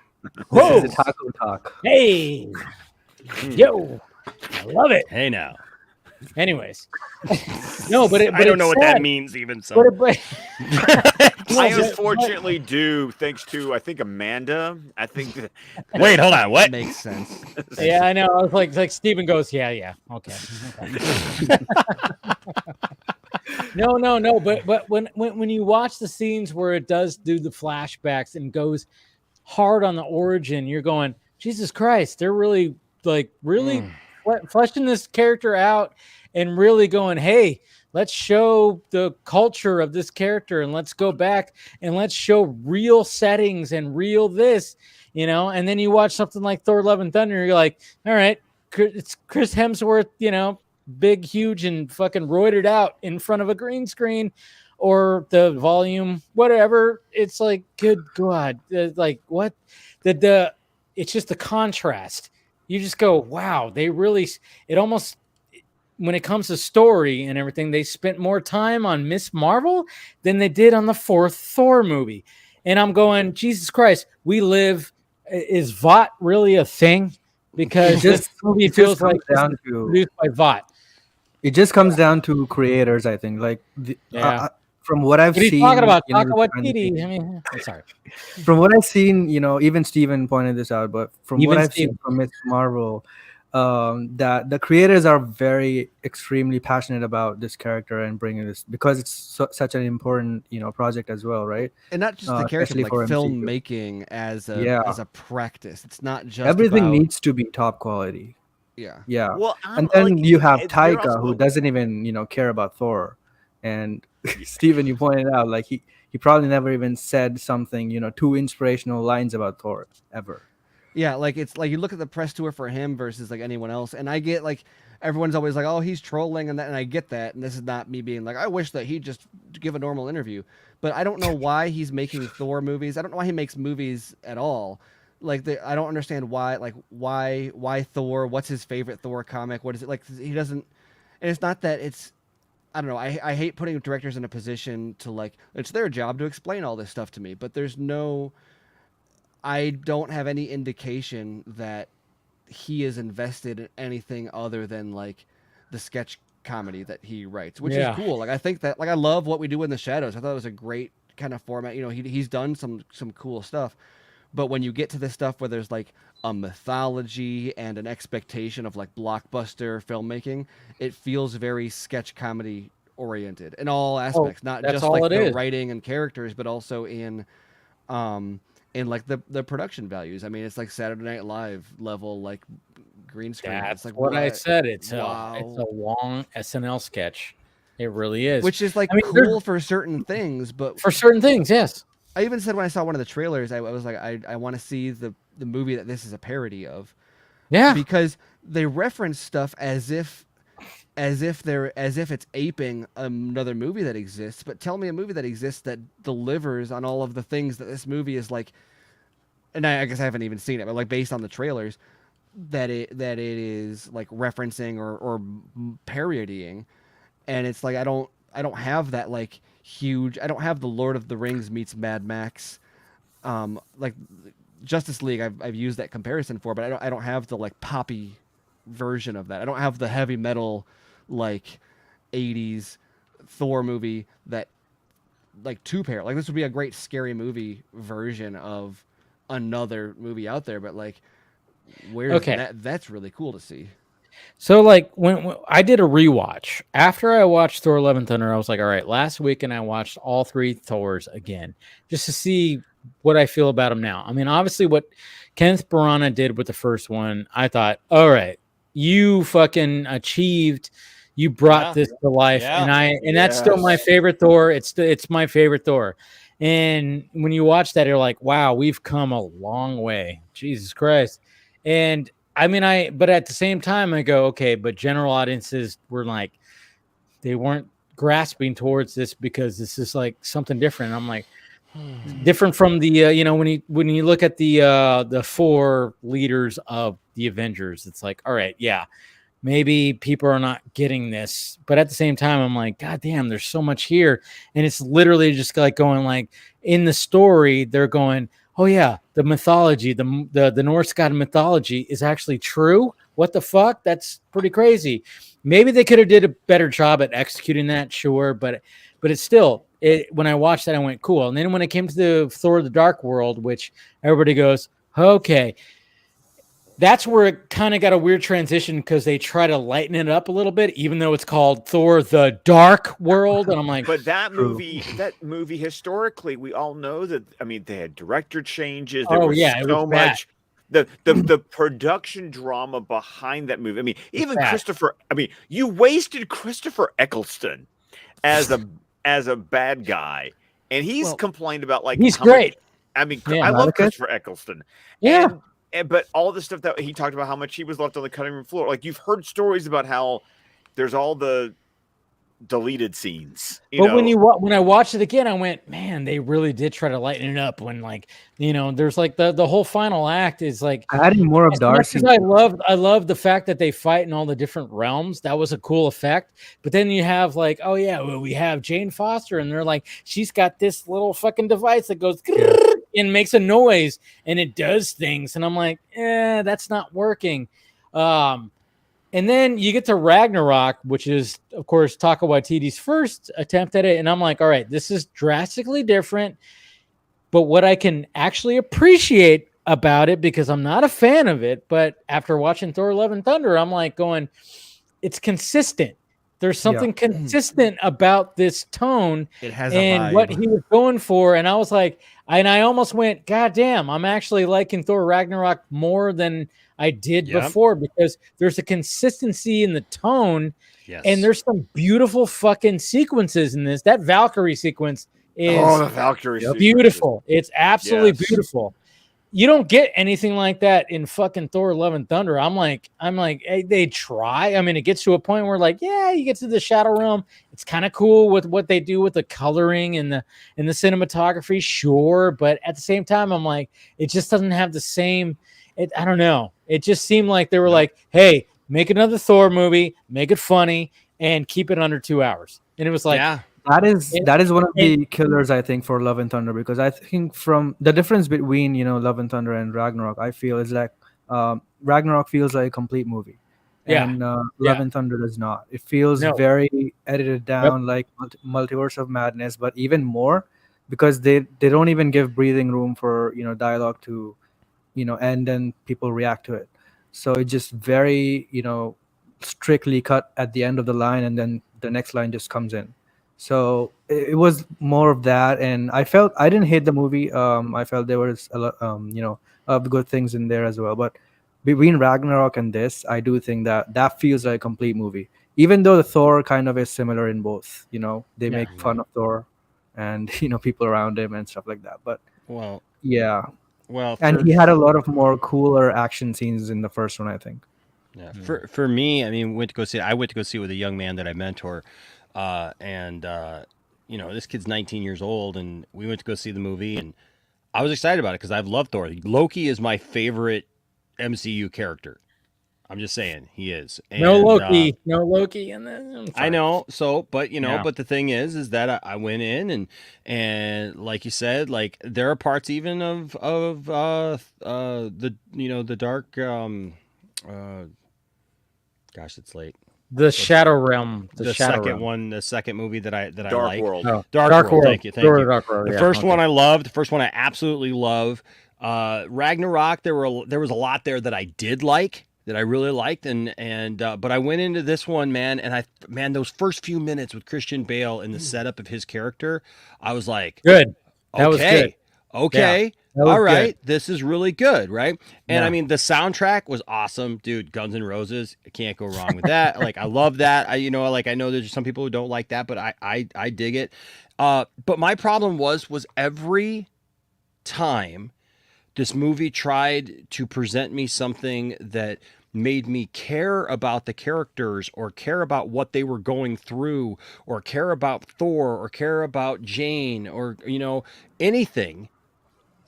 It was like somebody took a huge salami and just like hit me over the head with the dumbest comedy ever.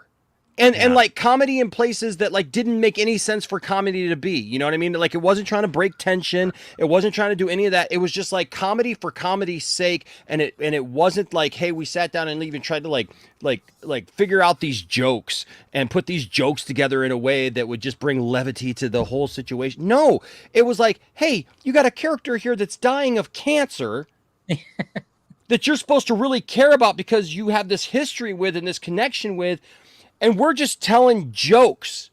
And look, I get it, man. You know, people who are in those positions, you know, they use humor and stuff, but it wasn't that type of humor. Even it was just there. You got this storyline where kids are kidnapped by this evil creature thing that's holding them in this nether world, and we're making, you know, Thor is over there making, he's supposed to be heroic and trying to make these kids feel better. And it's not, and they're literally asking him to leave because they're uncomfortable. Like when the characters in the movie are uncomfortable for me, I'm just like, I don't know what to think about this anymore. And so like the first few times that happens, you're trying to, you know, wade your way through and think, well, maybe this is just a part of this movie. And then I thought the ending was better. I thought the ending got better. No, you know, the final act was the strongest act. Was the strongest act. Yeah. But they still did it. You know what I mean? Like it was like it was just a longer wait period for that joke to come in. And then I'll be honest with you, I was talking with a friend of mine today about the ending and about where they're going and where the movie gets its, you know, title from. And they said, well, you can't be a parent and not just really love that moment and love that whole thing. And I went, wait a second, hold on a second. I'm a parent, and here's the problem that I have with this: that at no point did it earn that moment. No, it did not. It did not. I don't know what I'm supposed to feel, but like I don't know this other character. I don't know what is their relationship. You literally put them together in the last scene. And you want me to feel something with that? I have no idea where the hell you're going with this. Dude, I don't know. So bad. I don't know why. And no, it's not. And I'm nostalgic guy, dude. Every time I watch Field of Dreams, I cry. Okay. Oh fuck yeah, me too. You know what I mean? Like every time I see my son. You want to have a catch? My son teases me, dude, about every time. In fact, I had to tease him when we went to go see Guardians of the Galaxy 2, and when we talked to Michael Rooker about it actually, because my son always messes with me about every movie between like a father and a son, because I didn't have my dad growing up, and so like it's just something that just hits me, and I just start crying, and he'll always look at me in the theater and go, Dad, are you crying? You know, just mess with me. And so like we watched Guardians of the Galaxy 2 when Yondu is there, like I look over and my son is like got tears in his eyes, and I was like, Landon, are you crying? And he's like, yeah, shut up. And so that always gets me. I didn't feel that in this movie. I was sitting here going, why are they driving the Winnebago from Spaceballs? Did you see that? Yeah. Am I like not the only? I'm like, what are we doing? I don't know what this movie's supposed to make me feel. We just had a major like character send off. We got all this stuff going on, and I'm a jumbled mess, but not in an emotional way. I'm just a jumbled mess because I don't know what this movie was. And no, I mean, there's literally a scene where and it's even circulated through like social media, and I went, yep, that scene. I have no idea what the fuck. Like they cut out all this other stuff. Christian Bale talks about the stuff that got cut out from him, and a lot of things that got cut out, but they kept this scene. I scoured the internet, by the way, and couldn't find a single picture of Christian Bale and Taika from like together. Isn't that weird? Just a fun point. I checked out the red carpet, and he showed up in one like at the cast picture on the red carpet. I think he went to the red carpet and then tipped. Dude, okay. This is a movie that Vought would produce. This is gonna show up in The Boys season 4. We're gonna see like the press tour, because we've seen what Taka has been doing with the press tour, which we talked about, and it almost seems just like, all right, you're talented enough to at least achieve something, but you don't give a fuck about the material. You just want to get the paycheck, and then you're probably gonna have like an orgy or two after the premiere. I don't know. Taika was the one that was like with Tessa and who else? Yeah. Like they were having the threesome on the balcony. Oh, it was Rita Ora. With who? Rita Ora. She's a singer, right? Yeah. Yeah, singer. I think something that I picked up from Taika's comments in the press tour, I mean, he's winning. That's the thing. That's the thing. He is winning because he's rich and probably having fucking, threesomes and based on like what they Love and Thunder and what they said about it, but also his other movies like What We Do in the Shadows, just kind of how his cast and crew talk about working with him. He's one of those directors that does like a lot of on-set improv, a lot of, oh, this would be funny, say this. And I think in the same way that like Anchorman and like, you know, those kind of movies would do this whole like put the comedians up and then just have them do, or like Dave was talking about with Ace Ventura, they would just have like Jim Carrey just go, and then they would pick the best scene, and it wouldn't always be the same joke. It would just be like, just start making jokes and we'll pick the one that fit and cut it in. Yeah, right. And that works in certain contexts and can get pulled off. I think like especially with Marvel, where you have this process where this like production pipeline where they do so much stuff in post and they have scheduled reshoots. But remember that this movie that happened during COVID, which I think means that a filmmaker like Taika doesn't normally run the tight kind of ship necessary. Like maybe this movie would have been like a typical Marvel movie 3-week reshoots away from, okay, let's add these scenes in here to connect the dots and let's whatever, but they didn't have that. And so as a result, because you even in the Vanity Fair video that was going around of him and Tessa analyzing that clip, and she was like, oh, that shot there, that was my reaction shot to them getting up. You just said to keep on rolling and to give you that reaction shot, and you ended up leaving it in the actual shot. And he was like, oh, I didn't even realize that. And that's kind of when it started clicking to me, be like, oh, that's a weird thing to do for that take, when that is like organizationally something you would want to have as its own take, so that you could say, oh, insert reaction shot B here. Yeah. Whereas if you're just saying like, oh, let's just record all this stuff and we'll mix the soup together after the fact, sure, maybe you could make that work, especially if you have the reshoots to polish it up. But then when all of a sudden it's like, oh, we're not all allowed in the same room at the same time, we don't have the same reshoot flexibility, like that just blows a hole. Like it's impossible to make a coherent movie with that style unless you have the freedom to stitch it all together. Yeah. Or you're just like you have to be a meticulously organized director in order to storyboard and plan this all stuff out. And when you hear about like VFX departments being sent requests for stuff at the last second, alterations from like there was no sense of what this was going to be from the beginning. I think it even said deleted scenes. Oh, we're not going to release those deleted scenes. They were deleted for a reason because they aren't good enough. So if his distinction between like what belongs in the movie and what doesn't belong in the movie is how good it is and not like the function that it serves. Obviously, it needs to be good, but if like the function that something serves is not the first thought about crafting all of this, then the second you lose that vibe, like Ragnarok had, where it could maintain, even though I wasn't a fan of it, it maintained that vibe all the way through of the tone and the jokes were at the right time. If you lose either the flexibility to meld a messy production together or the organization to envision that all from the beginning, like there's no way that's going to be a coherent end product. Yeah, but also I think the some of the other Marvel movies also have the same problem, but the director cares enough to kind of have a good enough product. But this time around, it just didn't feel like he gave a fuck. Like, how do you not notice a full scene? There's not enough going on in that either. Like, they're just two actors. The background isn't even something important. So how do you not notice something like that? Like in the final edit. He probably was sleeping, just like in that one video that he posted. Well, that shot that he said, I'm actually sleeping. And there's a lot of people like, he's not probably lying after what we saw. It's like, I don't know. I always said, even though like I didn't like Thor Ragnarok, I understood why they went that direction, because then it boosted it up.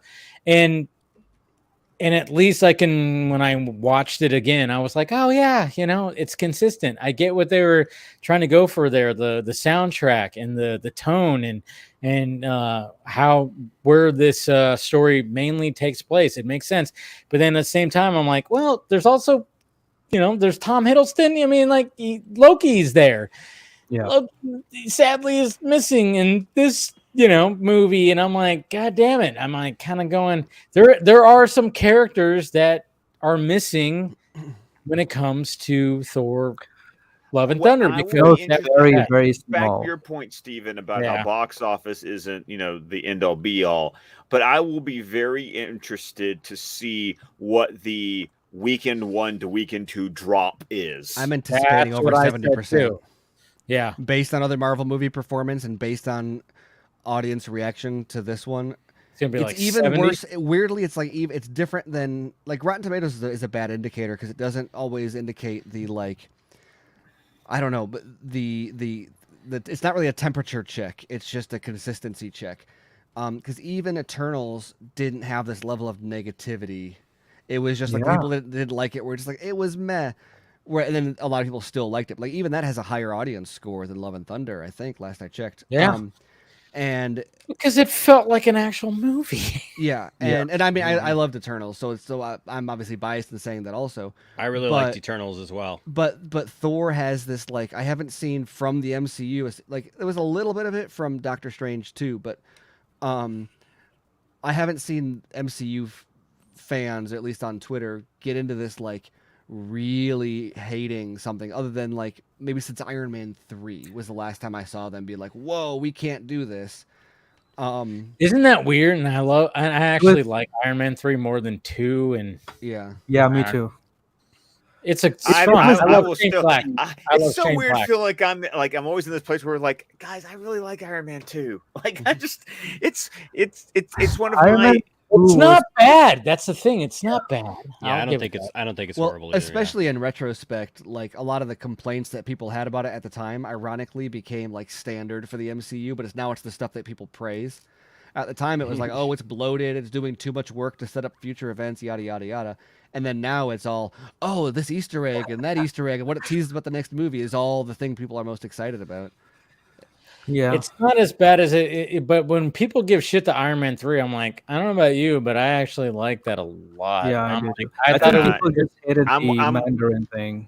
Okay. We got to be careful because it's. I don't like Iron Man 3. It's in the bottom tier. Oh, I don't like Iron Man 3 at all. What? I do not. I can't even. I'll be honest with you. I can't even get through Iron Man 3. Oh, but Casey, sorry. I feel like watch Kiss Kiss Bang Bang and get back to me. No, I love Kiss Kiss Bang Bang. I know, but still, it's the same Shane Black. I know, but it didn't work for me in Iron Man 3. And Casey, to your point though. I always want to be very careful with people who want to dismiss people's either praise or criticism of something with it's just this one thing. Like it's not the Mandarin twist that makes me dislike Iron Man 3. And what I want to be careful of, and I'm not accusing you of doing this. Yeah, well, yes, but I was trying to be nice, but damn it, no, fuck you, Casey. Exactly. But I feel like too many people, when you dislike something, they try to dismiss your dislike of it. Yes. But with one a one size fits all. Oh, you just don't like Iron Man 3 because of the Mandarin twist. No, I have a lot of issues with Iron Man 3, and I could enumerate them if you would like to. If you would, or you don't like that Marvel movie because you like Zack Snyder's movies. Okay, Scott, but the thing is that most people that from our comic book movie audience, they hated that, and that's the reason they give for hating that movie. And I'm not saying you're invalid, but I think that you're probably an exception to the rule of at least the most vocalized criticism tends to be I didn't like Iron Man 3, and then the first thing people say is I'm also not saying twist. I'm also not saying that that's not a valid reason to hate that movie, because I understand if you have that character as your one of the top tier. As an Iron Man fan, if that character is important to you and they did that, he's for me, he was the Iron Man. He's Iron Man's nemesis as far as Iron Man goes. The Mandarin was presented to me in the 90s as arch nemesis, as the arch nemesis. Yeah, right. Even in the movie, it was the setup was pretty good. They did a good job of setting it up. You'll never. But I didn't have. Ben Kingsley was fantastic. He's On been both- Kings. when the twist happened and he all of a sudden he like changed tones, I was like, Ben Kingsley, everybody. Yeah, That Ben was Kingsley. awesome. Yes. That's a fucking pro right there. I'm just saying. Yeah. Sorry. Yeah. Sorry, But Casey, I just want to be careful of that because sometimes I have to like check Ray every once in a while because Ray will do that too. It's like wait. Yeah. I mean, we were even recording our season 2 review of Superman and Lois for DC TV Squadcast, and I was like, and I brought up some things that's like, listen, I love the show, but I have some issues with that of things that happened this season, and then for Ray to go, yeah, I actually agree with you. I was like, what? What? It's like it's still my beating heart. Yeah. Oh my god. Isn't that crazy when that happens? Yeah. No, I mean, it's you know, But Iron Man 2, the villain was really bad. Like the Whiplash was just too stupid, and the main focus of the story was just too I actually loose. really like Whiplash and Justin Hammer. I just don't feel like they were Hammer was properly great. serviced. Hammer. I Hammer mean, was- yeah, but I mean, you got you got Mickey Rourke. I thought Mickey Rourke did a Rourke, great yeah. job in the backstory, although I guess it was the original Tony Stark. Stark's made the me villain. mad. Yes. In retrospect, you do go back and go, "Oh my god!" But despite that, I think that there's something really interesting there, and I have no idea if it was cut for time or just never fully fleshed out or what. But there is a version of Iron Man 2 with that approach that I think is a lot better, just with a little bit more Whiplash kind of development, because I thought that the way that Hammer tried to use him and then he was trying to use Hammer and then they both kind of used it, like there was so much like in the dichotomy between the two of them, like him just like ripping out the head of the drone and being like, nope, this is not, like that kind of stuff, and then Hammer trying to deal with like that dynamic was awesome, and I loved that on screen. It's just that, like, what a lot of Marvel movies, it gets to that third act, and then it's kind of like, oh, okay, we've done enough with that stuff. Now let's just show explosions and robots and flying things and stuff like that. But changing topics, one of the things that got released this week was the fact that Batgirl is probably going to get a theatrical. We kind of like, I mean, I don't know. Did we talk about it a little bit in this? I don't know. But anyways, Dill and Bill. Yeah, I mean, we talk. See, that's the thing, though, is like, the biggest thing is the fact that those guys are directing this movie, and if anybody's watched Bad Boys for Life, Actually, hot take, my favorite Bad Boys movie. Yeah, okay, see, that's the thing. Okay, when I went into watching that movie, I went, fucking not Michael Bay. I don't know if I'm gonna like this. I walked out going, I like that. What the hell? Like, I was surprised on how much I liked that movie. These two seem like they're a good team, because after watching Miss Marvel, which of course, Scott, you haven't fully dove into yet, they Makes me really excited for Batgirl. Yeah, like every little thing, I'm like going, oh man, these guys are really, there's something special. And seeing them in interviews and their energy and stuff, and I'm kind of going, all right. Well, you watch some of those back behind the scenes videos of like them with like on Brendan Fraser's birthday and like that kind of stuff. Like, oh wow, you've got like a set, like you got an atmosphere that you're generating here. They did an interview or a podcast after Bad Boys that was really like, their dynamic is really cool, and I gotta remember what the name of the podcast was, because I absolutely loved watching the video. Because like it's not just finishing each other's sentences. It's like they're guys who have bits that they'll do together, where like they'll tell stories and they'll know who to jump in or out of, or occasionally they'll like look at each other and then like say the same phrase, like with a like it's very like performative. But they went to film school in Morocco together. That sounds wrong, but I know it sounded like you were asking us, and we're like, I'll be your ombudsman. Give me a second. That's where they went. That's where they went. Yeah. Okay. It's more. Okay. Enosh has it. Yep. I got it. Yep. I know what you're talking about. In the interview, they had this phenomenal story about like they were in film school and all the other like how they met was everyone else was like all pretentious like film nerds, and they were like in class they'd be like, oh yeah, all that action movies and blockbusters are just gross, and then over time they kind of gravitated and be like, you like action movies, right? They're like, yeah, I like action movies. I'm like, okay, cool. And then like they'd be like, you like Michael Bay, right? Yeah, I like Michael. Okay, cool. And then eventually got to the point where they were just like, they would like get together and be like, why is there not a Bad Boys 3? And that was like a big thing in film school. They're like, why is there not a Bad Boys 3? And so they made like their objective. They had a series of like smaller books and stuff they adapted, but they actually had a plan. Okay, we'll do this movie, we'll do that movie, and that'll get us more attention at the box office. That'll get us the meeting that we need in order to go and we'll pitch Bad Boys 3. And so then they're talking about being at a film festival and they meet Jerry Bruckheimer, and Jerry asks us into his office. And we go into his office and he goes, well, what do you want to do?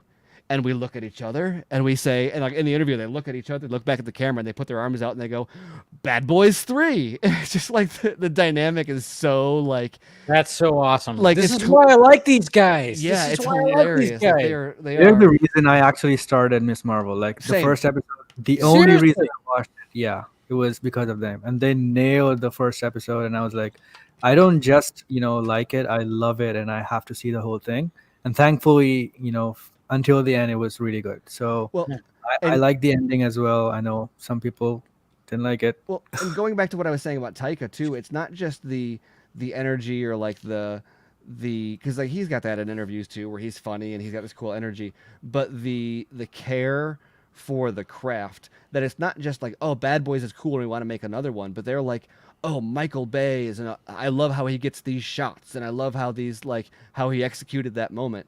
And so that's where you get, there's you even look at the Captain Marvel set, and I noticed the way that some of these shots are lit. Like you watch, or not Captain Marvel, you watch Miss Marvel, then you watch the Batgirl set photos, and you notice that lots of neon lighting, lots of bright like golden hour in rain kind of shots that are going to have a soft focus. Like there is a sense of, or then there's the anecdote where they were talking about when they ran into Edgar Wright last week or whatever, and they told him, we were just in the edit for Batgirl talking about how we need more Edgar Wright style cuts. And so there's I love that because I love his style. I love Edgar Wright. And not only do I love that style, but the fact that like they're in the editing room and they're like, oh, we need to get some Edgar Wright into this. Like there's a care not just for like, oh, here's cool Easter eggs and here's cool whatever, but they really care about the way this stuff looks and the vibe of the whole process, that like you just don't get, I don't know, I don't want to say that no other filmmakers care about that stuff, but when I spend an hour talking about blue lights not working with the right camera, like that's the kind of thing that like vibes with me, where it's like, oh no, that's the kind of thing that like they're nerds for this stuff just as much as they love it. Like they love directing a movie with Will Smith just as much as they love the fact that like they're using a particular lens or lighting a scene a particular way or editing in a certain, like it's just really exciting to know that you're going to get a movie like that, because there's so much more than just here's things you like captured in live action. It's like, oh no, we really thought for a long time about how we were going to make this and how we were going to make it look. And well, it's kind of like, it's like you ever playing that game Framed. I always love it when like when you get like, when I can get the movie in one, it's like good, right? Well, the other day it happened. Bad Boys. It literally. Was shot that was one of them. It was like the shot of the car, and and I looked at that one single frame and went, "Well, it's a Michael Bay movie to begin with." And then I just zoomed in and went, "Oh wait, that's Lisa Boyle. Okay, that's the first Bad Boys movie. Okay, it's just." But when you look at just a shot from the movie, I'm like, that's a Michael Bay movie. I just got to figure out which Michael Bay movie it is. It's one of the simple things with this, with this duo was that, they, like Steven said, they put care into making this, right? And it's not even that you have to be into film or stuff like that to notice such things, because there's very simple things like, having the text, appear creatively on in the first episode and all that. That was really cool. But also there was one, simple shot that they did where Kamala just, she's tired and she just falls yeah. under the bed. Yes. Oh, And just they for had a that whole rig. simple 2-second thing, they had a full rig, and I was like, to follow her as she just needs fell to be down. And that's the kind appreciated. of stuff you see, and you're like, that's not. They didn't think of that on set. They had Yeah. a storyboard where they planned that so that they could tell the camera team that they needed that equipment at that time on that day. Otherwise, they don't get that shot, because that's not something that you can be like, oh, let's do that. You just have that, like, all the gear you need sitting around. And that's, like I was saying, with if you're improving, or if you're changing things in post, or if you're constantly rewriting, and it's just this like huge production pipeline. I mean, it's like TV. You get the same kind of effects you get on TV, which are all time constrained and budget constrained and production flow optimized. And weirdly, for whatever, I mean, obviously, I think we're attributing it to them, but for, like, how is that unique? Like, what makes this unique about Marvel? Like, why is Marvel even the Eternals didn't quite go to that. Like, there was a lot more like natural cinematography and lighting and stuff, but there was still that like Marvel sheen that I don't get at all on this show, which it has been for me a problem with the movies, and even more egregious on all the shows. And then this is the first one to be like, oh no, a different company made me. Like, I wouldn't be shocked if, I mean, I would be shocked, but it feels like it was made by a different company altogether, and they just were allowed to use Marvel branding. Yeah, I think the biggest thing is, like, especially with the season finale, I'm not going to give any spoilers away, don't worry, but I mean, it's just like it's mainly the fact of her powers. It's they of course changed them from the source material, and then kinda, yeah, you're right, kinda. But at the same time, that's the biggest gripe, I think, when I see people going, what the fuck? She's not, being stretchy and blah, blah, blah. Now it's like cosmic crystals. And you see that, in the trailers. And I'm like, yeah, they changed it and everything. So I'm like, to me, I'm like, well, I wasn't big on the source material. I didn't really know. So doesn't affect me much, but I can see why they have the gripes, sure. But at the same time, I'm like, yeah, but I still enjoyed the show because it was cast well. I mean, I always forget what her name is, who plays. But she's been. I've just been seeing like someone who's not even watched the show. I've just been seeing the interviews she's been given, and some of the answers to some questions. I'm like, child, you are delightful. I mean, she's very likable. That's the thing. It's like you watch that, you go, oh, okay. I mean, she's fucking super likable. I mean, all the sequences that they do. I mean, there's things that they do where, in the style of this episode or of whatever, the way that they do it. Even when like text messaging or with like songs or whatever the fuck, or how she's feeling. They really just like create this whole like, again, you like keep an talking Edgar about Wright the text messaging, and I can't wait to see that, because I remember the first time I was ever impressed by text messaging was in the BBC Sherlock series. Yeah, like I think you'll be impressed by how they handle it here, because I was like, oh wow, that's pretty cool. It feels like it's similarly inspired to that. I mean, it's like that or Scott Pilgrim kind of style. Yeah. Like they incorporated into. But the thing is, like, if you're going to have that, just like what Edgar Wright needed for Scott Pilgrim, you needed that Michael Cera type. You needed the right cast members. And I think when it came to Miss Marvel, and you they also need had it planned out ahead of time, because you need to get a shot that's going to work that way. You can't randomly do that in a shot. You need to know when you shoot it. Have this to is have a shot the for the text yes, messaging. exactly. And hold on, I Endgame, I have the perfect image for that. Hold on. And when you've got like you're making Endgame, where like they don't even know what the costumes are going to look like when they're shooting, and they figure that out after the fact. Like, how can you possibly create that kind of, and I don't know. I mean, it's not even necessarily to trash on Endgame so much, but you look at like that's the Marvel process, and it's like a guaranteed 80% success rate, which is a pretty good success rate, but also it takes that top 20% off of the board of like it will never hit that high point because the production pipeline just doesn't give you the ability to write that ahead of time and maintain that in the script and shoot it and then execute it in the end. It's all, oh, here's a phone. Let's take a shot of a phone with a green screen on it on set. Maybe we'll even insert it after the fact, and we'll just put the text messages on that because then you don't need to worry about what it is on set or getting the shot that you need. It's just, okay, we got a shot of Tony Stark looking down. And then we'll take a stunt guy and put a phone in his hand during pickups, and then put the text message on that. But they didn't do that. That's what's so great. And the fact that it's like, God damn, I had a thought and now I lost it. Shit.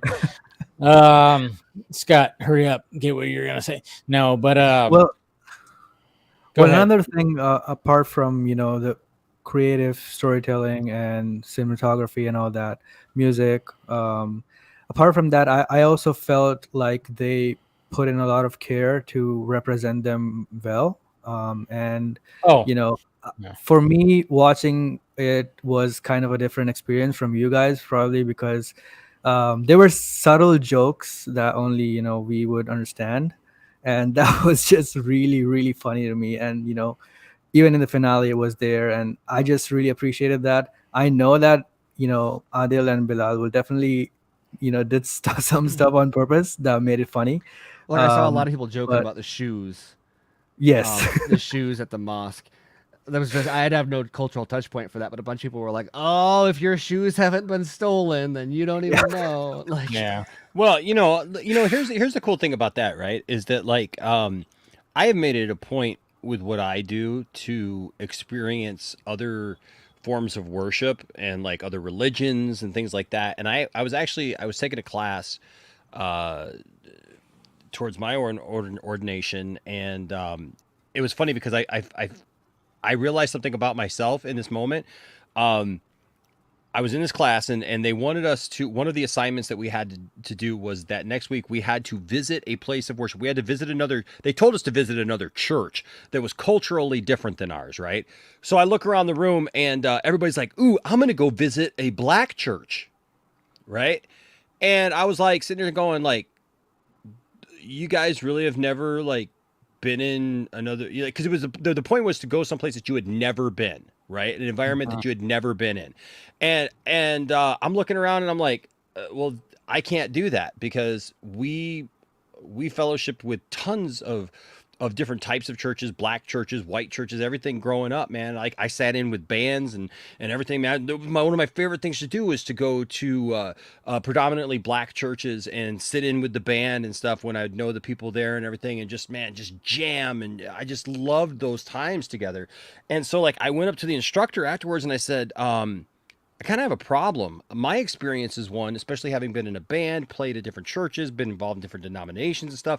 I said, there's no place that really I haven't been. And I said, there's no place that I really feel like, I think part of the assignment was to make you feel like a newcomer to like visiting a church or something for the first time, like that you'd be an outsider or something. And I said, I don't have that experience. I'm the type of person I can make friends with anybody, man. Like, Steven knows I've made friends with women at the bar that when we went to go see Batman v Superman, you know what I mean? Like I, never met these people, so I can meet people really easily. And so I started thinking about, I was like, well, where am I going to go? What am I going to do?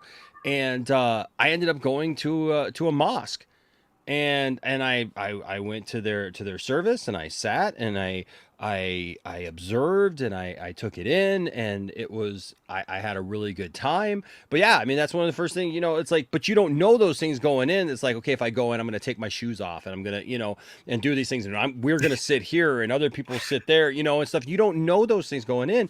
But it's funny, I found myself even there feeling very comfortable, with the people that I sat next to and observing, their culture and all those things. And, that's one of the things actually that I liked about watching Miss Marvel was to see those kind of things. And I think people just they don't know, you know what I mean? They there's a lot of assumptions about, oh, what goes on in there. You know, my dad, for goodness sake, is a devout Jehovah's Witness, right? And like, if there's anything that people don't want to know about, it's like Jehovah's Witnesses, because they come knocking at their door, you know, bugging them on a Saturday morning, you know, or whatever. Right in their pipes. Right, exactly. Well, those are Mormons.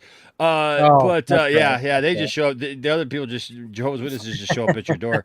But you know, with like the watchtower, right, with a watchtower. And like I went every year or every time I go visit my dad out in Seattle, like he's always surprised and shocked, but I'm like, yeah, I'll go to the Kingdom Hall with you. And like, I've sat, you know, and I actually participated. Like, they have a time where like, it's really fascinating because they go around and like everybody has an opportunity, if they want to be able to like read the scripture for the day or whatever. They come with like these microphones on these long poles and stuff, and you know, and it's very, very interesting.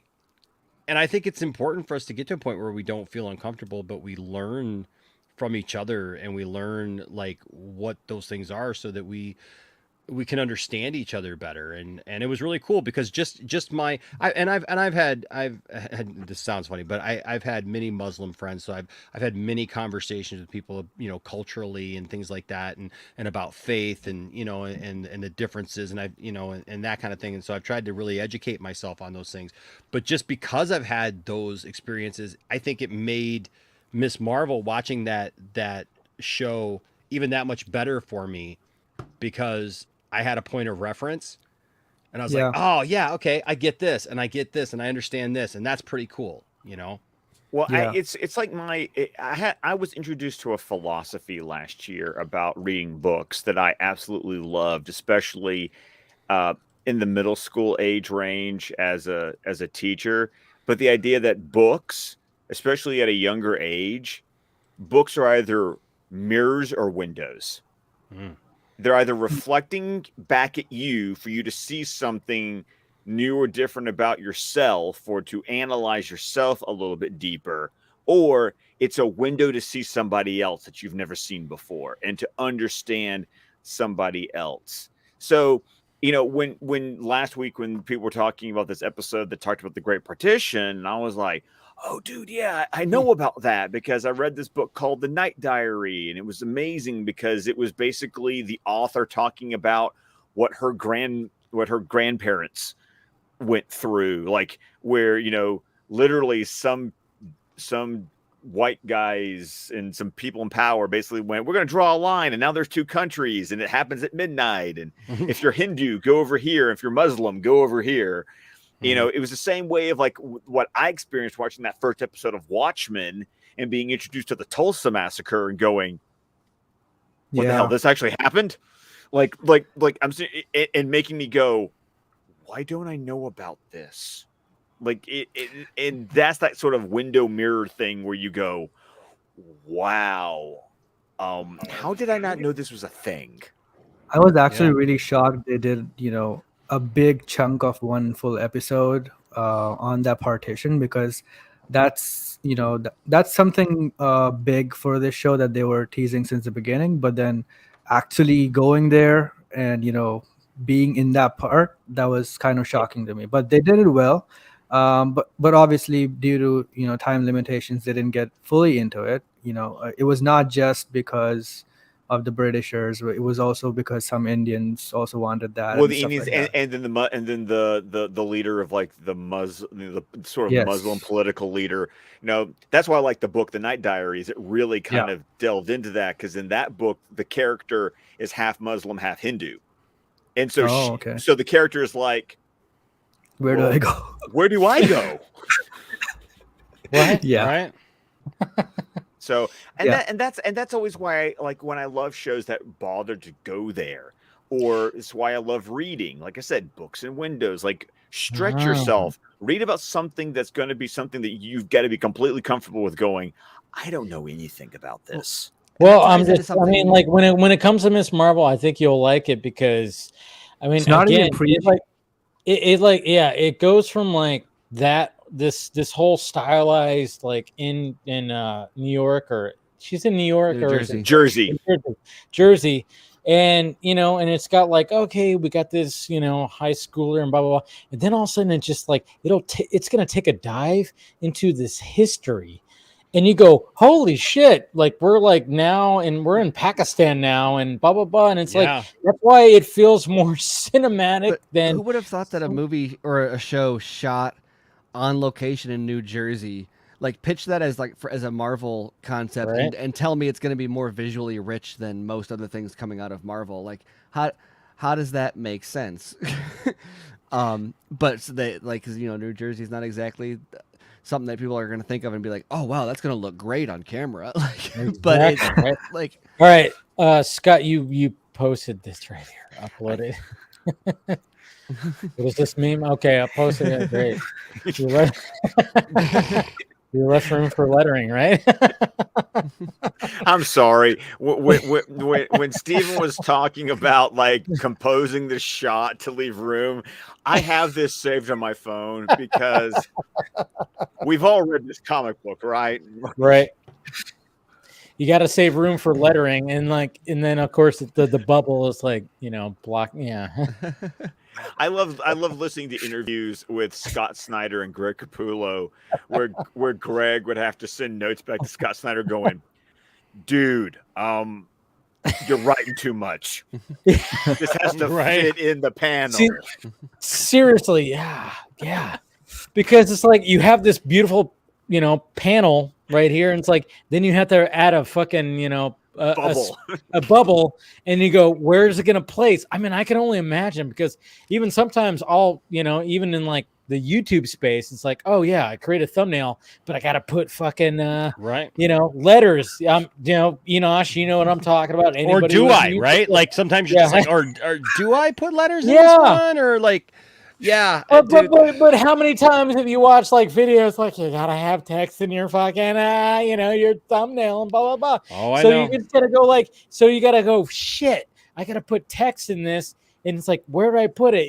Usually it's like, all right, put it at the bottom or something like that. But say you wanted to have like I did one recently when it came to Thor, and like it was mandated that it was supposed to be 2 hours. So I was like, all right, I have to have Kevin Feige and I have Thor in the background, like a good, their banner. And then I had to write their like Thor. I had to write that Kevin Feige was saying like, it's going to be 2 hours and you're going to like it. So I had to put it, I was like, I had to make sure I'd tilt it to make sure it didn't, go across the fucking art of Thor. And I was like, yeah, it can be a struggle when it comes to that. Dude, I was in the printing industry for 18 years, man, and worked directly with all of our art people and everything. And I it's funny because I could critique everybody else's stuff, and then I'll look back at my stuff and go, how the hell did I put this together? It's way too busy. It's like how did I think that this was a good idea? And then it's like by that time it's like, screw it. I only got a half hour before I'm supposed to go live. Screw it. I'm just.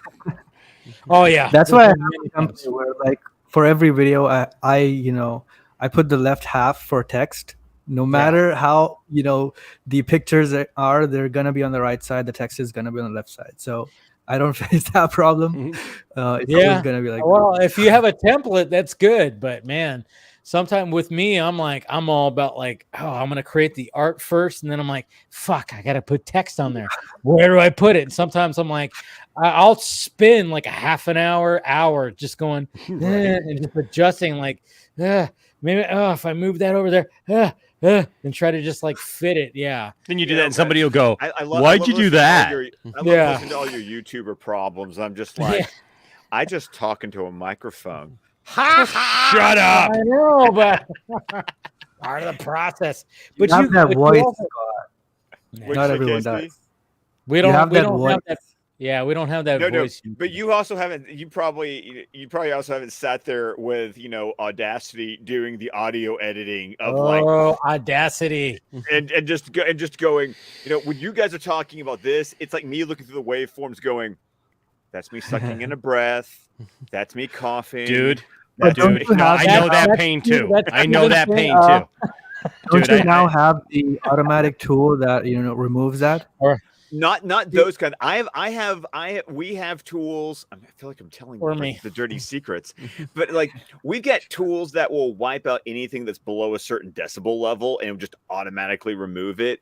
But I've gotten to the point now when you're going through it and you just see a waveform, you're like, yeah. That's me sucking my breath before I talk, because you learn your isms. You learn your isms, and you're like. When I listen to you and Tim, I still just go, Jesus Christ, how this is so just it's just that there's none of that. And I remember you made the joke because when you had Steven on was like the us. I'm sure like with me when you had me on, there was things you had to wipe out too. But I mean, it's just like it's crazy like how. Like you guys, like when you listen to you guys, it's just like boom, boom, boom, boom, boom, boom, boom. Like you wipe out all that stuff. It's kind of like when you guys, because you guys are a visual medium. Yeah. So you got to wear how it looks. Well, we got to realize all we have is sound. So we have to make the sound as pleasing as possible. And it's amazing because when you listen to other people's stuff, you're like, what the hell? Because you're like, did you listen to that before you published it? Yeah. And you pick up stuff that you don't even realize too. Yeah. Like you're talking about like the waveforms. I was walking like someone through like the editing process for a podcast a week or two ago. And so like we were just on a Zoom call, I was screen sharing, and I was like, "There's really no way to explain this other than just like I know this is like watching paint dry to watch me do this, but it's the best way to kind of see the process." And I started picking up on stuff I was doing. I was like, "Oh, by the way, I'm hitting the Z button basically every time I select anything here because that finds the volume minimum for each end of the selection." And then I keep on going, and then she was like, "What do you keep on? How do you?" Select that because like I was scrubbing through the audio and I would see something and I would highlight it and then just like silence it. Yeah. And then she's like, "What was that?" And I was like, "Oh, that was a breath." She's like, "How do you know?" And I was like, "Well, undo. You see the shape of it. It tapers in and tapers out. Dialogue never does that." Or I was going through and I would grab ums, which are like for specific people you'd recognize. Yeah. Sorry. Yes, I'm on an intimate basis with your Steven. Yes. And it was funny because it's one of those things like I didn't even realize until it was like being observed, where being able to go through the audio and like nail it, like select just like a single spike, and then it turns out it's that, and it's like that's not something that like in video that is like such a. I guess some people might do that if they're like hyper polished, but there's so many fine tunes. But what's funny is like I like that. When what you guys do is like and it's like boom, boom, boom, and I could listen to you and Tim, and it's just like bam, bam, bam, and I'm like, man, it's so polished, it's so like nice in the way that you guys do. I love that. But then also we can have something like this where it's just like, hey, we're just shooting the shit. There's no edits or nothing like that. It all like there's like the different things that work. Like when you and Tim talk, it's like, hey, we're getting to the point. Boom, boom, boom. Yeah, because our philosophy is respect the audience's time. Exactly. And that's what you're doing. And then when it comes to like the live stream stuff, this kind of stuff, it's like, no, we don't need to do any edits. This is all just real. We're shooting the shit. It's all that kind of stuff. That's what I like. It's like the fact. And when I do certain videos, like if I'm not live, then it's like, oh yeah, I'm going to polish it up. I'm going to do jump cuts. I'm going to do all this kind of stuff. And you have to do that. But if it's live, hey, guess what? Whatever is there, it's there. But yeah, if you can, I mean, there's KC right there. I mean, he's just there. He's just there. We can't polish it. We can't airbrush it. He turns his own camera off sometimes. I mean, that helps. But you have the raw versions, and then you I'm have. Sorry, dude, hey, you were just right there. You were just right there, and I was looking right at you. Don't worry, guys were talking about you. Apologize. You guys were talking. Don't worry. I just realized that I was on my MacBook, like screwing around with where you were talking, and I realized that I had done this. I was like, oh fuck, I'm on camera, and here I am like chewing on my pen as I move It's a moving different shit thing. around. It's different. It's different. That's the thing. Is like that's what I love about the fact that we all have our different dynamics when it comes to this stuff. Is the fact is like when it's audio only or it's visual, it's like there's different ways to do it. There's different ways to polish it. When it's live and raw, cool. People like that. But then also people like the fact that it's like, hey, you know, you're listening to us. We're gonna fucking value your time, and we're gonna polish the shit out of it and be like, boom, boom, boom, boom, get to it. And you know, I mean, that's the way it is. You know, and I think there's also a difference between video and audio that you kind of need that for audio. You need to cut it because people are not looking at something; they're just listening. So the gaps are kind of empty spaces, right? But in video, if you are taking a pause, people are still looking at you, and you know that's still not wasted time. No. Yeah. You know, so I feel Or it like could be audio like- needs that, but it doesn't really need that. Well, and then of course, then there's Dave and me, who at this point, if we don't have at least 2 tangents a week on Batman the Animated Stream, it's like, what are we even doing with our time? Exactly. But see, I mean, that's the thing. It's like, you know, you and me have like that good dynamic where we can like do that. And we just go off on our like different tangents and like, oh yeah, then we're back, you know, but we carry the conversation, and then there's no pauses in between our conversations. No, it's like no, we just slid into that Yes. conversation, We'll and talk then about something random. Yeah. hey, last week we did well though. At least we went on a tangent about magic. Like That's that true. we were Because on- we talked about Zatanna in our last episode, and we went off on just magic stuff when we went off on our tangents, and it was great. Tangents? It was, Tangents? I know. I Really? said tangents. Tangents. Yes. I like going up off on tangents too. Tangents are fun, That's man. right. Sometimes Yeah. sometimes you go on a weekend tangent and you just don't come back, man. It's just not. No, it's just not. The same. or like Dave, he participates in beauty tangents, and you know, Ooh, it's beauty tangents. I like beauty tangents. See, I misspoke, and now I'm never going to hear that. See, and I'm right here, Dave, where I can totally. Yes. When I talk about busting your balls, I'm like perfectly positioned. You're literally like right there. I'm like, ouch. Just like, yeah. I'm like, Jesus Christ. Ah.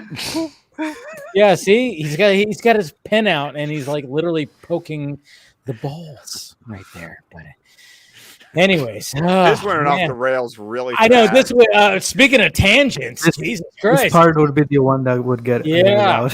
I think this might be a good place to end the stream right here. That could be it, huh?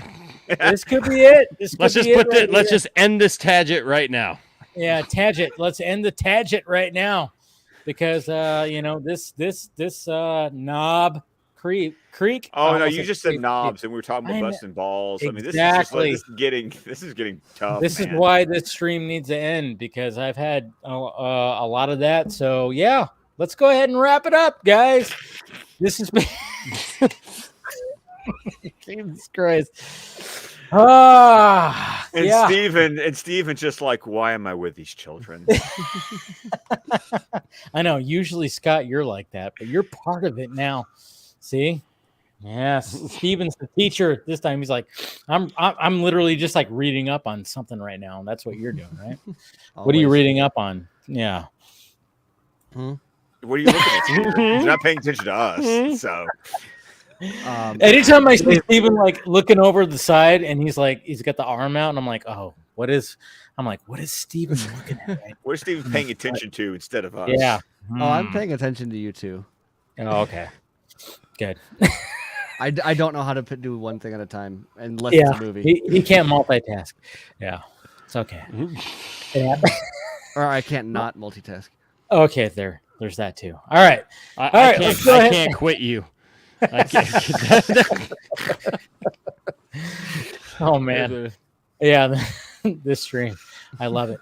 No, but this has been fucking fantastic. Thank you to the TPV We're half guys. the stream we used to be. Yeah, we're not There's the only 5 stream of we us. used to be. Half the stream we used to be. Yeah. If anything, we're better. No, but thank you to Ohio Dave. Thank you to Fab. Thank you to Abdul, Justin, and of course Mick. Those guys who, like I said, it was a last minute thing where I was like, oh man, let's get those guys and talk about their weekend at the Stone Quarry. And it was great listening to that whole experience and getting all those guys on and getting their interpretations of what happened, and then just talking about Zack Snyder, because we all like that. We all love Zack Snyder here. We love his movies and everything, and it's been great. It's been great. And of course, thinking of the panel, let's do let's go around the horn. Steven, you go first. Yeah, I'm Stephen Colbert. You can find me on social media at SM Colbert. You can find my writing at screenrant.com. And you can find my podcast with Andrew Dice at snyderminute.com. There it is. KC? Sorry, my battery is dying, so I'll just quickly do it. We actually can see the little icon right there in your Yeah, left right corner. there. Yeah. It's like a dead pixel. It's So you can find screaming me- at us that it's going to die any Yeah. second. Yeah. We're like, go, KC, hurry. I made it worse, didn't I? Yes, you did. Yes, you did. You can find me at Krypton Cage on all social media, as well as at The Real Talk Life. There it is. It's so- There we go. it Perfect is. timing. Look at that. And then he went black. He went dark. That was great. Oh man, perfect timing. I love it. That thing was blinking like a Christmas light. Jesus Christ. Right. Yeah. Jeez. All right. Enosh. You can find me over at Poindexter Lounge for all of our social media and all of our fun stuff. We have a good time over there, and we got some cool things coming up. But every show, Tiffany got me this book. It's The Little Guide to Betty White. Nice. And it's just Betty White-isms. It's quotes from Betty White over time. So I just want to share with you just a couple in Let's saying do it. goodnight to this night. This was said by her on season 3, episode 1 of The Golden Girls. Sometimes life just isn't fair, kiddo. True. And then this one I will leave you with Parade Magazine, October 31st, 2010. I don't understand how people can get so anti-something. Mind your own business. Take care of your affairs and don't worry about other people so much. Exactly. There you go. Thank you, Betty White. Thank you, Betty White. Philosophizer. Yes. Jesus Christ. I love it. God damn, that woman. Man. Right? Telling you, man. Miss her. All right. Me too. And then, of course, to round us out, Scott McClellan. Of course, you can find me on Twitter at ScottDC27. You can find my podcast, the DC Squadcast, where podcast can be found. Our next episode of Batman Scene by Scene will include Batman interrogating Oz in his office at the Iceberg Lounge. We're on Vero, Facebook, YouTube, the entire network of shows at squadcastmedia.com, which will include me appearing on the next episode of DC TV Squadcast, where Ray the Flycast and I will be breaking down the second season of Superman and Lois. And of course, every Sunday night, you can find me here on the Film Junkee YouTube channel with Batman the Animated Stream, where this Sunday we will be talking about the episode The Mechanic. Yes. It's going to be a You good fucked up episode. once. What? You fucked up once. I fucked up. I once? don't know what you're talking about, Casey. I don't. Yeah, I fuck know. up. What are you trying to say? I heard it, Scott. This coming from the guy that we can't even see. See, show yourself. Charge your battery, you. If you can, if you dare, son of Yeah. Jor-El, come to me. Come to me, Krypton's cage. Charge your battery. I sir. defy you. You will bow down before me, Jor-El. Get up. And then one day, And your ass. Am I the only kid who always thought he said your ass? Yes, you are. Just saying. Sorry. I just, Oh, man. Okay. Then one day, your ass. Okay. I'm good. I'm okay. Whew. It's only Man. 4 a.m. What? I know. That's it. Yeah. Oh man. I will find him. I will find you a battery that plugs in. That's what I have, Krypton, Casey. I'm saying. Yeah, I'm gonna buy that. I had that I for my have one old of those camera. fake batteries. That's a power source. You should really get Yeah, those. Anyways, I had all that for my old camera, but I have to find one for my new one. I bought my battery at a Walmart, Krypton's caged. Where did you buy yours? In a barn? Jesus Christ, my neighbors are probably going, what the fuck is happening right now? Jesus Christ. My neighbor downstairs is like, dude, I just woke up. What the fuck? It's 1 o'clock in the morning. I mean, it's later for you guys, but Jesus Christ. Anyways, guys, hit that like. Oh, sorry. Hit that like, thumbs up button. Do all that stuff. Subscribe to the channel. Krypton had its chance. I know the fact Kneel before Dave. Yeah, the fact that his name is Krypton Cage. Right. Krypton Cage had his chance. Oh my lord. All right, guys. We love you. We'll talk to you later.